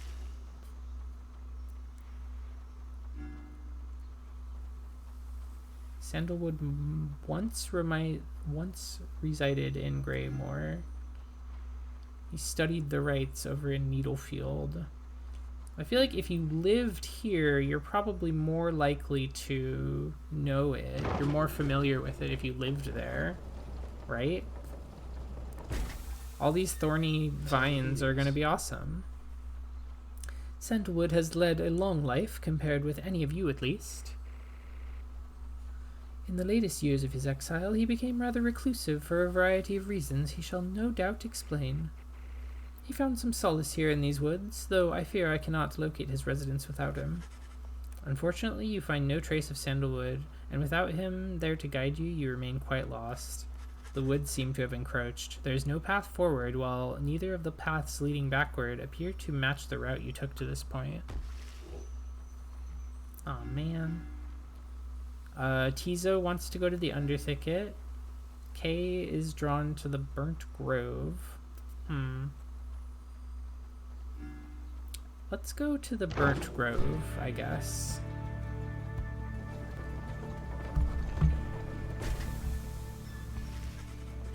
The woods are so disorienting at this point that you decide to break for camp and survey the surroundings for any clues. Perhaps later there shall be time to pursue your vocations.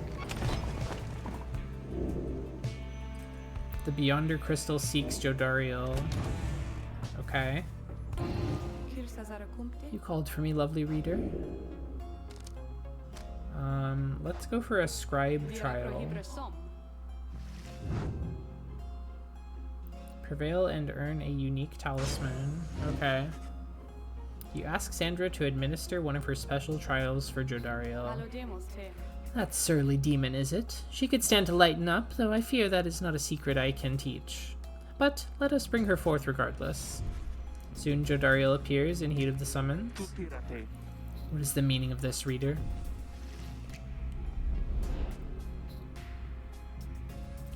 Those big horns. Megahorn.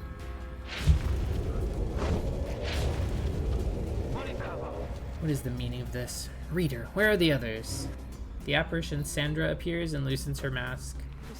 Welcome to my humble home, demon. You are good at taking orders, no? State your purpose quickly, Wraith.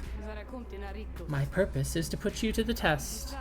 You may be fearsome to behold, but you are old and slow. Your weaknesses perhaps outweigh your strengths. Though I sorely wish to see you and your lovely reader prove me wrong. Old, she says. Very well then, reader. Let us show her whether she is right.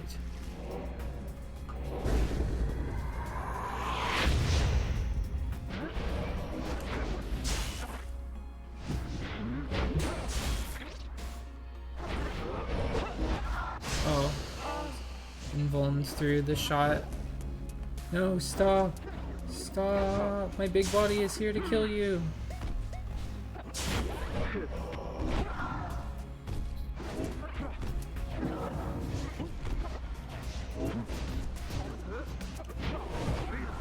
Oh gosh.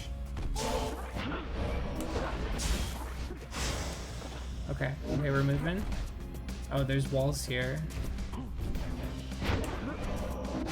Oh gosh. Seems tough. Jodariel is not very fast, is what I will say. Yeah, that charge is so threatening. I can't do anything about it. I have to just dodge it when I see it.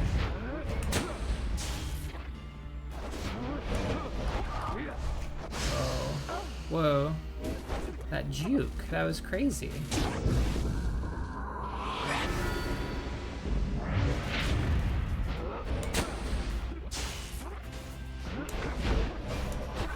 Aw, man. It's so hard to get out of the way of those.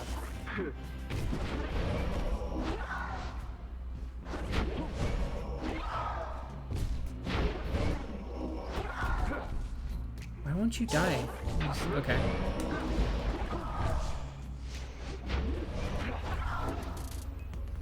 No, that's so cheap. They could just fly over the wall.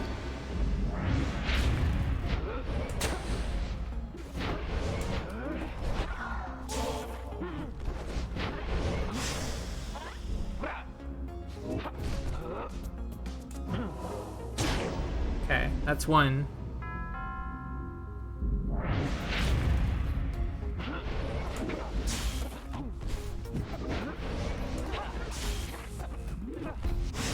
Okay, team kill. Just gotta scoop this up.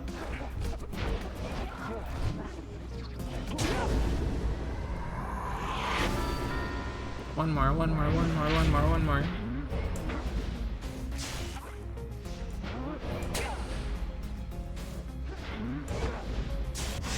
Okay, eat shit. Oh gosh. No! No, I'm gonna lose! No! Okay, yeah, dilly-dally? Aw, man. That's too bad.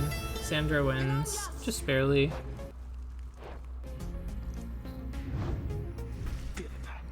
Such an outcome. No doubt that you were crisper in your youth, demon, now grown so languid. Well, I have much more time to spare than you. Should you decide to muster more of your past strength, return and prove it. Yes, we can do better.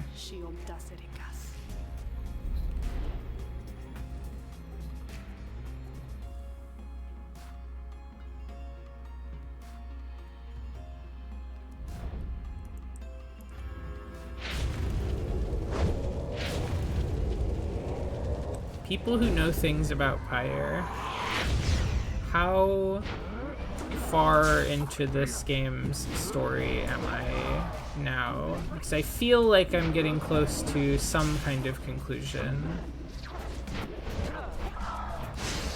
Aw, crap.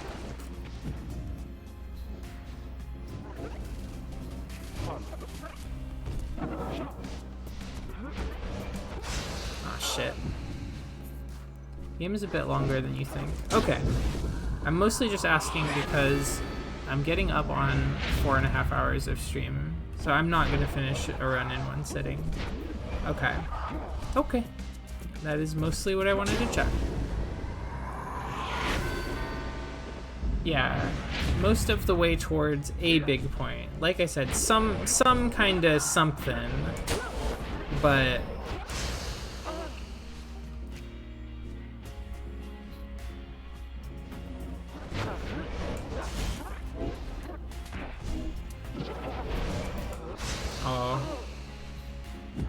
this fucking Harlem Globetrotters shit that they're doing to me where they throw me the ball and then, like, attack me when I have the ball.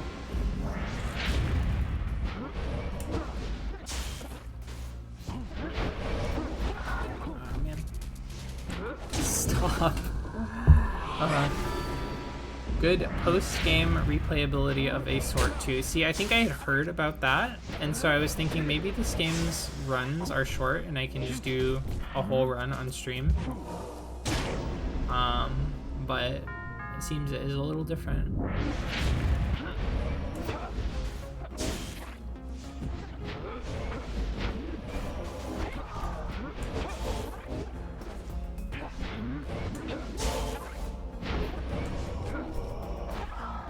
Oh fuck, I dashed into the mud. Guys, not now. Please, please, please, please, please. Okay. Okay. Okay, I think I just win.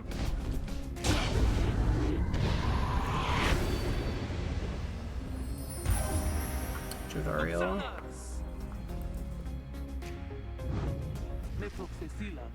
Are you satisfied now, Wraith?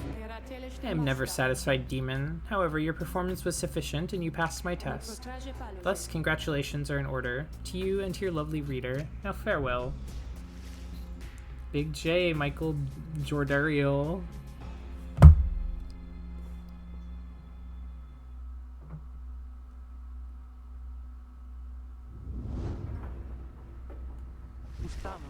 That was a strange experience. What do you have there, reader? Solium's Horn. Jodariel casts her aura farther and faster than usual. That sounds good. Her aura is quite big. Okay, let's see. Let's keep going. He was here. He was here. You mean Sandalwood? If I may ask, how can you be so certain? I think from this. I think from this. It says something. I don't know what it says, but I feel like it has to mean something. Kay produces a small strip of bark she found in the ashes. At first it seems like nothing of interest until you see a message carved onto the inside. You found a bark strip. It must mean something. It can be sold at the slug market. It says come to Cinderroot. Some kind of message from this Sandalwood guy? Seems that way. Which way to Cinderroot? It is due west. Perhaps we can set forth early tomorrow while the woods are still. Sounds good. Everyone rest up. Big day coming up. Okay. We did get a valuable. Let's do a study in private.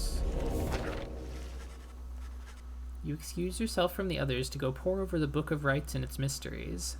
Through greater understanding comes the reader's influence.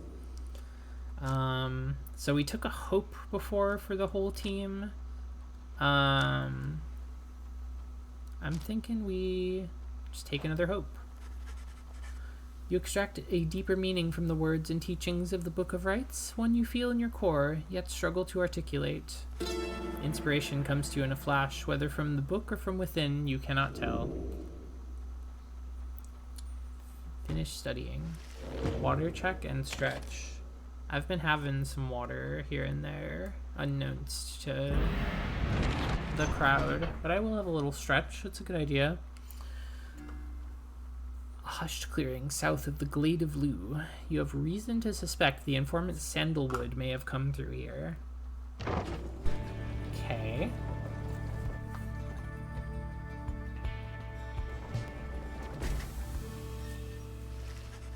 You arrive on the outskirts of Cinderroot, but once again the informant Sandalwood is nowhere to be found. You can sense the hopes of your companions waning as you search through the area yields nothing. Then something startles the little imp Tizo. Scraw. Tizo seems to be crying out in surprise. He has spotted something or someone. A tall figure strides forward from the trees, making a sound like laughter. The imp charges towards him and leaps right into the figure's arms. They embrace. Hail, Tizo, but you look famished. Here. The tall sap produces something that the imp swallows immediately and with great pleasure. Tree-like creatures known for their ingenuity, cleverness, and ambition. The lone minstrel nods his head in affirmation. Everyone, I wish to introduce you to my client, Wolfred Sandalwood.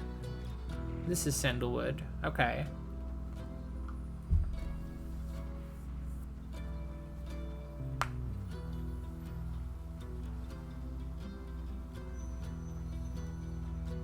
I feel like Hades is more popular because its loop and replayability is really out there in the open. It's made to be very fun and snackable while also being great, whereas Pyre takes longer for the cool replayability bit to unfold because it's more interested in its story, message, vibes, etc. Yeah, I mean, I'm enjoying the vibes in the story so far. It's been quite a nice little ride. It's been too long, Wolfred, sir. Too long indeed, Tariq. I trust your new companions bring some color to your days. They do, sir. I think that you shall find them worthy of the Nightwings. The sap looks upon the lot of you. You cannot sense his thoughts. We shall see. Then he turns to you. You must be the reader. I'm certain that we all appreciate your efforts here, my kin, though we shall manage on our own from here on out. You're welcome to continue on with us, of course, though you are free to go. I trust you have been adequately compensated for your time. Thanks as well for looking after all my books. You consider what to say to all this. Wolfred intends to relieve you of your duties to the group. Assured your freedom. Categorically refused to be cast aside so easily. Leader of the Nightwings has returned. You can tell when you're no longer wanted. Come this far only to be brushed aside by some strange sap. I think I want to stay. Hang out with my guys. We're comrades. Stand your ground, meeting Wolfred's steady gaze, and assert to him that you do not feel your commitments to and from this group have yet been satisfied. Hold on. Wolfred, sir, I'm Hedwyn. My companions and I are the ones who answered your call. We followed the signs you left for us. Now we're here, thanks to you and also to this reader. Not just a reader, they are our friend, my friend. They're not disposable. We made them a promise, and our freedoms are now intertwined. Wolfred smirks at this. Freedom's not something to be traded or exchanged, my boy. I'd hoped that you'd have come to grasp this much by now. He breathes a sigh. Seems we've started off on the wrong foot. It's not my wish to sour the occasion, for there's much to do. You have a right you need to get to, do you not? I'll come along, though shall not interfere, for it seems you have a kinship with this reader of yours. Now then, Tariq. Aye, Wolfred, sir.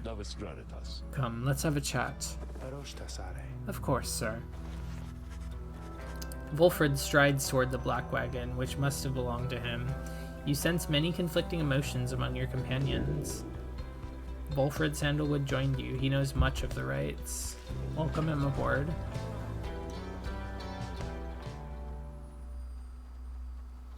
That pink tree that we saw before.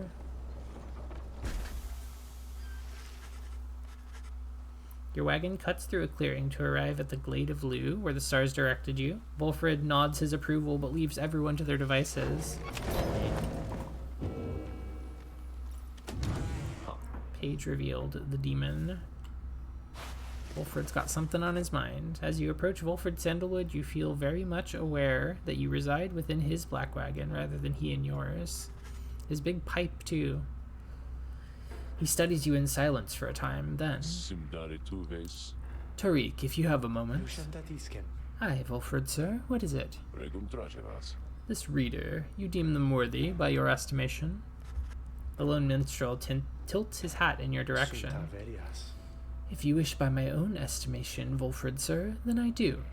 Of course, it is not entirely for me to say, but I have seen this reader integrating with the others well. I believe that their achievements are self-evident in having reached Black Basin.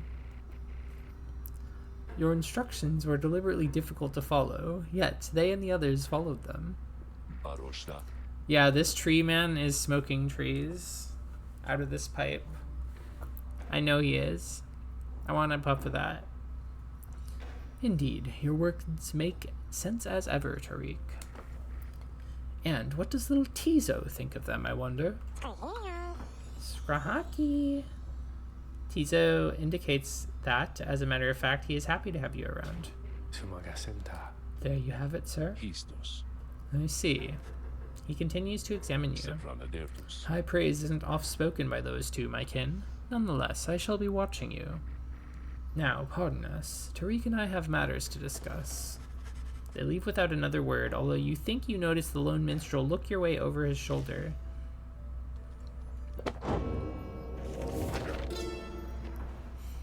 Emperor Mur. Scarcely could I recognize him when at last I found him. A half-starved animal, horns sprouted from his head, a bestial mirror of his blackened reputation. And I, a man who conquered countries, feared my emperor then in such a way as I had never known. My charge had been to slay this man, but when I discovered him, he was already fighting for his life. The little imp Haub proved of little help against the Sisters of the Arch, whose entire lives were culminating in this instant. I was unable to watch. My heart ached with such pity for the man. and for the love I felt for him when I had served him, that I sprang to his defense.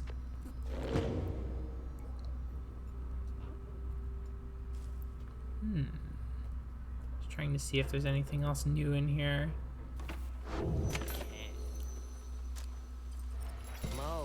Hey guys, I guess I didn't get the word out about this new franchise which we opened here just now, so I'll give you a great deal. Just tell your friends, okay? Hey there, Mr. Sandalwood. Good day to you as well, Ron.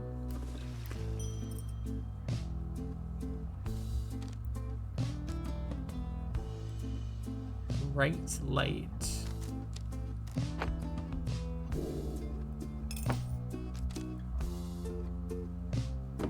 Be sold at the slug market.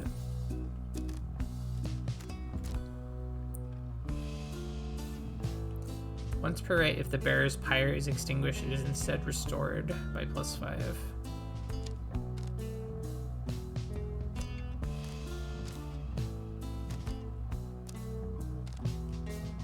feel like I just want your dust. Give me that stardust. These trinkets are not calling to me. Tell your friends about us because I already told mine. Okay, let's commence the rite. You reach the celestial landmark and soon will stand against your adversaries. You and your fellow exiles arrived at the sacred site called Glade of Lu, and now look to the stars in the sky to signal the beginning of the next rite. The woods about you bring a sense of tranquility you have not felt in some time. But then you notice one of the trees move. It shuffles towards you and regards you with an exaggerated bow. Well, goodness, by the roots of Lu Sclorian, it would appear the rumors are correct. The Nightwings have returned. Oh, but where are my manners, One moment.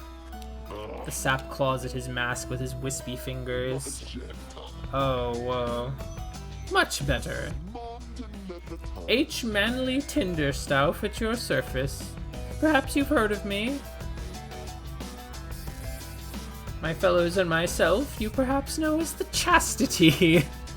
We shall soon stand against you in the rites. For now, I am just whiling away the time making small talk. Now then, as I have introduced myself, your turns. To whom am I speaking? Then, in your mind's eye, you see Volfred and hear his voice. Manly Tinderstouff is not to be trusted. Reveal neither yourselves to him nor me. Well? Beneath your mask, Jodariel stares back at him in silence. You suspect Volfred's message may have reached every member of the group. Why now, how very rude indeed. Well, fine. Ignore me, but do so at your peril. Anyhow, once this evening's rite commences, any moment now, then I'm afraid ignoring me won't be an option any longer. Oh, and now I do believe the sky is beginning to show. We'll have to chat again some other time. Now come along, come along. Me and my two friends do not fuck. We call ourselves the Chastity for a reason. Manly bows again and wanders off into a clearing as the stars begin to burn.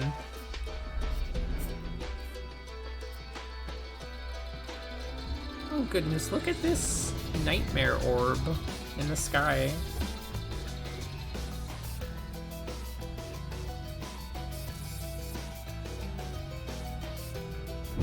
Once again, the stars align themselves before you, reader. And here now at the Glade of Liu, I have to say, you've come so very far.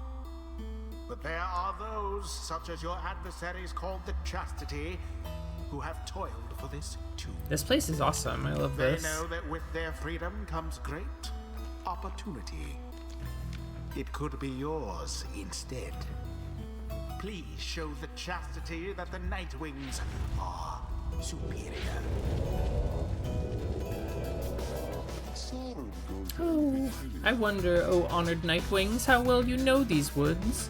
Why, these woods would strangle you, and I'm afraid I could do little to stop them even if I tried. You might do better to beware of them. When Jodariel continues to ignore him, he grows upset. Why, you insolent! Then fine, let us begin the dance indeed. He shoves his mask back on in a huff.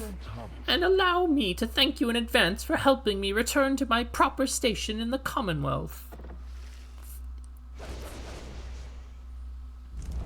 Who shall conduct the rites? Okay. I think Jodariel's hope is mostly back to normal now.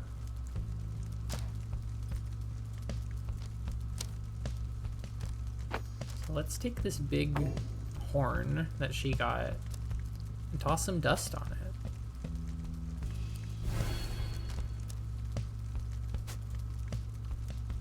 You know what? We'll get this sucker just all the way up to 10. See how big it gets. Jodariel. Let's see. What is the green portion on the EXP?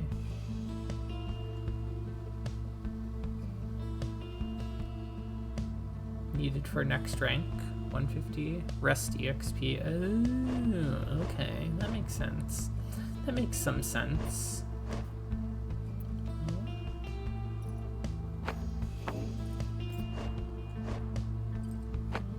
I want to swap some of these talismans around.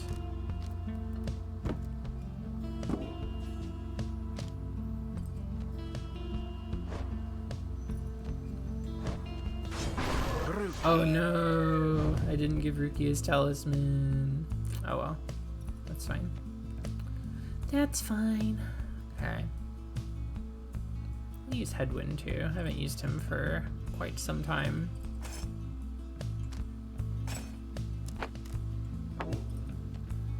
Give Edwin the Kerfang instead.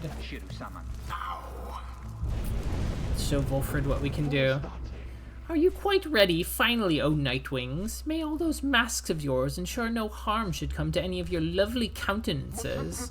Now, come along, come along. Let's give the stars a show. It's Waka from Crusade Island. Everybody is saying that about him. It's not too far off from the truth. May I present to you Humboldt Manley Jr. Why, he is every bit my equal and is poised to guarantee the Tinder South line shall have a bright, bright future. Name, similar posture and likeness to him. That's scary. Also, welcome, Cherry Scampers, to the stream. He goes on and on about his little sapling for a while. I've had more than enough of him. Yeah, my thoughts exactly. Come, let's get him. Now, isn't he the most precious little thing you've ever seen, Sapling is nothing but an extension of Manly. If he is banished, then the sapling should cease to trouble you as well. But it's kind of just sitting on the orb right now. Manly and his offspring hold no small degree of influence within the Commonwealth. Let me just walk into the AoE line and kill half my team, 2/3 of my team. Though none so much as he himself.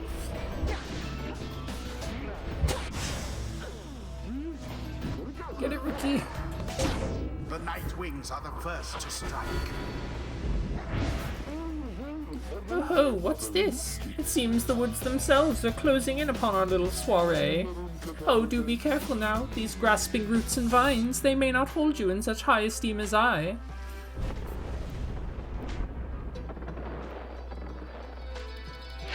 Yeah, I bet that they won't. Manly is comfortable in this suffocating glade. Yet he longs now for the comfort of his Commonwealth estate. Perhaps such wealth ought to be reserved instead for you.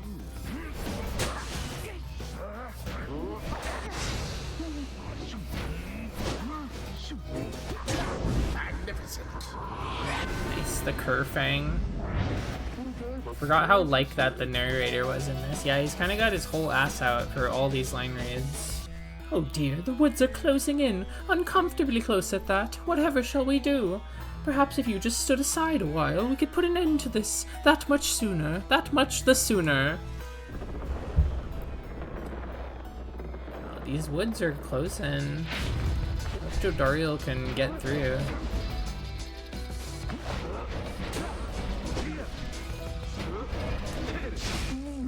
of luck for now. Aw, damn.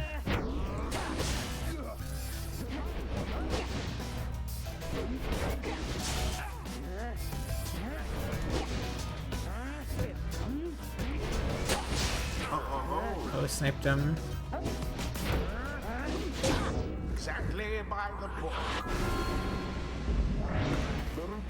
Say, have any of you noticed how it's feeling rather crowded out here, Almost as if the 100 Minds himself resents you being here. Yes, I rather think that's it.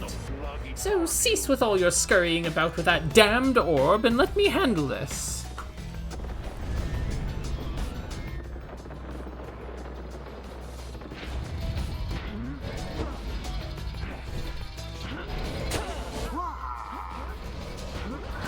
Oh. That invulnerable dash is so scary. I'm getting dunked. The orb flies true. The orb flies true.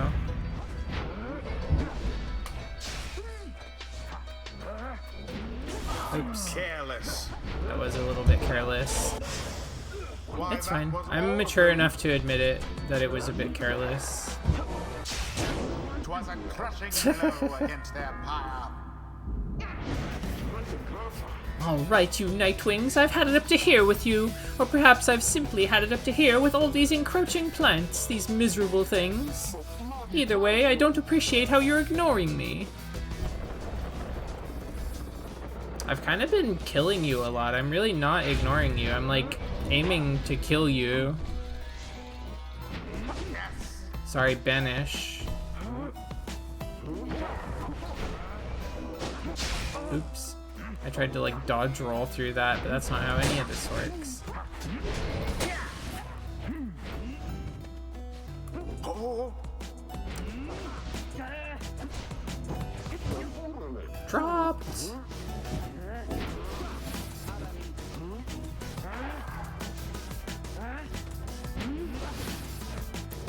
Kind of got this shit locked down. no, you Shoots. don't.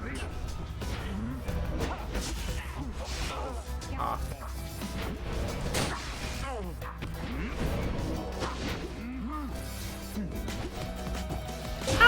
And it is done. Okay. The Nightwings Got it. prevail again. The Nightwings prevail Their again. hapless adversary stood no chance. The right is done. The right is done. Good. That imbecile of a sap. So much talk in hot air. Yeah, that's how we do it, people. We did it. One step closer, everyone. Well, my. Oh, worry not, oh Nightwings. I'm not angry with you, honestly. But I am very, very, very, very disappointed. I thought perhaps that we had something going here between us. You scratch my back and I scratch yours and all. Instead, however, you decided to spit in my face. Fine, we'll have to see where all your rudeness gets you. Now, ta-ta. Always is there greater knowledge to be gained. So true. I used to think the scribes were the stuff of stories, but all of this really is their doing, isn't it?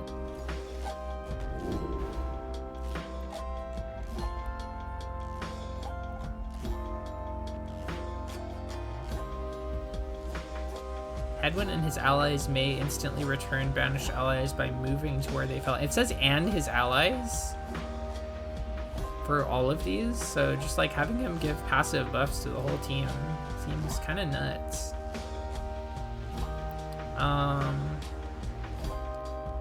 Let's go for the Sacred Bond, because I really hate having characters down. Bong. Twould appear that rookies not too old. to Faster, learn new stronger, tricks. and a little better looking too? I mean, is there anything I can't handle? Okay.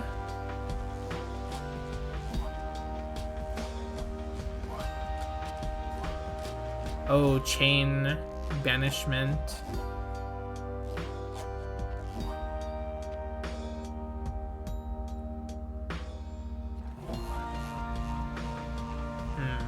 maybe I go for the double jump so that I can get the speed Flash of boost. inspiration for next time.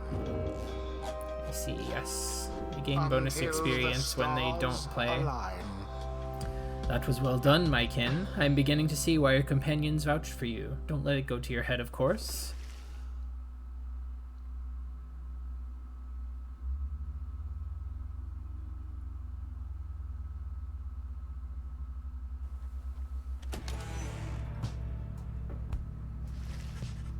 After overcoming the chastity almost effortlessly, you return to your wagon to consider your next move. An adequate performance back there. Adequate? Yes, adequate for the next part of our plan. Go, have your reader there consult the stars. See where they take you next. I'll give you a hint. It's farther north. It's going to be high up. Did this knight hear you say, high up? And it's going to be cold. Vesaro. We'll see. Come on, my friend. Let's have a look outside then. Inderetamtas. That plan Wolfred mentioned, I just want you to know, I don't know what he means. We're here because we're going to be free again. We won't be living out our days as exiles. That's the only plan, as far as I'm concerned. There's always a catch, right? We have to see what Wolfred has to say. Anyway, I'll leave you to it. No matter what, we're getting closer, thanks to you. Once more you look toward the heavens.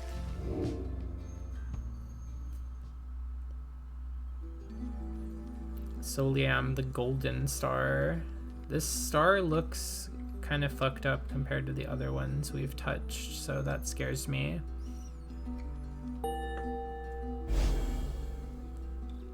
That's the book. So now you see it for yourself. You were summoned to the north, where looms Mount Elodiel, and at the very top, the Fall of Soliam.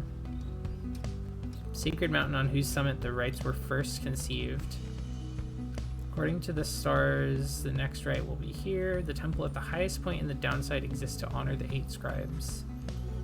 You confirm the stars indicated this exactly. Wolfred, sir, how did you know?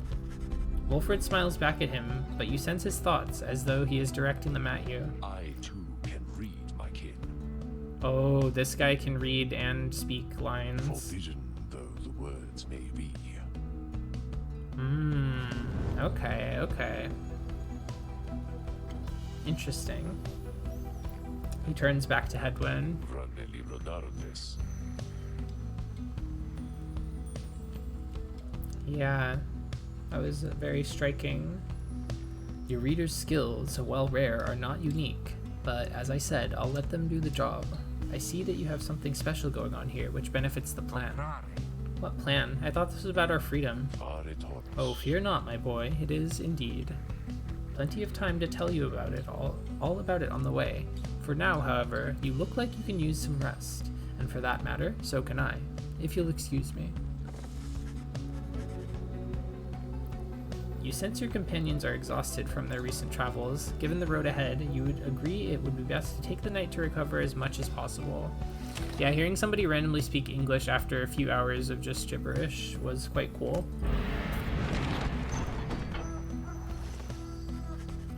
At dawn, Wolfred is already up. He reveals to you a pathway through the woods into the cold lands to the north, beyond which lies your next destination. The Sklorian Shore.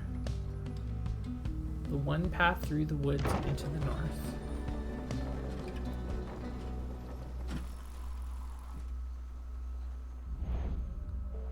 The Sklorian Shore. Oh, all these beautiful blue crystals here. They're so big. You get clear of the woods at last and arrive in lands grown cold in the shadow of Mount Elodiel. You will have to make it all the way to the top.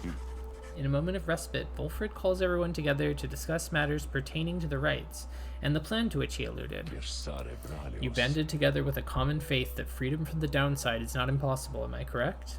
But let me ask you something. What does freedom even mean to you? He looks in your direction as he asks, defying you to answer. You cannot sense his own thoughts on the subject and only know the truth of how you feel. What does freedom mean to you?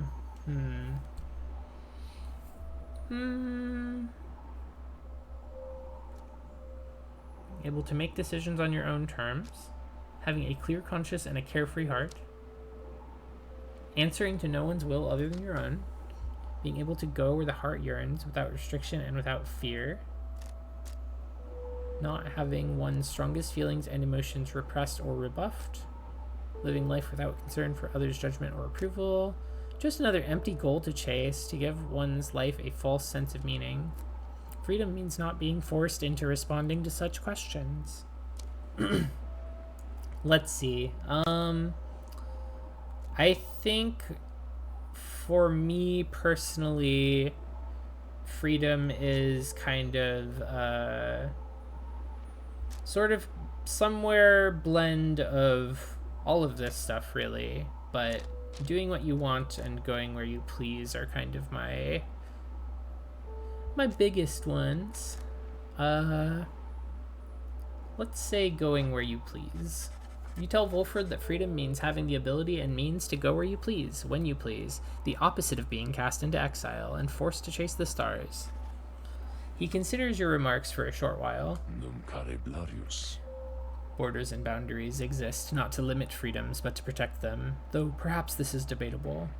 Admittedly, we are not very free here in our exile, where the elements, if not the stars, conspire to prevent us from going where we please. Yet, if following the stars should lead us to even greater freedom, then I should like to think we're making a worthwhile trade. He then turns his attention to the whole group. Now, let me tell you all what freedom means to me.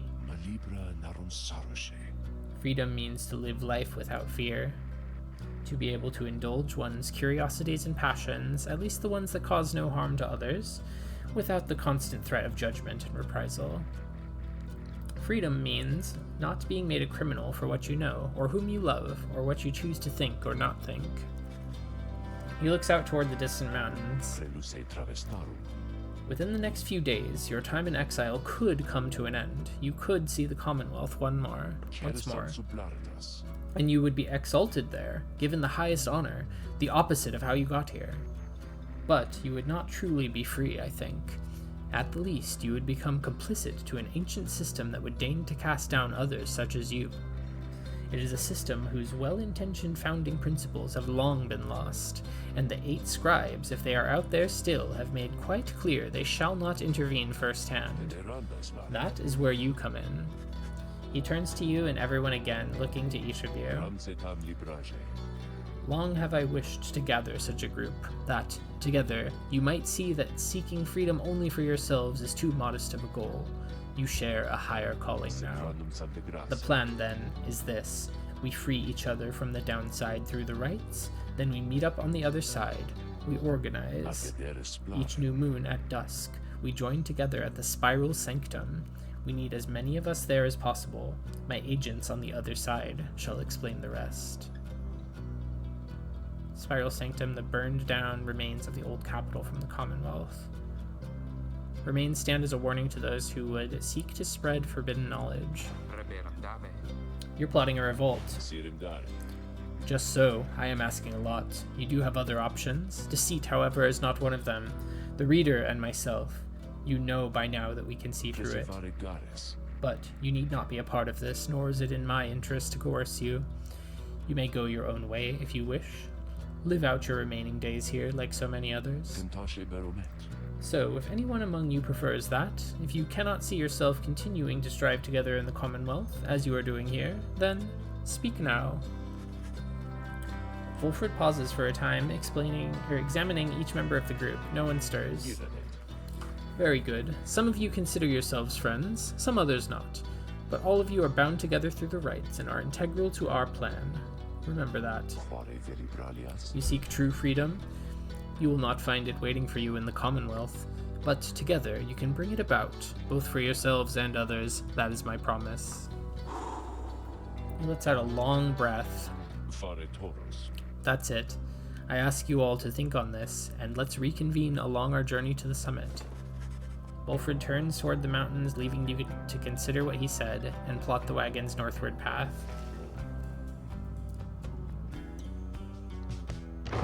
Well, there's only one way, so we might as well go. Nothing to consider. Pensarci menturis. Beyond lies Mount Elodial. I suggest we make camp here at the base of the mountain, for we shall need our spirits and our strength to make the ascent. The Beyonder Crystal seeks Tiso. And Wolfred can talk more. There you are, my kin. There was something which I wanted to discuss with you in private. He stares at me rather intently, as if reaching out, and then... Shemtage amitas. You do know what it means to be a reader. Those such as we are not limited to reading pages from a book. Though, your ability in this, I sense, is nascent still, mere flashes, uncontrollable. I see, as well, now, that they haven't told you yet, your friends, and that explains a lot. They haven't told you readers such as you cannot go free. I had wondered why you would insist on pressing onward with this group in light of this. The answer then was plain. You simply did not know or fully realize. They did not deceive you, by the way. There is no reason they would know themselves other than Tariq, who shall not influence your thinking in such matters. Rather, I had expected, when at first we met, that you already knew the truth of this from having read the passage in the Book of Rites, which states it plain. Only those who shall conduct the rites first-hand shall walk the path toward enlightenment and become eligible to regain their freedom. Perhaps you have not gotten to that part just yet. Wolfred breaks free from you and looks at you again. Then he speaks to you as normal. Narum care saste. It is plain that you are not in adequate condition to conduct the rites, and this group values you as a reader. I wish only to ensure you understand what you are getting into here. Despite whatever hopes and dreams and promises might have been shared, I do not think the rites can help you to return, if that is what you had in mind. So, once again, I invite you to depart, and I will see to it that you are well compensated. Do not misunderstand. If it is your wish to remain, then you are welcome. But this journey we are on, it has no guarantees, not for you, nor for any one of us. Do you understand? Wolfred indicates that readers such as you cannot go free through the rites.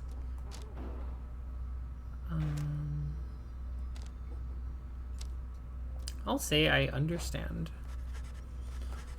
You understand the words of warning, yet, just the same, you choose to carry on. There's more that you wish to achieve on this journey than freedom for yourself. I admire that, my kin. Then, very well.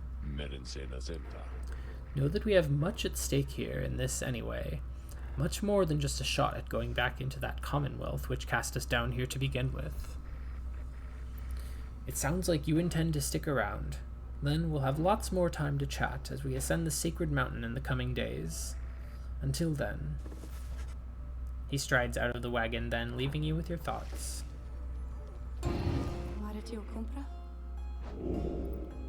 Let's request a scribe trial for Tiso.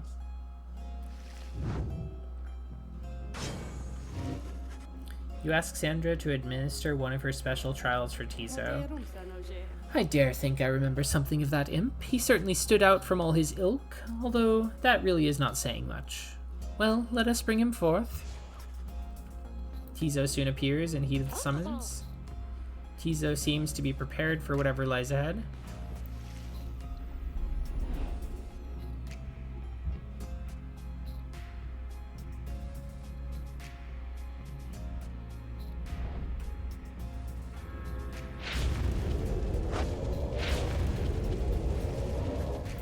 The apparition Sandra appears and unfastens her mask. Listen well, imp. You answer to me here. He understands and is prepared to take the trial. You know the formalities, of course. Show me, then, what you have learned thus far about the rites. Here in this trial, it shall be just you, my Beyonders, and your lovely reader. Let's see how you fare.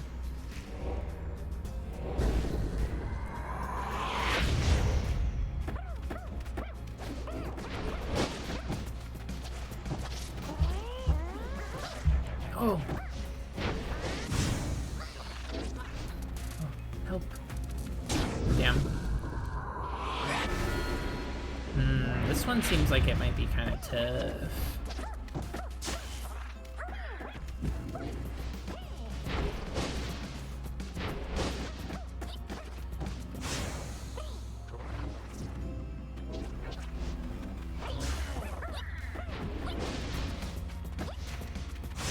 I tried to jump.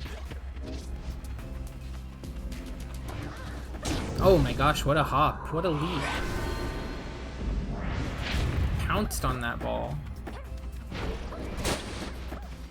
Okay, there's walls here. I probably could use those to protect myself. Ah, fuck, I keep not flapping fast enough. Ow! Owie!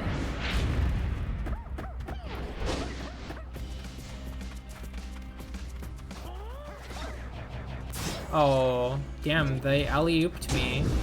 One of them dropped me out of the sky into the other one's aura.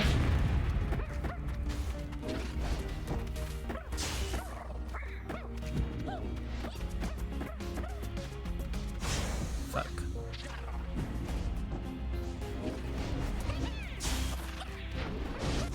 Oh.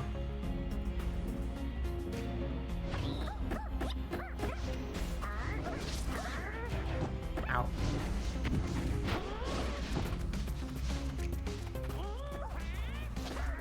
Ah, jeez. Would you guys stop?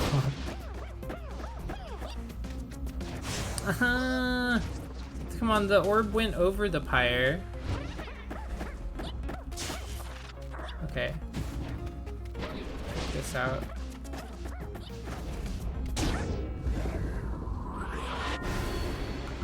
Okay, just gotta do that like 2 more times.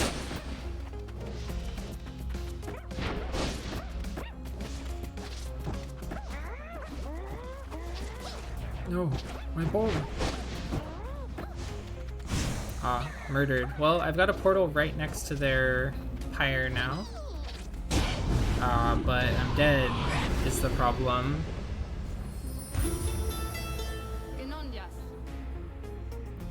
You win this time, Sandra. Come on, Imp. This is not meant to be easy, even for the likes of you. I would tell you not to waste more of my time, but then my time is there for you to waste, so try again now or whenever you so choose. Okay. I think we can do better, but it does seem kind of hard.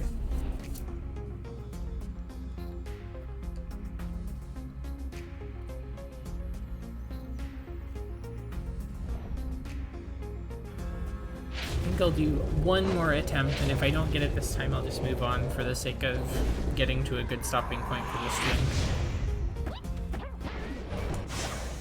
Let me just blow myself up because I forgot how this character I was just playing as works. That's okay.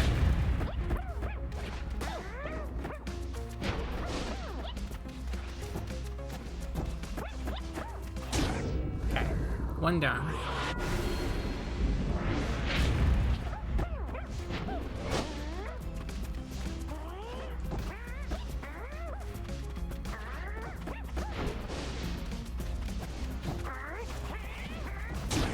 Okay.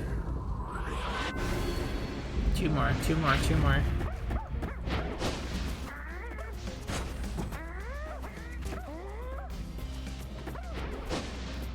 Okay.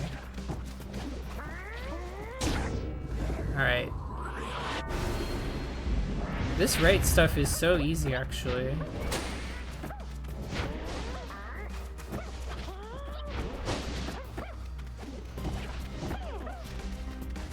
Ah.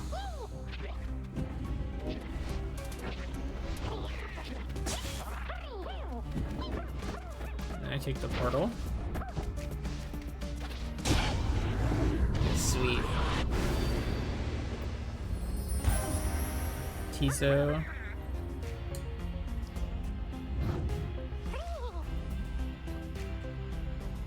Excited to have completed Sandra's challenge and awaits her approval. A worthwhile effort, Imp. Your performance was sufficient. You passed my test. Your predecessor may well have approved. Thus, congratulations are in order. To you and to your lovely reader. Now farewell. Yeah, the portal makes it seem a lot more doable. It'd be hard without.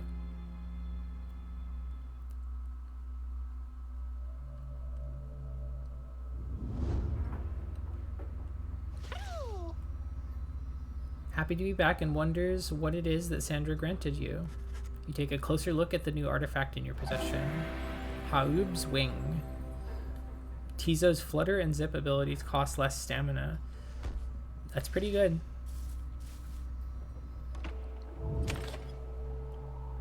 Okay, let us discuss the plan.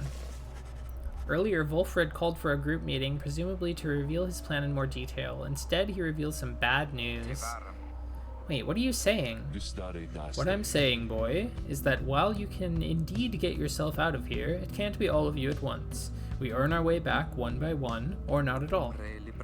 But I swore that we'd go free together. We may go free together yet, but it's going to take time, and this is only the first phase. You, Hedwyn, and the others exchange glances. Let me make this plainer for you still. Here is how the coming days are going to unfold. First, we're going to ascend Mount Alodiel, there to the north. You may not think this wagon's fit for it, though rest assured it's made the journey many times. Next, we'll pass through Scribe's Gate. Only the worthy pass through there, as your reader could attest, if they did not merely skim that chapter of the book. Judgment of the scribes determines who can cross and who is sent the fast way down. Afterwards, we'll reach the Fall of Solium and meet our adversaries in the rites. They are to be the Tempers, led by the demon Ignarius. You'll know him when you see him.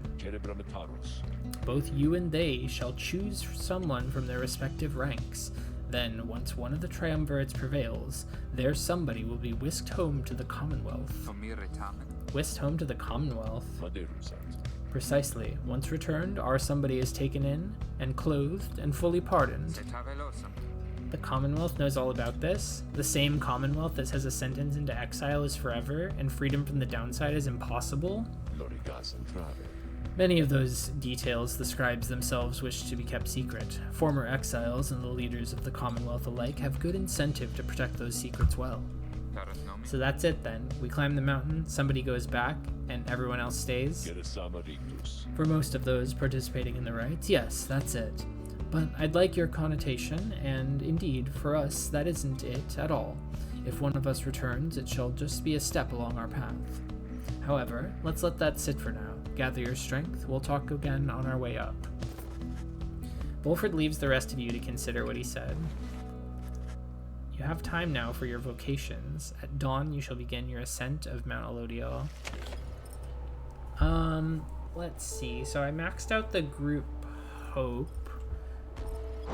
But maybe I can get a different stat now. Let's go for presence.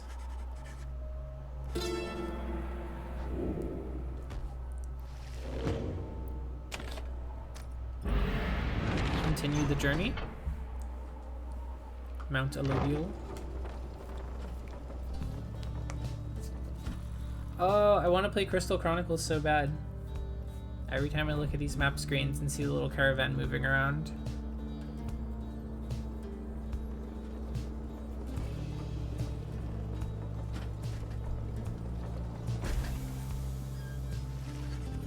Here before you lies Mount Alodiel, stretching far beyond your line of sight. Somewhere upon this mountain lies the only place from which you can escape the downside. Your companions gather around again before Wolfred, who stands as tall as ever. Whether from the cold air or the subject now at hand, you sense a tension in the air. Now then, you all have many questions, no? I've done a lot of talking, so go on, ask away. There's only silence. One question stands out in your mind, which you refrain from asking yet. If only one of you is to go free at first, who shall it be? Go on now, don't be shy. Who first? Questions. Why us? Why you indeed, madam. That I can explain. You've seen the sort you stand against as adversaries in the rites. What is it that they want, do you suppose? They want their freedom back, of course. They'll settle for it on the Commonwealth's own terms. They'll gain their freedom and some cushy new responsibilities. Perhaps then they'll have a hand in sending still more exiles here to join us. Think on it. The Commonwealth rose from the ashes of fallen empire thanks to the efforts of the first exiles who escaped this place via the rites. It is the Commonwealth's first and proudest tradition to honor those ones who live to redeem their transgressions. They have a certain wisdom, do they not? But as for you, I have been looking for a certain set of dispositions for a good length of time. All I needed was for somebody appropriate to show up and to listen. So I planted many little eyes and ears throughout this land, whispering hints of this, absurd as it may sound. Took someone with a certain faith and creativity to go for it. That someone proved to be Hedwin over there. He was tasked with seeking 2 trustworthy allies, an old buried wagon and a reader. He was invited to bring others along for the ride, all different sorts, gather enough help, and he and his friends could be free. Long story, but you know much of the rest. So then, why you? Because I've had reason to believe you're not the sort to play right back into the Commonwealth's old hand. The rights, as you have seen, are quite exclusive. You are imposters in this little party. You could be the ones to break it up. Now then, more questions. Your head is beginning to spin. You can excuse yourself or keep listening. This is important. Let's listen. Wolfred's explanations are a lot to take in, though you feel compelled to absorb as much of what he's willing to tell you at this point. He prompts for further questions when Jodariel raises her voice again. Hold, you mistook my meaning. I understand your plan. Still, I wish to know, why us? Why are we, among all others, chosen for this liberation rite? Ah, I see. Well, that is simple, really, madam. You are chosen, you are qualified, I should say, because as the expression goes, 'tis what the scribes ordain. Though in this case, the expression is quite literally true. When the 8 created the rites, each of them anointed certain other exiles to participate on their behalf, exiles who showed some promise of redemption. The triumvirates they formed have stood the test of time, replenishing their numbers as their individuals have moved or passed on. You've met them as they are today, the accusers, the withdrawn, and so on. The 8 scribes also formed a special group against which all the others would be judged. That group they called the Nightwings. You bear their books, wear their masks and raiments. You need but show up to the rites, you see. The others erstwhile jockey for position and a chance to take you on. Yeah, well, what if we don't? What if we don't show up? Then you would deny yourselves a chance at freedom, and deny it also to your adversaries. Repeat that content. Victory means nothing in a common right, then? Participation is all that matters? Not so, madam. Only the enlightened may regain their freedom. While failure can be an excellent teacher, the scribes do favor the victor. So, you see, those who do not conduct the rites or do not prevail in them sufficiently, they may find themselves barred from the liberation rites. But these are technicalities. The Nightwings disbanded years ago. Since then, no one has gone free. Yet still, the other triumvirates pressed on with fleeting hope that one day you'd be back. It's been a heavy price to pay in all this. So now, if you'll excuse me, we'll talk again some other time. Some murmur to themselves about all this as Wolfred takes his leave. Others reconnoiter pathways leading up the mountain and present you with some options. So the fall or the ascent? Long lost valuables, or the 8 scribes will bless someone who goes through there. Let's go for a blessing. The Nightwings are going to the playoffs. Sublime beauty of Mount Elodiel, along with the thin air this high above the sea, has been enough to silence even the most talkative of your companions. However, Kay has been positively bursting with excitement. Isn't it wonderful? I think it really is, don't you? Tizo seems not to share Kay's enthusiasm. He does not like the cold. You've been here before, Tizo, isn't that so? Why would you ever leave? I wouldn't leave. I'd stay. I think I'd stay. Unless maybe I got too cold or hungry. Wait, is that? Something about her changes then. Wait, look, but Tizo, don't you see? Look, don't you see them there? Tizo seems to be exclaiming something in utter disbelief. You yourself see nothing, but Kay rises almost off her feet as the imp looks on, astonished. Was that the scribes? It was. I know it was. They said something to me. They spoke to me. They told us we are welcome, that we're welcome here. Kay runs off to spread the word among all your companions. Strangely enough, her enthusiasm is infectious, and in spite of everything, your spirits rise. Your companions gain +2 hope for the next rite. Cool. Hedwyn wanted to see the view from the Temple High Road. Gilman wishes to look upon the sacred waters of the cistern. Let's go to the high road. Let's see a nice view.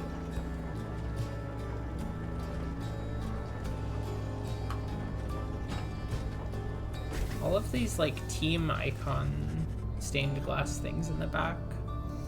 You and Hedwyn walk in silence for some time as he conducts a customary survey of the area. Well, my friend, no sign of howlers, as Jody would say. No sign of anything at all. You sense something is troubling him. Oh, that. It's just... I've been giving lots of thought to everything that Wolfred's told us. In another couple of days, one of us may be gone all of a sudden. Or, I don't mean to put it that way. One of us could go free. We earn our way back one by one, as he said. I want you to know something. The others and I, we talked it over, and when the time comes, we want you to decide. Decide who gets to go, if anyone. This might all be a part of Wolfred's plan, but we got here, and thanks to you, and even though I'm worrying right now about us splitting up, I guess if Wolfred has his way, all of us will meet up on the other side. And won't that be a day? Worst case, we keep failing in the rights, and we'll be stuck down here together just like this. Two of you walk on in silence for a time. When at last you return to the wagon, Hedwyn turns to you again. Thanks for the company. I think I'm better now. He feels more prepared for the next rite. Hope likewise for the best. Oh, he just gets experience. He gets enlightenment.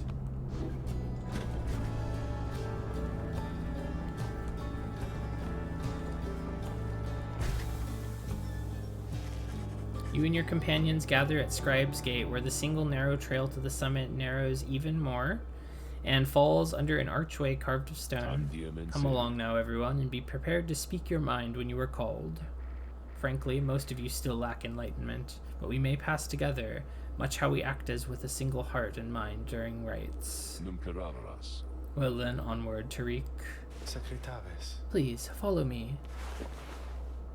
Removing his hat, the lone minstrel approaches the gate. You and all the others follow. He looks very nice with the hat off.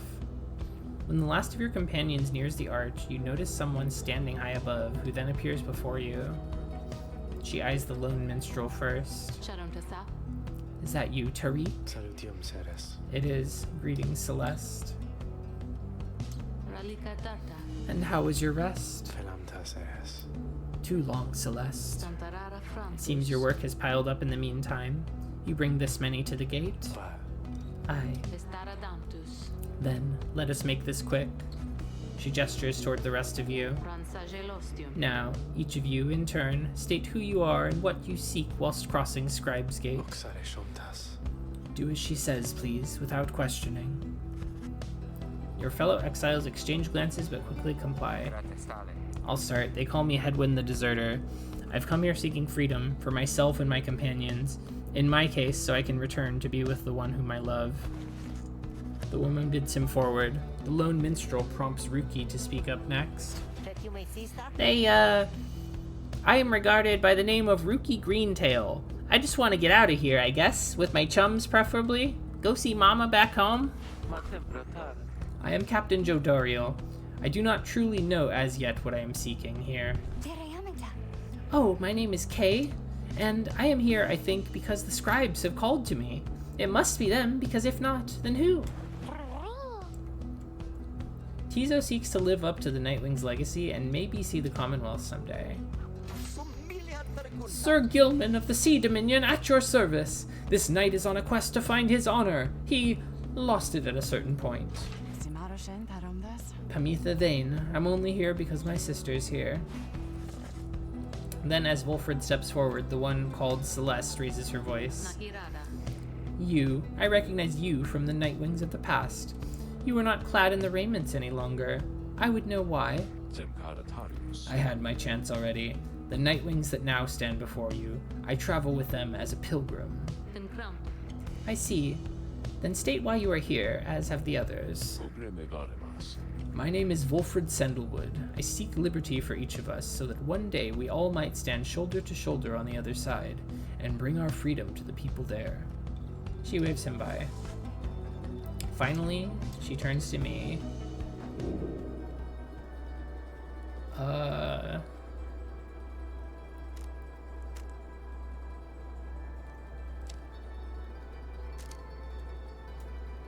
do not know who I am.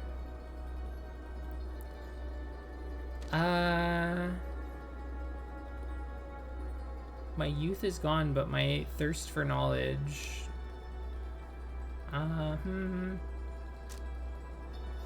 cannot make out the details of what life was like in the Commonwealth. Details of the Commonwealth are scarce within your mind. Perhaps you wanted to forget the place. The one they called Celeste continues to examine you, expecting you to add to your response. State also what you truly seek to traverse Scribe's Gate. I want to help my friends. The companions you have met here who have helped you to survive and to find kinship in the downside, your priority is to ensure that they achieve their goals. That is all you wish for now. The woman regards you for a time and then nods once and waves all of you by. The 8 scribes bid the Nightwings welcome here. Go forth with glory. And Tariq. Aye, Celeste. Be on your way as well. The lone minstrel bows his head, puts his hat back. He does not look back at her. We're going to the playoffs, Celeste. You gotta let us through. The big book. From the top of Mount Alodil, you can see the distant downside before you. You think on the many thousand leagues you crossed to reach this point as the sky grows dim.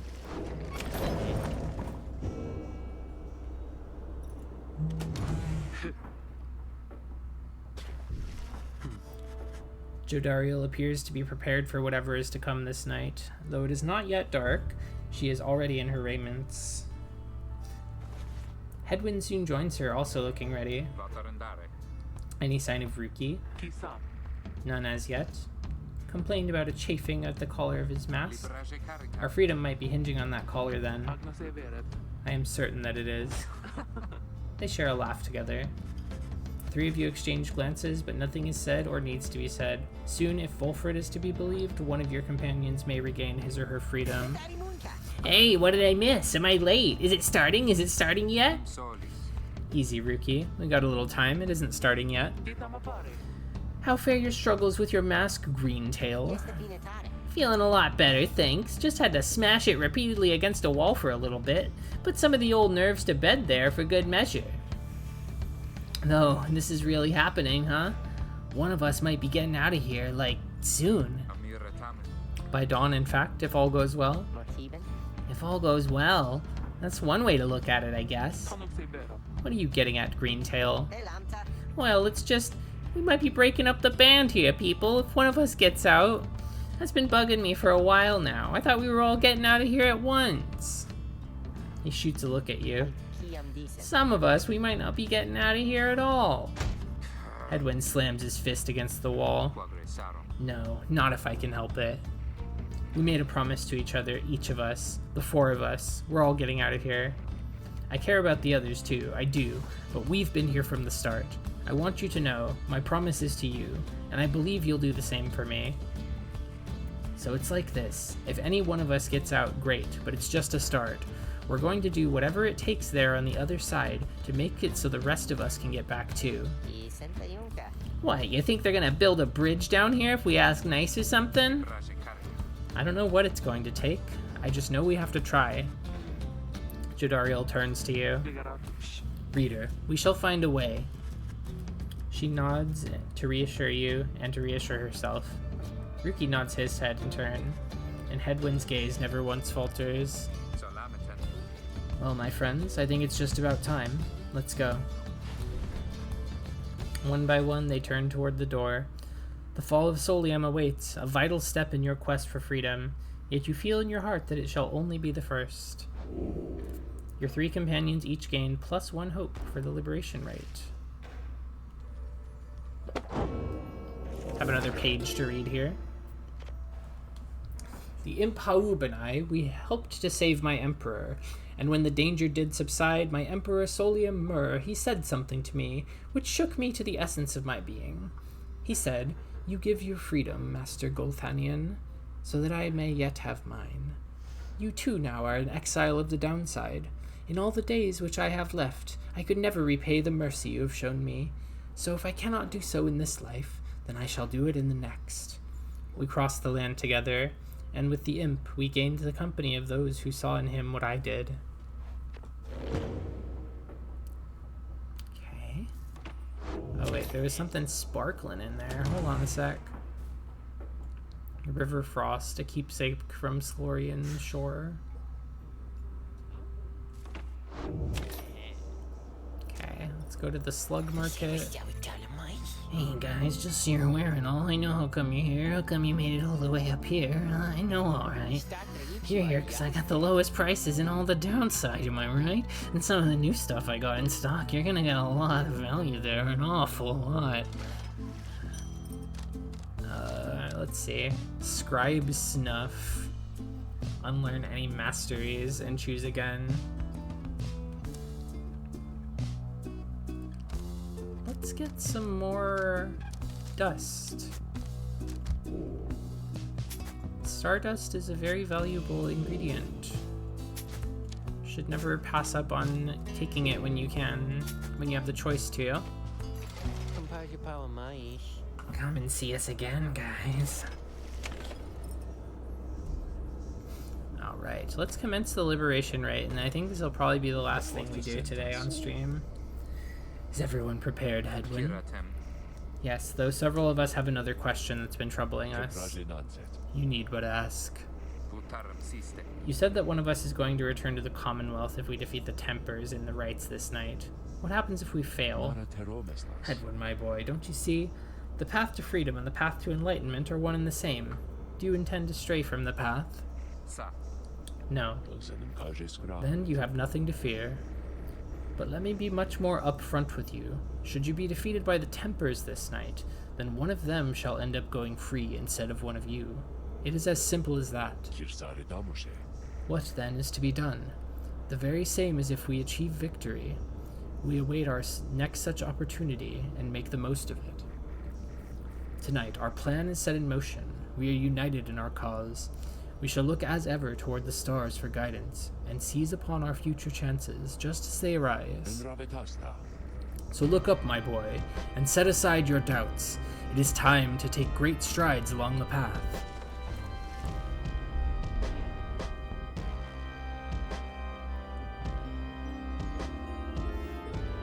Apartment hunting is soul draining. It is. I am so sorry for anyone that has to apartment hunt, anyone that has ever had to apartment hunt. It is not a good time. Many years have passed since last the Nightwings gained the summit of the sacred mountain and stood upon the fall of Solium. You are to be commended for your guidance, reader, but only if you can prevail in this liberation rite. Here you stand to gain much more than some enlightenment. Your adversaries are none other than the Tempers. I trust they need no introduction. I mean, I don't know Soon, them. one among you shall regain their freedom. The pyres burn and each of the triumvirates is present and prepared. I concur. The pyres burn and each of the triumvirates is present and prepared. Then, anointed one of the Tempers, come forth now and declare yourself, and pay any respects you have unto your adversaries, the Nightwings. A massive demon swaggers into view. He reaches for his mask. Whoa. You know who I am already, but look at what we got here. The damn Nightwings decided to show up. Almost figured we were gonna never see the day again. He takes notice of someone in your ranks. Hey, you! He indicates Jodariel. She scoffs back at him. Lose the mask. Ain't seen one of our own in ages, not in these damned robes. Yeah, he's got the pompadour, the tattoos, he's the classic tough guy look. Jodariel's hesitation is almost imperceptible before she moves to remove her mask, just as her adversary asked. Satisfied? Whoa, you must be new. Jodariel soon puts her mask back on. Enough talk. I like you, curly horns. Tell you what, once we put out your lights, you come along with these guys. We're gonna have a spot open. Only shame is I ain't gonna be around to show you a good time. I should rather cut out my tongue. Oh, you don't mean that. Our kind, we ought to stick together. Now, come on. Ignarius throws his mask back on as his allies snarl at the rest of you.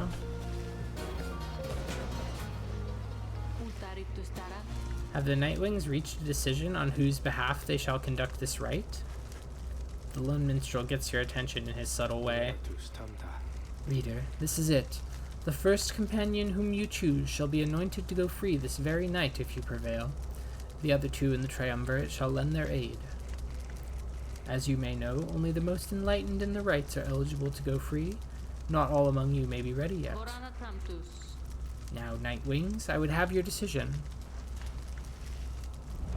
Who most deserves their freedom? Who most deserves their freedom? Jesus.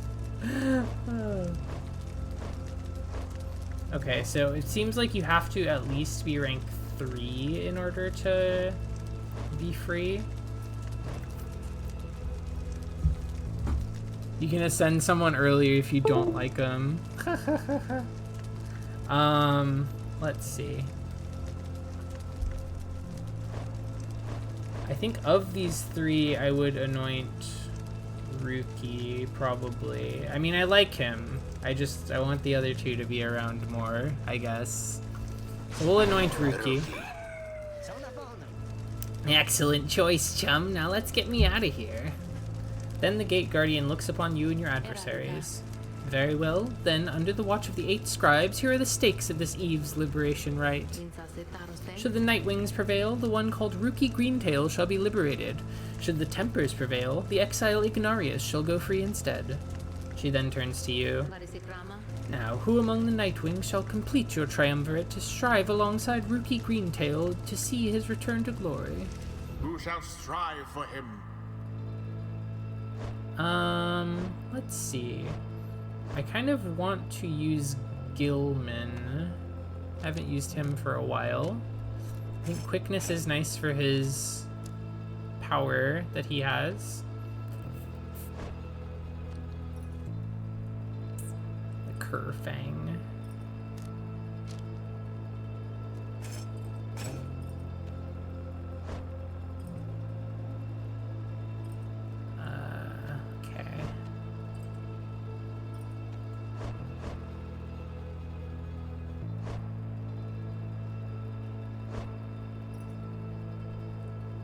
Maybe I'll give this a little upgrade. 3 quickness.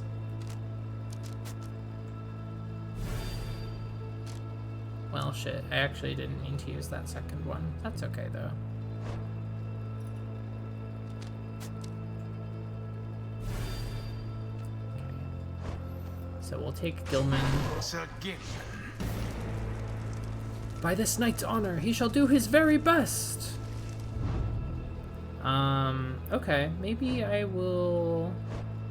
Knowing that I need to get everyone to beyond a certain point, maybe I will try to use some of the characters I've used less so far. You got it, reader darling. The choice is cast.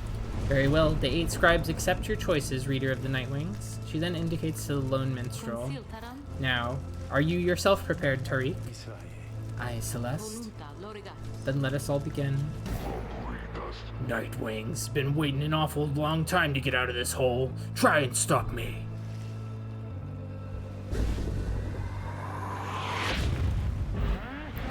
Commence.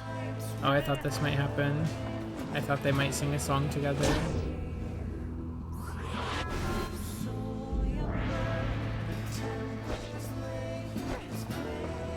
The Supergiant duet song.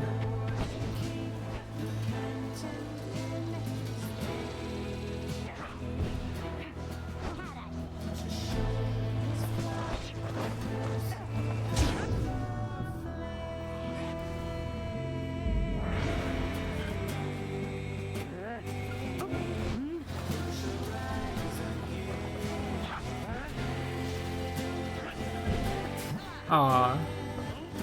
Kinda just parked his whole ass on it.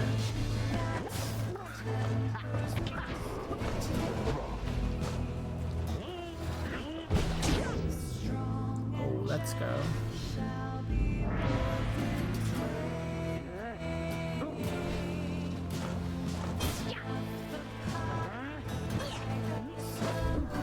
Oh, they caught it. No way.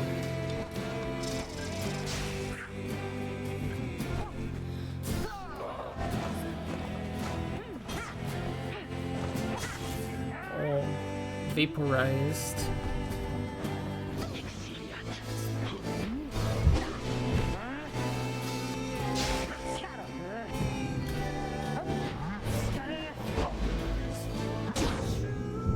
Glory dive.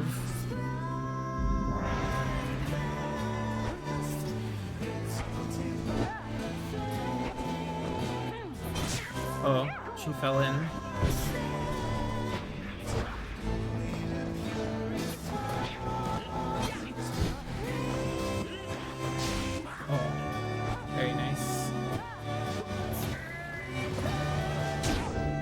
Gilman's so fast. You good-for-nothing Nightwings. Skip out on us for years and years, then show up all of a sudden like you're gonna let somebody out for once. But now we gotta work for it, I guess. Damn it, I used to be the best. At this at least, but now the pressure's getting to me. Can't believe it's getting to me. Ah, Moira, I doubt you'd even recognize me anyway. Come on, Nightwings. Let's see you keep this up.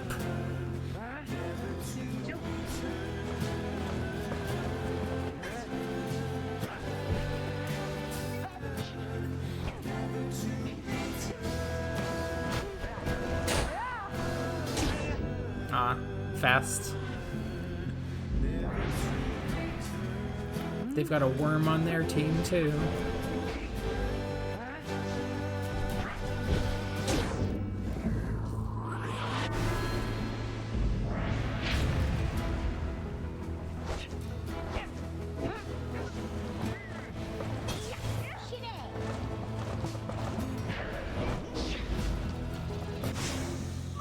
I almost pity what transpired there. Oh, don't worry about it. It's fine.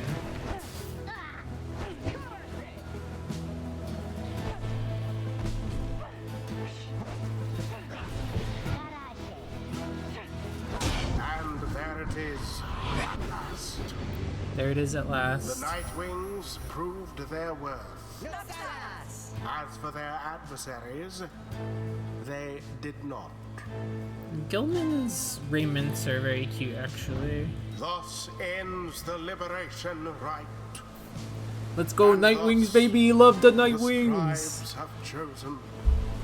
The scribes have exile chosen. appointed by the Nightwings shall be free, absolved of all misdeeds, Absolved of all returned misdeeds. to glory in the Commonwealth. These statues are very cool. His adversary and all others shall remain to carry out their rightful sentences.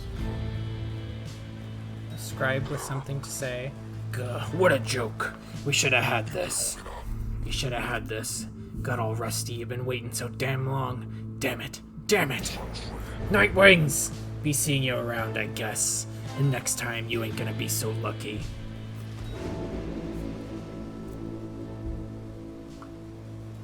Yes, I think I understand the structure of the game now. So, what now? I guess I'm just supposed to jump into this waterfall thing back here, and then that's it? Home free! Home free! Something comes over him then. Now, listen to me, chums. Don't any of you go thinking you're gonna miss me, yeah? You're gonna do just fine, even without old Rookie Greentail there to keep an eye out all the time. Even though the rest of you are just a bunch of slowpokes and all that.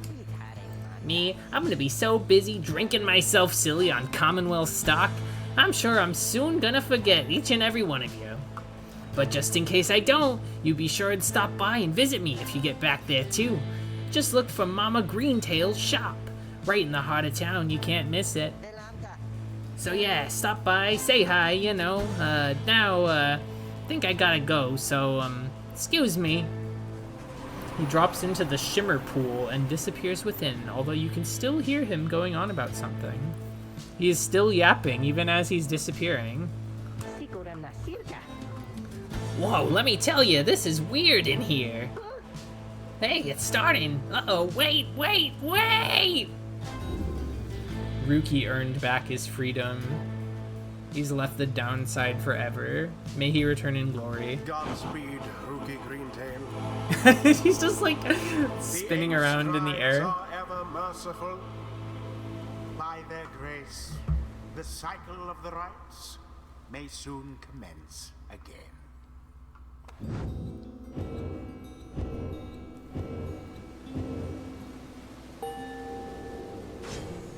All right. So grateful is this knight for such a glorious occasion that he is giving strong consideration to performing here and now the forbidden dance of the Sea Dominion. Well, that's fine. Quick draw, so you can like slash back and forth. That's interesting.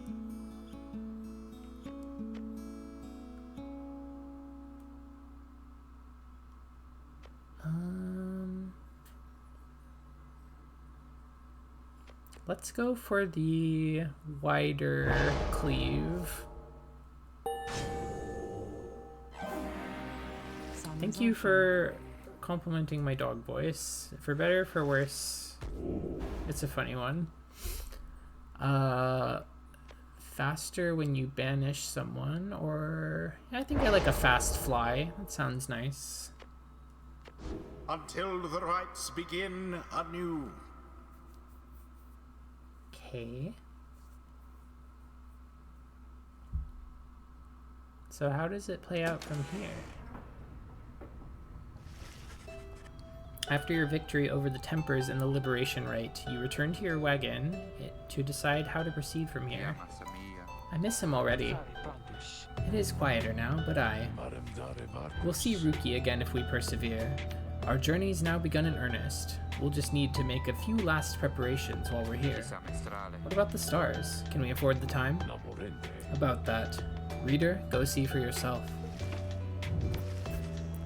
The night sky over Mount Elodiel is much darker than you would have expected.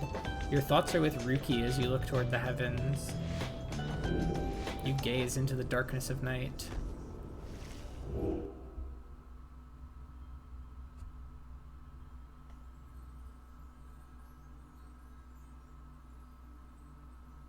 Lots of these dimmies.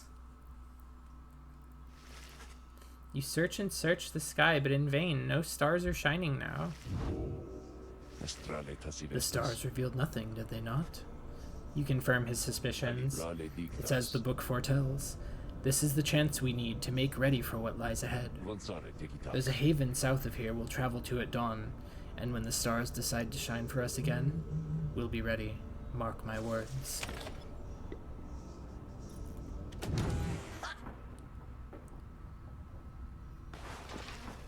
After the Liberation Rite, you find Sir Gilman in an uncharacteristically quiet and contemplative mood.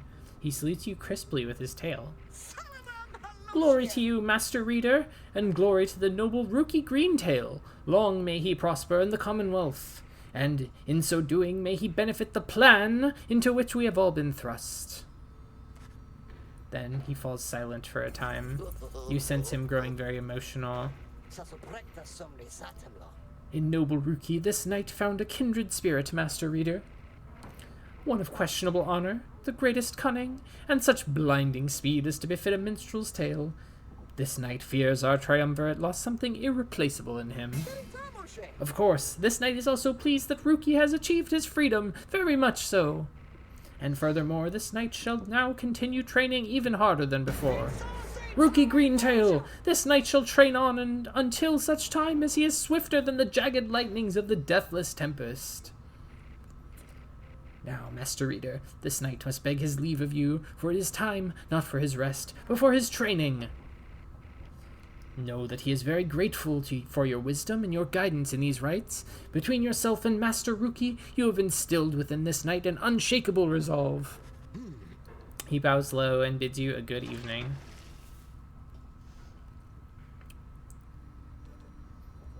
Alrighty.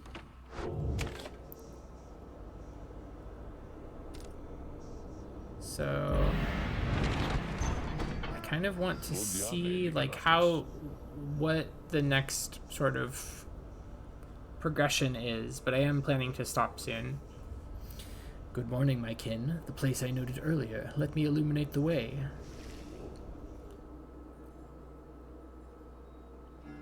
Okay. Await the next cycle of the rites here. There's like a well or something?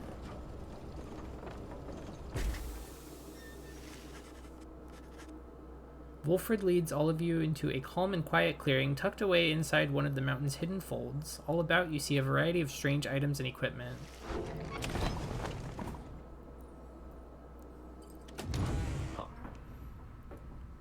What is this, man?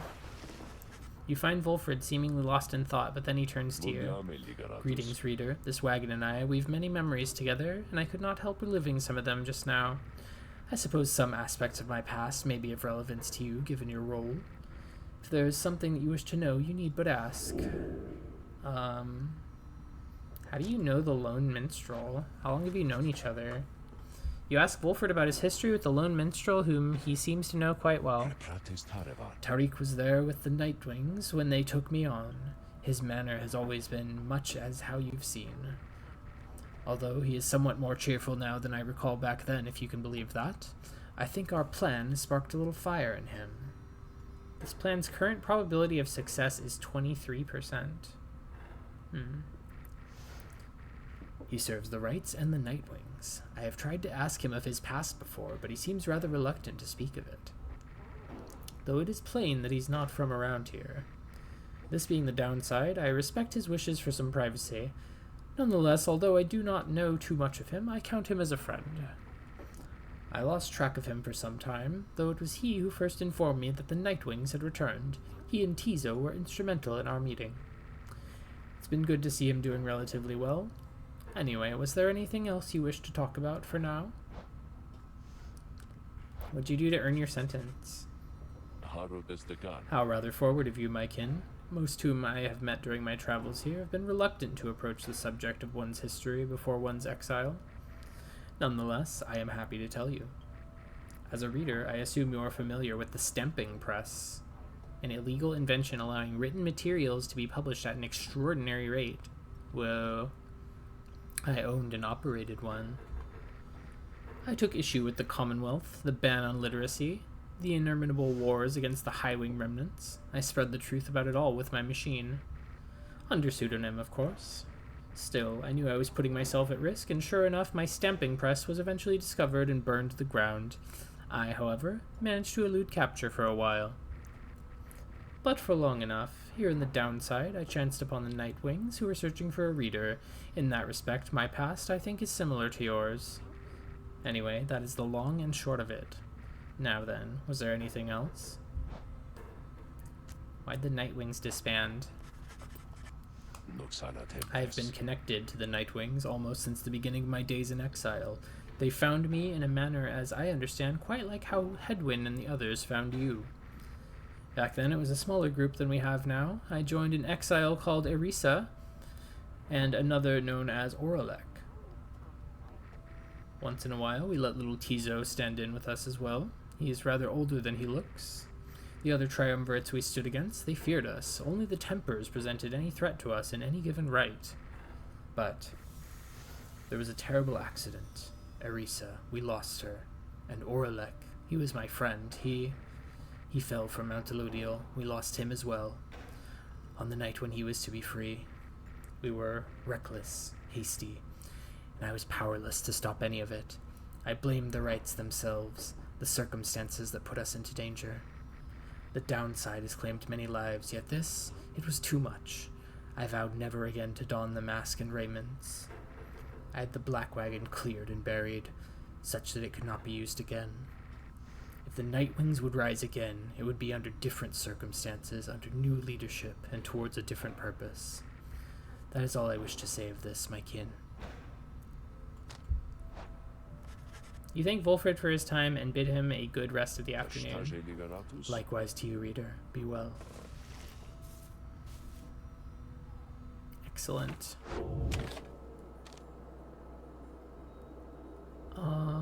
Let's bide our time.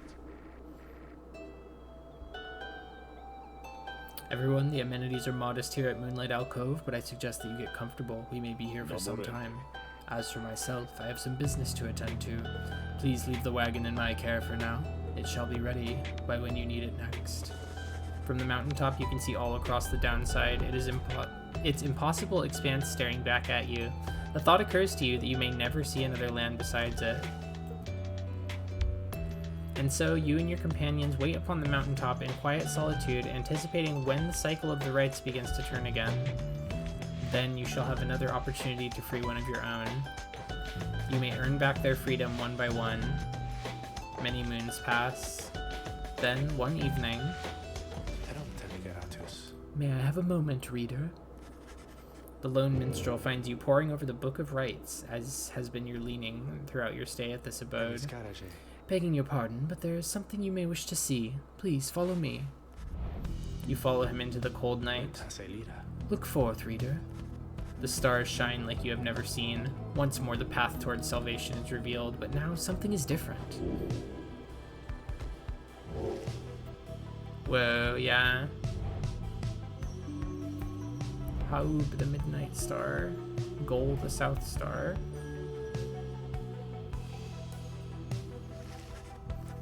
Each prior time you searched the stars, they showed to you a single path, but now several rites avail themselves to you at once. Henceforth, you may choose from several different rites.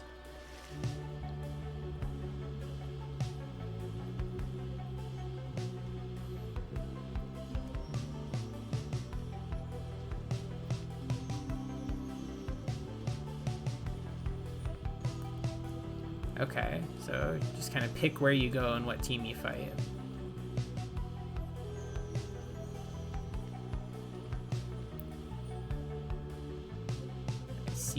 Okay. Maybe I will click on this Haub, the Midnight Star, the Bone Skeleton.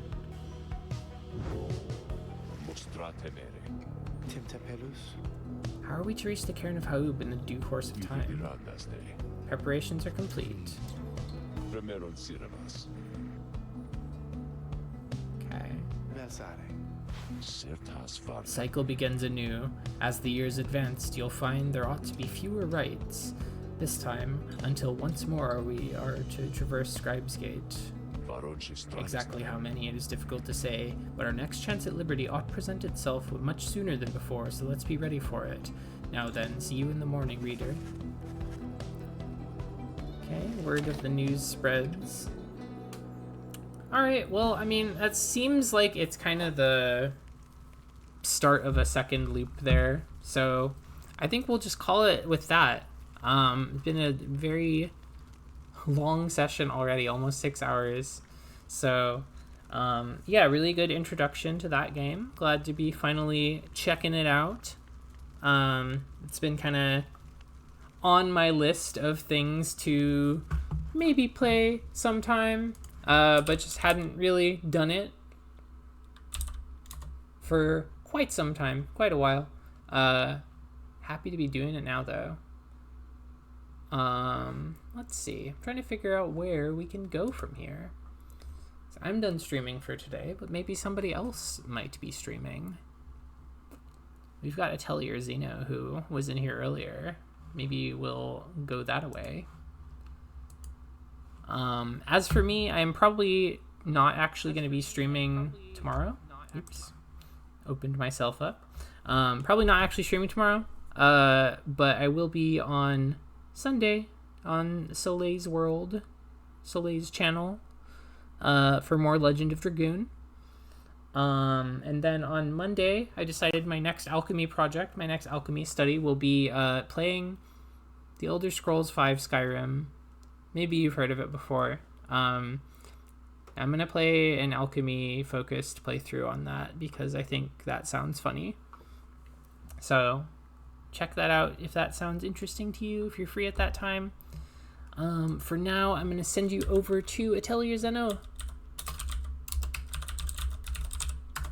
So, go check their channel out if you like. Looks like they're playing Pokemon Crystal. Been on that one a little bit lately. And yeah, thanks for coming out. We will see you all again in the future. Have a great rest of your day.